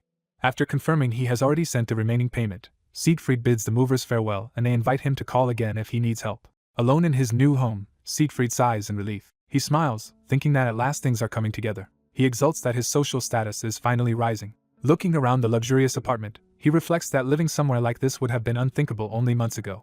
He narrates that joining Battle Survival was pure chance. However, the rare items and prize money from the tournament let him clear his debts and buy this new home. Gazing out the window, he thinks he owes much to the NPC captain who helped him. With the big problem solved, he decides it is time to search for Herbert's legacy. He firmly states his next goal is to obtain Herbert's legacy.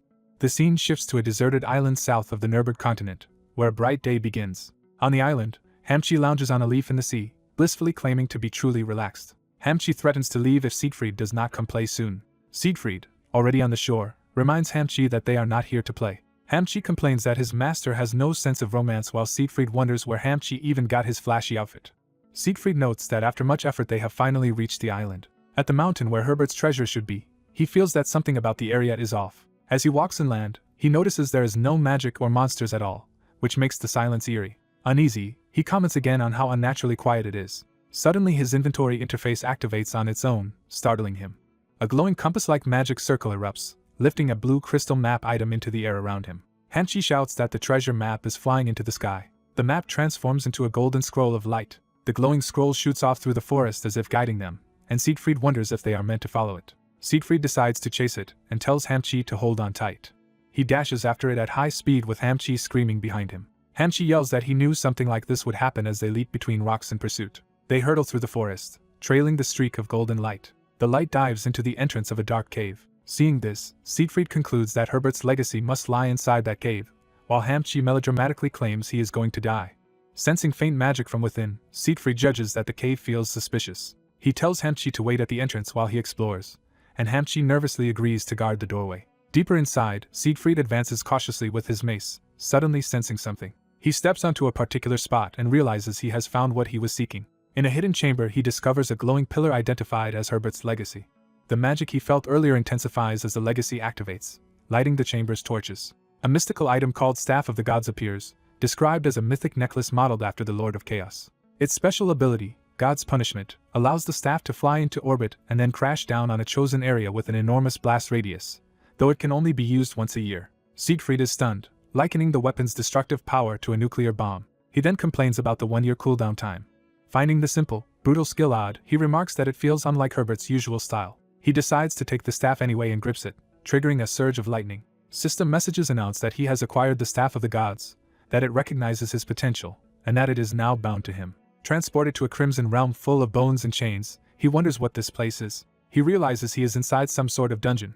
A voice laughs behind him, asking if he is the brat who will inherit its legacy, as a hulking figure appears. Siegfried demands to know who the stranger is and where they are. The figure explains this is an illusionary memory embedded in the Staff of the Gods. Siegfried deduces the speaker's identity, and the figure confirms it. The orc introduces himself as Herbert, the blacksmith of death. Siegfried remarks that he expected a dwarf smith and is surprised Herbert is an orc, while Herbert angrily rejects comparison to dwarves. Herbert boasts he far surpasses dwarves, and Siegfried dryly notes that Herbert is shorter than he imagined. Herbert warmly welcomes the one who will inherit his legacy, but Siegfried says he only came to obtain Herbert's greatest masterpiece. Herbert admits the masterpiece, the staff, is incomplete and that he himself is already dead. He says Siegfried must finish the staff and fulfill his last wish, leaving Siegfried bewildered.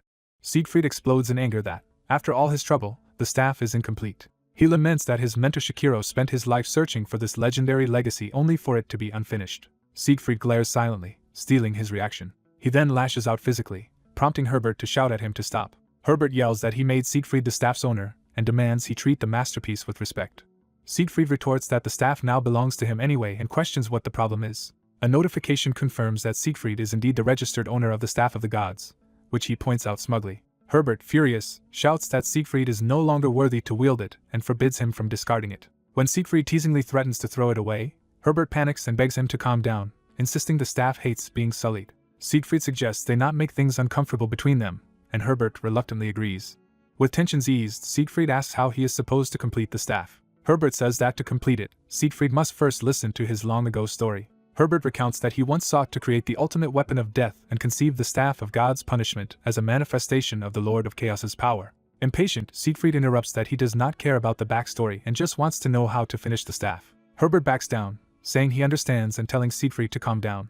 Herbert then conjures and hands over a glowing document. Siegfried sees it as Herbert's blueprint, a recipe for creating the ultimate weapon of death. Herbert warns that even with a blueprint only a Grand Master-level blacksmith could craft such a weapon. He explains that every era usually has at least one blacksmith of that level, so Siegfried should be able to find someone eventually. Herbert notes that the real problem lies elsewhere and tells Siegfried to read the next chapter of the blueprint. Siegfried reacts in shock to what he sees. The ingredient list reveals absurdly rare components, leading Siegfried to howl that collecting them all is impossible. Herbert admits the materials are indeed very difficult to obtain, while Siegfried argues that the task is not just hard but unreasonable. Siegfried apologizes and says he must give up on completing the staff because it is realistically impossible. Herbert sadly concedes that the request is too much.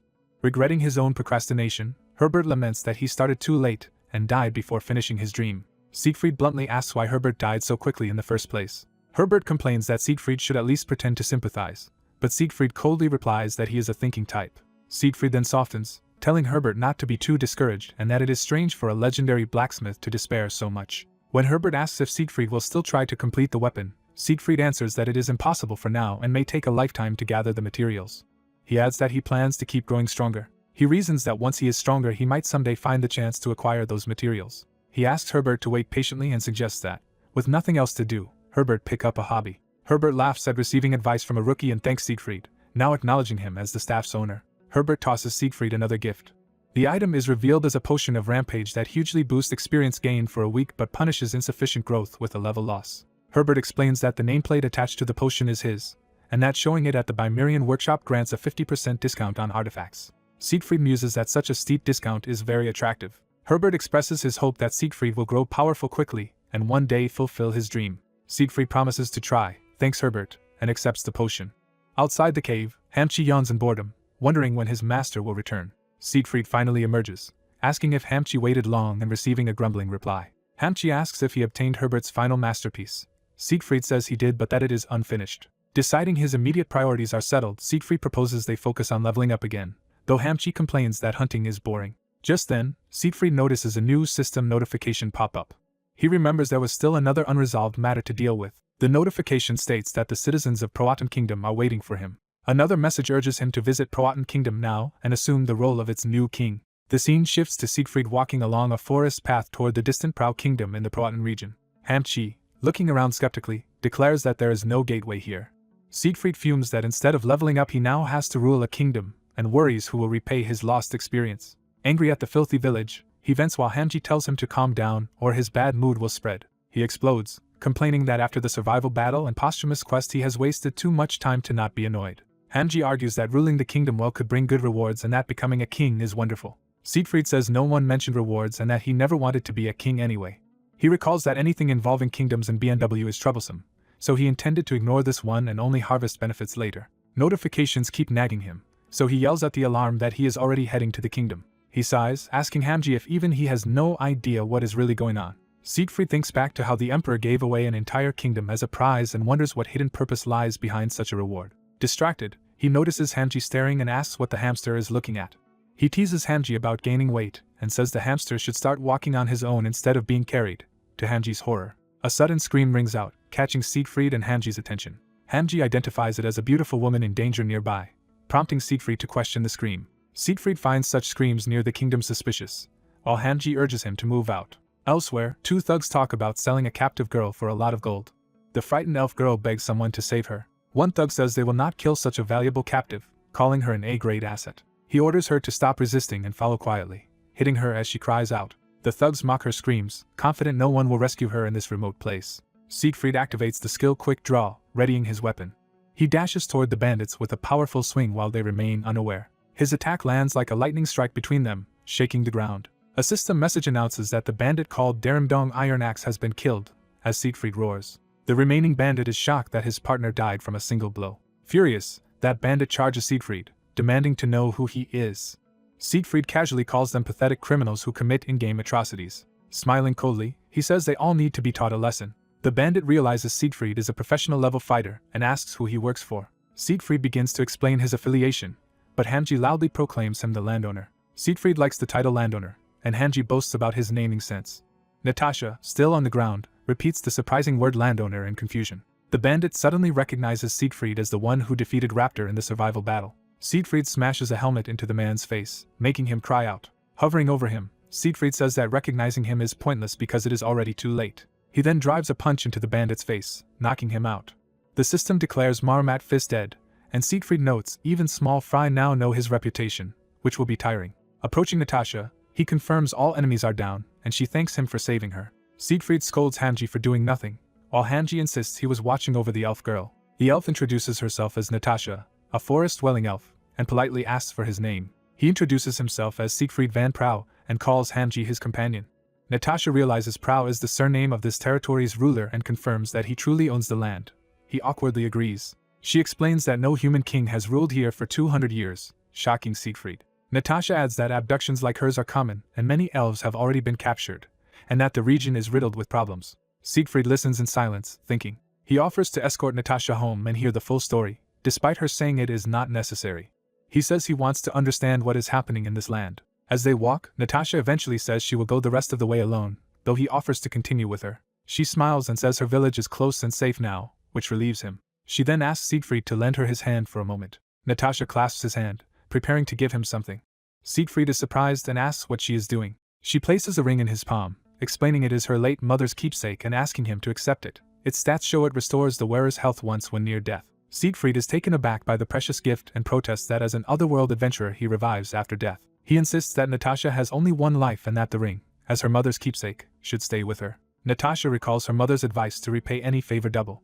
She says Siegfried has already saved her life and begs him to accept it as her sincere gratitude. He finally agrees and prepares to leave. Natasha thanks him for coming to save their land and wishes him a future full of hope and glory. She waves goodbye while Hamji cheerfully returns the farewell. Siegfried admits he feels uncomfortable after receiving such a heavy token. He reflects that Sunger's ring and now Natasha's maternal love flower ring mean he has somehow collected a full filial child ring set.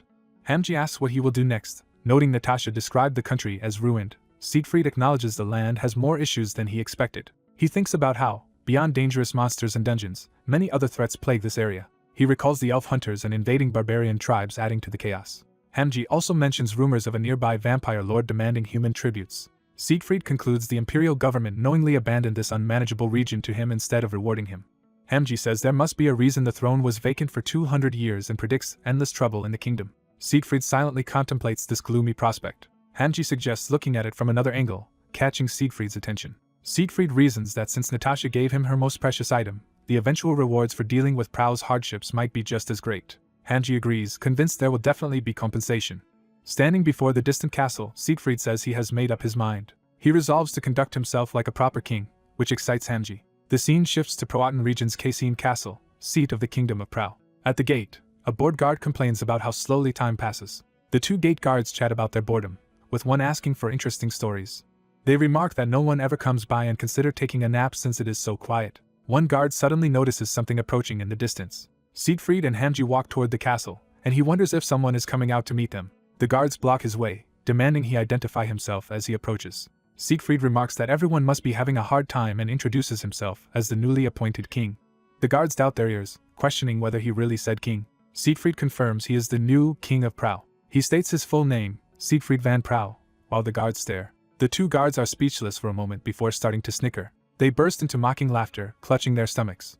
Between laughs they call him crazy, saying he looks shabby and pathetic. Hamji angrily calls them uncouth brutes and insists that even if his master looks like a beggar he is a legitimate king, while Siegfried feels slightly insulted. The guards mock Hamji as a fat rat trying to be cute and deride his squeaky speech. Hamji is deeply offended at being called a fat rat. Siegfried calmly states that, unbelievable as it sounds, he really won a tournament and received this kingdom as a prize from the emperor.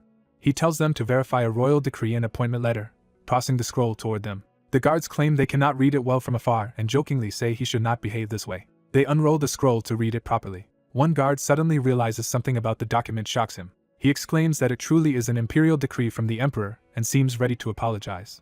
But then he mockingly asks if Siegfried thought they would apologize, clearly ripping the document instead. The guard tells Siegfried his scam failed and asks if he knows whom they hate most. He declares that they hate the emperor more than anyone. They explain they have heard nothing from their superiors and refuse to recognize either the emperor or Siegfried, ordering him to leave while they are still being nice. Siegfried notes that communication has completely failed and the atmosphere has turned tense. He sternly orders them to bring their superior officers before him while he is still willing to be nice. The guards ignore him and charge, shouting insults and telling him to get lost. Siegfried swiftly dodges and moves into strike. He smashes one guard in the face while the other lunges, calling him stupid. Siegfried grabs a spear mid-attack. He activates the lightning spear skill and surges forward with an electrified thrust. The lightning blast obliterates the gate, sending debris and guards flying. A surviving guard trembles, realizing Siegfried did not want to hurt his own people. Siegfried says they left him no choice, standing amid lightning and fallen soldiers. With a fierce grin, he wonders aloud if he should clean up this rotten kingdom a bit. Many guards are flung into the air or lie scattered around from his earlier attacks. More soldiers rush in shouting to arrest the intruder. They surround Siegfried and coordinate attacks on what they think are his blind spots. Siegfried easily counters them and mocks how pathetic Prow's soldiers are, saying it explains the kingdom's condition. Inside, an officer with red hair complains that Siegfried is driving them crazy. He recognizes Siegfried as an otherworld adventurer and wonders why someone like that is assaulting their castle and whether they angered him. A subordinate begs Lord Ronan for orders, fearing they will be annihilated at this rate. Ronan snaps and orders them to kill Siegfried by any means necessary. The soldiers swarm Siegfried again as he stands alone in the courtyard. Siegfried notes the soldiers' morale has suddenly gone up for no obvious reason.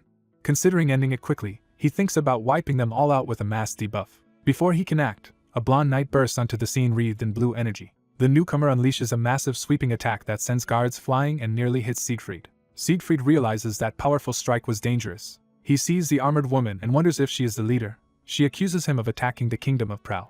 An information window identifies her as Oscar, a level 101 NPC and deputy commander of Prow's forces.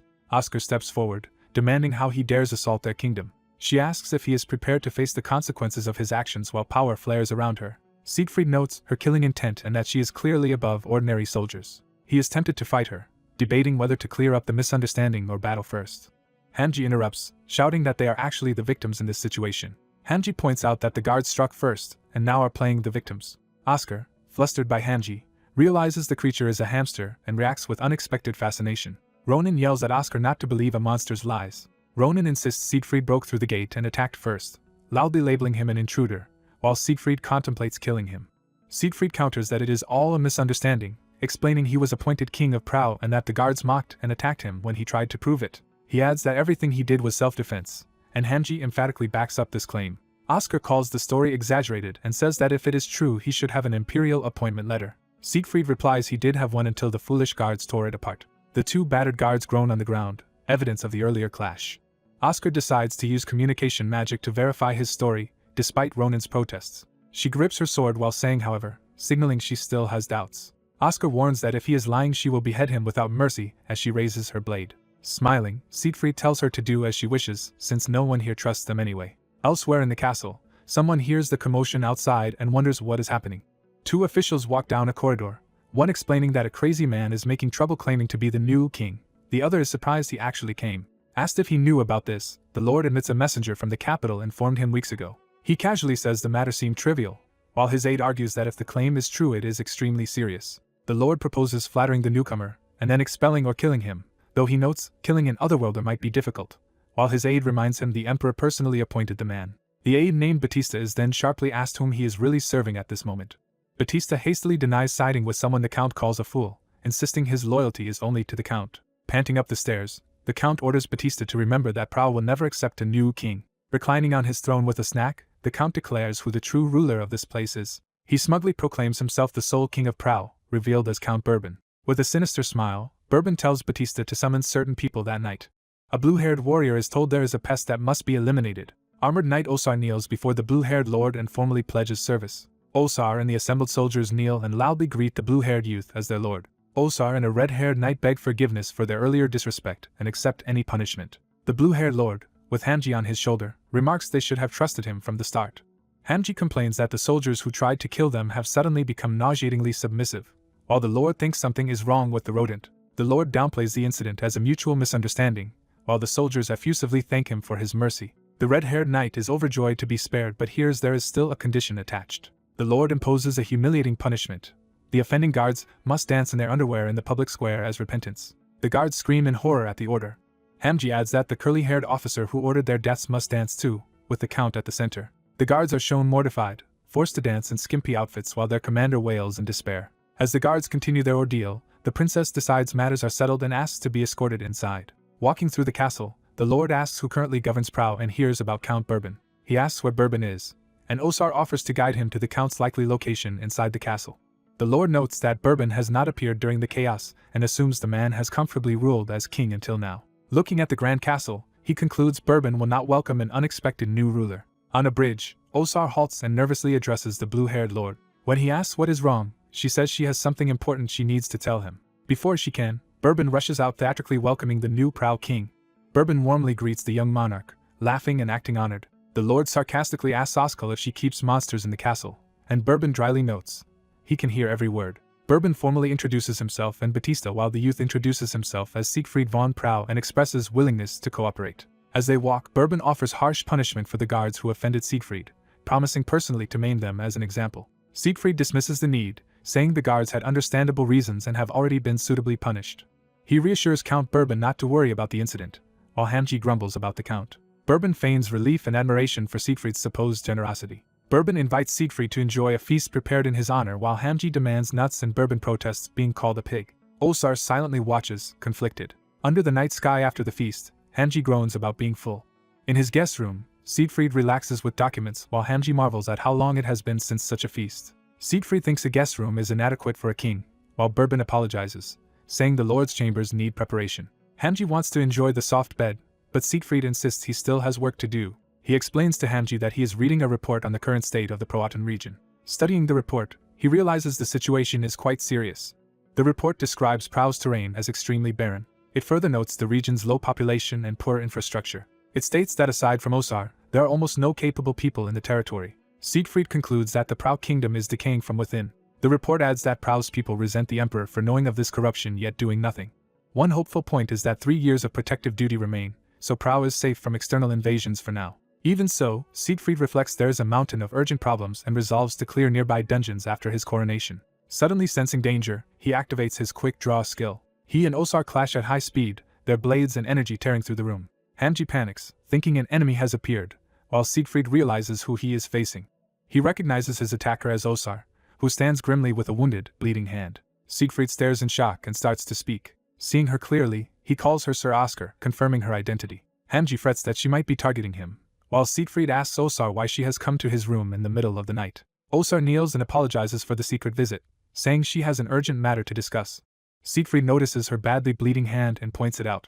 Hamji theatrically wonders who can treat such a wound, warning it will worsen if ignored. He then calls forth healing items with magic. Using his infinite bag, Hamji produces bandages and healing potions. While Osar bandages Siegfried's hand, Hamji tells them to report any wounds to him in future, and Siegfried thanks him. Siegfried comments on how severe Osar's hand injury is. Osar claims it is nothing for a knight, but winces in pain, and Siegfried replies that even heroes feel wounds. As he finishes wrapping her hand, he asks what urgent issue prompted her secret nighttime visit. She hesitates, struggling to say what is on her mind. Osar finally asks if he truly intends to become king of Prau, confusing Siegfried. She explains that Prau cannot be ruled half-heartedly, and notes no one has successfully been king of this barren land for 2 centuries. If he is not serious, she respectfully urges him to leave Prau. Siegfried is taken aback, and Hamji apologizes for interrupting such a solemn conversation. Siegfried notices Osar unconsciously holding Hamji. Embarrassed, she lets go while Hamji boasts she has fallen for his charms. Osar says that as a knight she cannot normally speak so frankly to a king, but if Siegfried lacks resolve then. Siegfried rises and tells Sir Oscar he understands her worries. He assures her that this land now belongs to him, and he will not rule it half-heartedly. Looking out at the moon, he solemnly promises that sincerely. Osar asks if he really means what he says. Siegfried answers confidently that he does. She presses if there is truly no lie, and he says it goes without saying. She still seems uncertain, prompting his exasperated reaction. Siegfried complains she should believe him by now, while Hamji jokes that his master does not seem very trustworthy. Siegfried says that since she finally believes him, he will get to the main point. He names Count Verben as the problem they must address. Osar warns that Verben is dangerous, and Hamji confirms she means the gluttonous pig from earlier. Siegfried admits he dislikes Verben too but questions why Osar, his former subordinate, is warning a stranger about him. Osar looks distraught under the question. She explains she has distrusted Verben from the start, and that her loyalty is to Prau territory, not to him. She adds that Verben is not worthy of absolute loyalty. She details his crimes, extorting the people with heavy taxes and more. She reveals he is also colluding with adventurers to traffic elves. Osar recounts Verben's background as a corrupt yet capable central official who was exiled to Prau. His misdeeds worsened until the central government expelled him, after which he sought to rebuild power in Prau. To do so, he made deals with elf hunters. In exchange for them clearing monsters near Cassine Castle, he ignored their elf hunts. More recently, under the guise of security costs, he began funneling tax money to the elf hunters. Worse, claiming to be suppressing vampires, he has been sacrificing 10 locals each month to a vampire lord. Siegfried and Hamji conclude that Verben, allied with elf hunters and a vampire lord, is more vile than expected. Osar agrees and insists their first priority must be dealing with Verben, the source of all this evil. Siegfried objects that openly punishing Verben is difficult because public opinion of the Count remains relatively favorable. He argues that punishing Verben would provoke backlash, then challenges whether Osar really believes public safety is thanks to Verben. He is especially enraged by the idea of people being sacrificed alive to the vampire lord. Siegfried interprets Osar's plan as suggesting gradual resistance instead of immediate action. He counters that he is someone who acts first and thinks later, so they must decide what to do. He reminds himself he already made a promise. That promise, from an elf woman, was to save this land. Determined, he puts on his special ring and declares it is time to move. Osar looks on in surprise as he prepares to act. Siegfried, with Hamji on his shoulder, says they have a pig to catch.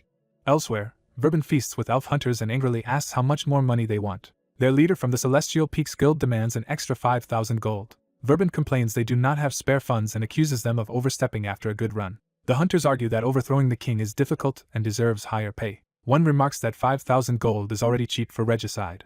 Verben grows uncomfortable with their pressure. Just as he reluctantly agrees to the demand, a huge impact rocks the doors. Startled, Verben shouts for Batista and demands to know what is happening outside. The doors crack again from repeated blows. Verben nervously calls Batista's name, awaiting a response.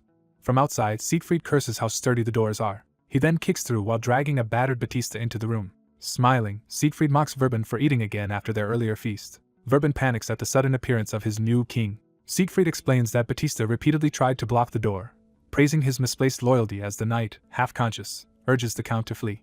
Verben, sweating, babbles that he can explain everything as Siegfried invites him to do so. With a dark look, Siegfried suggests they have a serious talk. Standing on Batista's head, he notes how conveniently they have caught Verben red-handed. Advancing over Batista's prone body, he again proposes they talk. Verben begs to explain while Siegfried coolly agrees and tells him to go ahead. Siegfried then questions why Verben is secretly meeting elf hunters in the king's own castle. Verbin nervously laughs, pretending they are just old friends having a reunion. But the hunter leader snaps that everyone already knows the truth. The hunter leader, eyeing Siegfried, asks Verbin if that youth is truly the new king. Siegfried ominously repeats the insult that the king is just a brat. He orders the hunters to shut up and respect that the adults are talking. The guild leader shouts that Siegfried must be crazy. Siegfried promptly smashes him in the face with a powerful blow. The man is blasted across the hall, to his companion's horror. Siegfried then summons Verbin to come closer. With a chilling grin and glowing eyes, he urges the count to comply. Verbin, terrified, asks if they can keep their distance, but Siegfried insists people must speak face to face. Forcing a laugh, Verbin claims he is fine with that. Siegfried clicks his tongue and hints that if Verbin refuses, he will approach instead. He then hurtles forward in a blur, slamming into Verbin with overwhelming force. The impact crushes Verbin's face as Siegfried's attack lands. Verbin screams in agony. Siegfried pronounces sentence. Count Verbin is condemned to death. He lists the charges as oppression, bribery, corruption, and sacrificing his people as living offerings. Siegfried coldly calls him naive for thinking such crimes defensible. He warns Verbin not to act righteous when he knows nothing. Verbin insists the sacrifices were necessary to keep the cursed land safe and that peace requires such offerings. One elf hunter yells that Siegfried, a mere outsider adventurer, does not understand this world's harsh realities. Verbin, desperate, asks if he is really wrong. He curses Siegfried and lunges in rage, only to be overpowered again. Bloodied but composed, Siegfried muses that Verbin calls it sacrificing a few for the greater good and repeats the phrase with chilling disdain. The protagonist grabs Count Verbin's head and tells him not to worry. Determined, the protagonist vows to protect everything without letting anyone be sacrificed. Cloaked in power, he tells Verbin to watch and learn in hell as the Count begs for time. He unleashes a massive blue strike downward. Oscar runs past Verbin's corpse, urgently calling out to the king. Oscar looks up, shocked by what she sees. Seeing the aftermath, she realizes the king has finally done it. The hamster reassures Oscar that the seemingly reckless king always has a plan. Internally panicking, the hamster admits it has no idea what the king's plan is. It nervously says to trust the king anyway, insisting he keeps his word. Oscar privately finds that claim even harder to believe. She decides there is no time for hesitation anymore. Watching the king, she thinks he trusted her and executed the count instantly, so she must show equal faith. The king recalls advice to frame his injuries as self-defense while preparing another move. Oscar leaps in front of him, attacking enemies while shouting to protect his majesty. Landing from her kick, she apologizes to the king for arriving late. The king jokes about her powerful kicks, and Oscar apologizes for coming without a sword. The king conjures a great sword, asks if she can wield it, and offers it to her. He tells Oscar there is no time to proceed slowly anymore. Smiling, Oscar agrees to follow his lead. The king says they will start by clearing out the filthy intruders running through his home. Oscar grips the greatsword's hilt. Declaring her loyalty, Oscar promises to follow the king's commands. The enemy leader orders his men to kill them. Oscar gathers mana around her and the great sword, readying a technique. She focuses intensely, eyes sharpening. Oscar's sword technique slashes through the charging enemies in a blinding flurry. The two attackers suddenly find themselves bound by glowing lines, confused. Their screams echo as Oscar calmly finishes them off. The king marvels at Oscar's incredible speed with a great sword and thinks she may surpass him in swordsmanship. He is suddenly alerted by something off-screen. He shouts a warning for Oscar to look behind her. A huge stone monster drops toward Oscar, who lies momentarily vulnerable on the ground. Oscar is blown back by the impact, crying out in pain. The stone monster crashes down, shattering the floor. A summoner appears with the giant monster, complaining that they killed his money maker and many subordinates. Introducing himself as Chanbong, a high-level summoner and master of demons, he decides to kill everyone present. Sensing Chanbong's power, Oscar judges him far stronger than the previous foes and begs the king to step back so she can handle him. The king refuses, declaring he will take care of this trash personally. He turns to Oscar and formally orders her to stay still. Chanbong mocks the low-level king for acting tough despite being weaker than his own knight. The king retorts that Chanbong should wipe his bloody nose before bragging about being high-level, revealing himself as level 50. Chanbong snarls that the king's arrogance will cost him more than a nosebleed. He commands his summoned monster, Sapal, to crush them. The massive stone monster charges, roaring toward the king. From the king's perspective, Sapal rushes him as he calmly raises his hand. The king activates a ring's power, surrounding himself with ominous purple energy. A system window explains his skill's Scorn of the Strong, which boosts damage to higher-level foes while reducing damage taken. The interface shows the monster as level 85 and the king as level 50, emphasizing the level gap his skill will exploit. The king strikes, and a colossal blue blast obliterates the monster in one blow. Chanbong stares in disbelief at his fallen monster, stunned it was destroyed instantly. Horrified, he cannot accept that a supposedly low-level opponent defeated his level 85 summon. The king, eyes glowing, asks if it is finally his turn to act. Chanbong shrieks in shock at the turn of events. His terrified screams echo across the castle exterior. The narration introduces players as adventurers from another world, marked by glowing runes. It explains that players possess the rune of transcendence, allowing them to sense a target's power scale even though NPCs cannot see levels. Because of this hidden system, Oscar's instincts about the king's strength kept conflicting with what she perceived. She thinks the high-level adventurer should have been stronger than the king, and cannot fathom how the king won in one hit. Looking at Chanbong's dissolving body, she questions whether her senses are completely wrong. She wonders if the king's power is so overwhelming that it fools her perception. The king asks if Oscar is alright, noticing her dazed state. Flustered, Oscar insists she is fine, but the king doubts it. When she asks what he means, he points out her bleeding arm and tells her to look. Oscar realizes the wound reopened from the earlier impact as the king inspects it. She insists it is nothing, while the hamster blames the king for not protecting her properly and urges treatment. Oscar insists it is her duty to protect him and apologizes for causing him trouble. As she offers to check for more enemies outside, the king instead asks her to convene an emergency meeting immediately. Surprised, Oscar confirms he wants the meeting right now. He explains they have already made a mess and must clean it up at once. The scene shifts to the king's hall of Cassine Castle, where nobles are gathering. Some nobles grumble about being summoned to an emergency meeting in the middle of the night so soon after the new king's coronation. Others speculate that the young adventurer king is just trying to establish discipline and must be thrilled by his sudden rise. They decide to smooth things over but note that Count Verban is curiously absent. The great doors to the hall swing open. The herald announces the arrival of His Majesty Siegfried von Prau as he enters with Oscar. The assembled nobles react with shock. The king strides in, bloodstained but composed, with Oscar following behind. He walks slowly up the red carpet, while everyone watches in silence. Whispering nobles point out the blood on him and nervously wonder if he is a tyrant. The king closes his eyes, recalling past teachings. A memory of his master begins, telling him to remember the most basic principle. The master teaches that true strength shows in one's walk, proud posture, taut body, and confident stride. He further explains that a strong person has fierce yet composed eyes. The master asks if the disciple understands this lesson. Applying that teaching, the king steps forward with firm determination. A system notification appears, giving him the special quest sit on the throne. The quest details say only rulers can accept it, and that sitting on the throne will grant the strengthened title ruler of Proaten. He wonders if this sudden quest is tied to his existing ruler of Proaten title. The interface shows that title as legendary but currently without extra options. He walks toward the throne, hoping the new options will be worthwhile. He sits on the throne. The quest instantly completes. Another notification triggers the activation of Force of the Lord, a powerful title effect. The system announces that additional abilities have been added to Ruler of Proaten. The updated title now grants massive stat boosts, experience bonuses, and bonus levels while he remains in Proaten. It also provides steady automatic level increases over time. Overwhelmed, he marvels that the options are absurdly strong, like leveling up just by breathing. A warning explains that Force of the Lord can cause body overload. As red lightning engulfs him on the throne, he worries that overload might literally mean enduring the painful weight of the crown. His fears prove true as he screams in agony under the surging power. System messages show him rapidly gaining levels 51 and 52. Writhing, he curses the hive system for granting power in such a painful way. More notifications mark levels 53 and 54 gained. Gritting his teeth, he resolves to accept this suffering if it is the weight of the crown.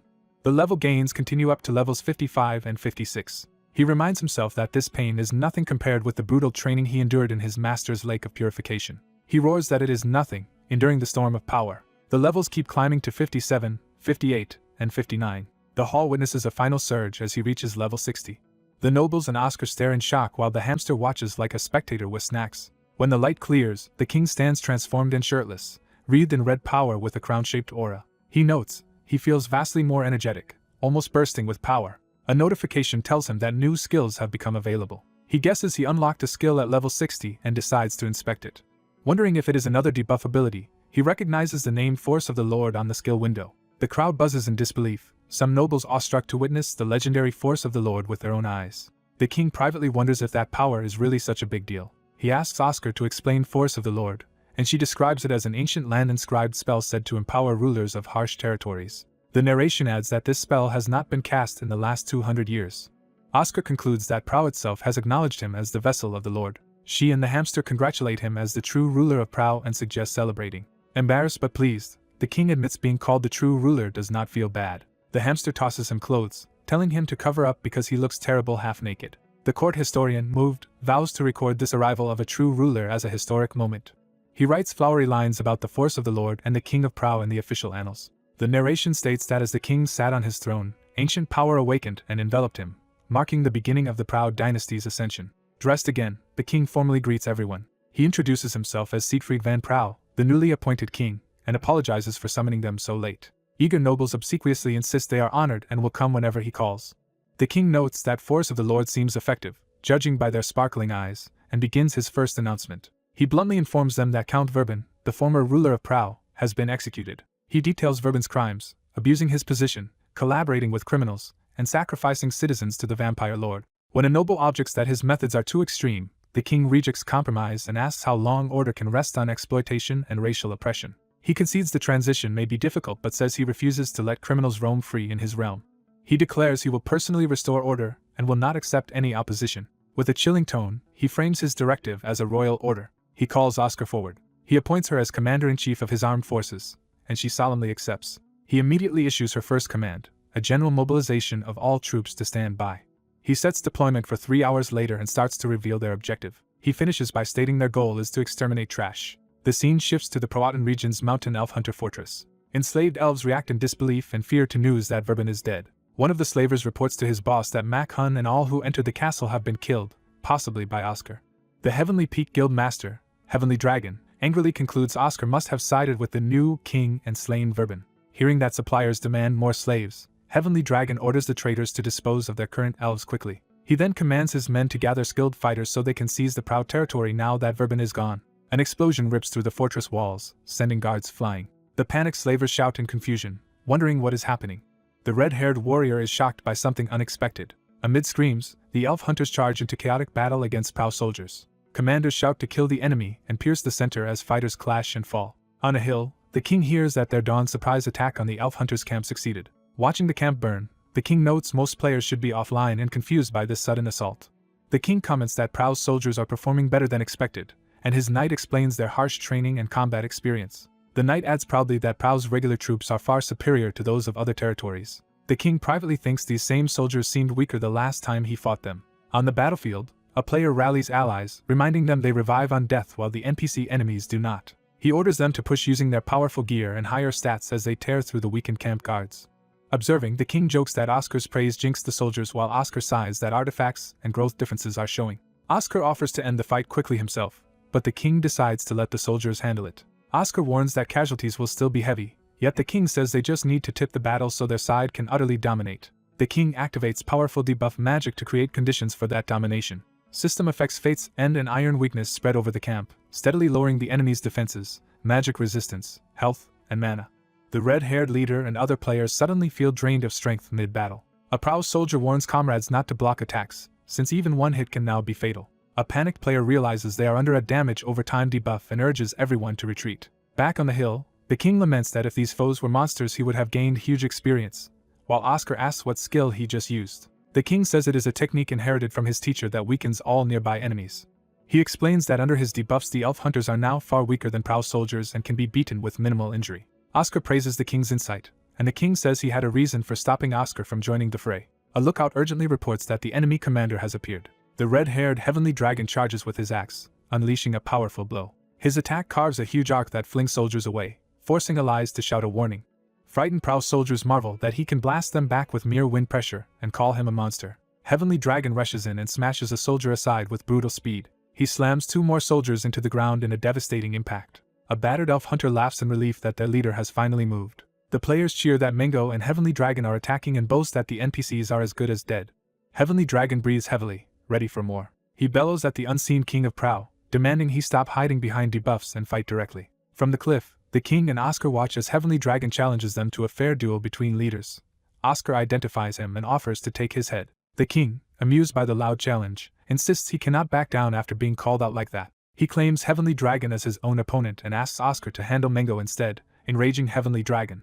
Oscar protests that protecting the king is his duty. The king reassures him that even if he dies he will simply revive and tells Oscar to guard the rear. He adds that as king he also has the duty to protect his people. He affirms that taking responsibility for his subjects is exactly what a true king should do. Oscar is left speechless and moved by his resolve. The king tosses Oscar his cloak, saying he does not want to burn it again. As Oscar panics, the king turns away with his weapon, saying he will head down first. Walking off the cliff path, he casually asks Oscar not to die while he is gone. Sliding rapidly toward the battlefield, he remarks that he does not want to lose a subordinate he has only just met. Oscar reluctantly agrees to watch the cloak and accept this order. Thinking ahead, he worries about what more dangers await them. Down below, Heavenly Dragon watches the approaching figure and frowns in confusion. Mengo complains that the Proud King and Oscar have not answered their call yet, then notices someone coming. Heavenly Dragon squints, puzzled about who this newcomer is. Seeing a young man with a strange weapon flying toward them, he realizes it is not Oscar at all. The young king activates Lightning Spear, surrounding his staff with crackling electricity. He dives like a thunderbolt straight at Heavenly Dragon, lightning tearing through the camp as Mango screams for his brother to move. Heavenly Dragon, eyes blazing red, roars that the lightning is nothing to him. He swings his axe through the bolt with a manic laugh, trying to overpower the attack. The king nimbly follows up, charging again with his electrified staff. He then calls down an even stronger skill, Heaven's Wrath, channeling massive lightning through his weapon toward Heavenly Dragon. A pillar of light crashes down on Heavenly Dragon, who catches it on his axe but is driven back. Smirking through the sparks, the king taunts him, asking if he can endure an even stronger blow. Heavenly Dragon grimaces as the sustained electric shock saps his strength. The current tears into him until he screams in agony. Mango watches in horror as his older brother is engulfed by the lightning strike. Bruised and smoking, Heavenly Dragon clutches his face while the king reminds him he had demanded a proper fight between leaders. Standing over him, the king darkly promises to beat him up thoroughly. Nearby prow soldiers stare in awe at the scene of the two brothers overwhelmed. The king orders everyone to step back, saying he will handle Heavenly Dragon alone, and the soldiers obey. Enraged, Mango gathers ominous red energy around his fists. Shouting about his wounded brother, he hurls himself at the king in a rage. He rockets forward, fist cocked, as the relaxed king watches him approach. Before the punch lands, Oscar leaps in, intercepting Mango with a sword strike. Oscar rebukes Mango, saying the man he is attacking is not someone to address so lightly. Drawing both blades, Oscar declares that he will be Mango's opponent instead. Mango cries out Oscar's name, furious. The king calmly leaves Mango to Oscar, who accepts the duel. Looking down at the fallen Heavenly Dragon, the king asks how long he plans to lie there. He notes that he has even allowed Heavenly Dragon time to recover as the latter gulps potions. Heavenly Dragon drinks, then mutters that the situation is humiliating. He grudgingly admits the king is impressive for a supposedly low-level player who did not win the previous survival event by luck. The king mocks him for acting tough when he nearly lost. Heavenly Dragon recalls the rumors of a physical dealer who relies on debuffs and asks if the earlier area debuff was the king's doing, while the king impatiently asks his point. Heavenly Dragon erupts into berserk, red energy flooding his body. The king warns him not to get arrogant over surviving a single attack. Heavenly Dragon, now in berserk state, vows to hound him relentlessly as a system notice confirms the buff's activation. The king deduces that berserk is a physical enhancement meant to offset his debuffs and considers humoring this approach. The two glare at each other, both ready to continue. Heavenly Dragon charges again with a feral scream, hammering at the king's shield. His empowered swing smashes into the king, sending shockwaves across the arena. The king reactivates Heaven's Wrath, surrounding himself with lightning once more. The follow-up strike slams Heavenly Dragon, his hair and blood flying under the impact. Gasping, Heavenly Dragon realizes the king reused a speed-type skill from earlier. He snaps that it will not work twice and relies on Berserk's immunity to attribute base status effects, which also boosts his basic stats and health. Empowered, he roars and launches a vertical assault meant to cleave the king. The king analyzes that Heavenly Dragon's status immunity explains his confidence. While exchanging blows, the king notes another debuff, Scorn of the Strong, is on cooldown and wonders about trying a non-attribute debuff instead. Dodging another swing, he decides to test that different option. Heavenly Dragon sneers that the king still has the luxury to be distracted mid-battle.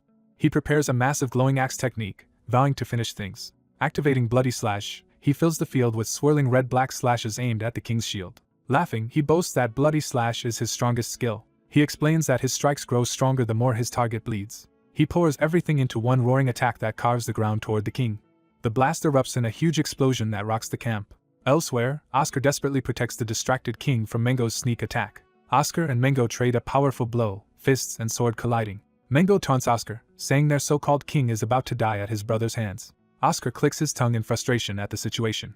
Heavenly Dragon's axe embeds in the ground, showing how vicious the attack was. He approaches the downed king, saying the rookie is too naive and that he will teach him a harsh lesson. The king, sitting amid dust, listens as Heavenly Dragon calls Prow a cursed territory beset by barbarians, vampires, and corruption on all sides. Heavenly Dragon asks if the young ruler really believes he can handle all these enemies alone.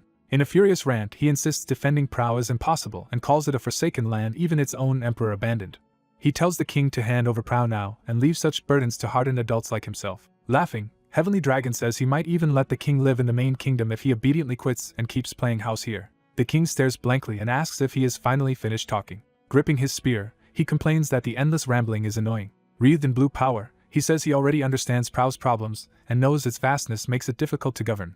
Smiling, he states that despite that, someone still has to take responsibility, implying he has accepted that role. Heavenly Dragon, aflame with killing intent, says he gave the king a chance because he resembled his nephew. He yells that the king still has not come to his senses and deserves no more mercy. Activating Bloody Slash again, he screams for the king to disappear. As the skill tries to trigger, a system message interrupts, leaving Heavenly Dragon shocked that his activation has been cancelled.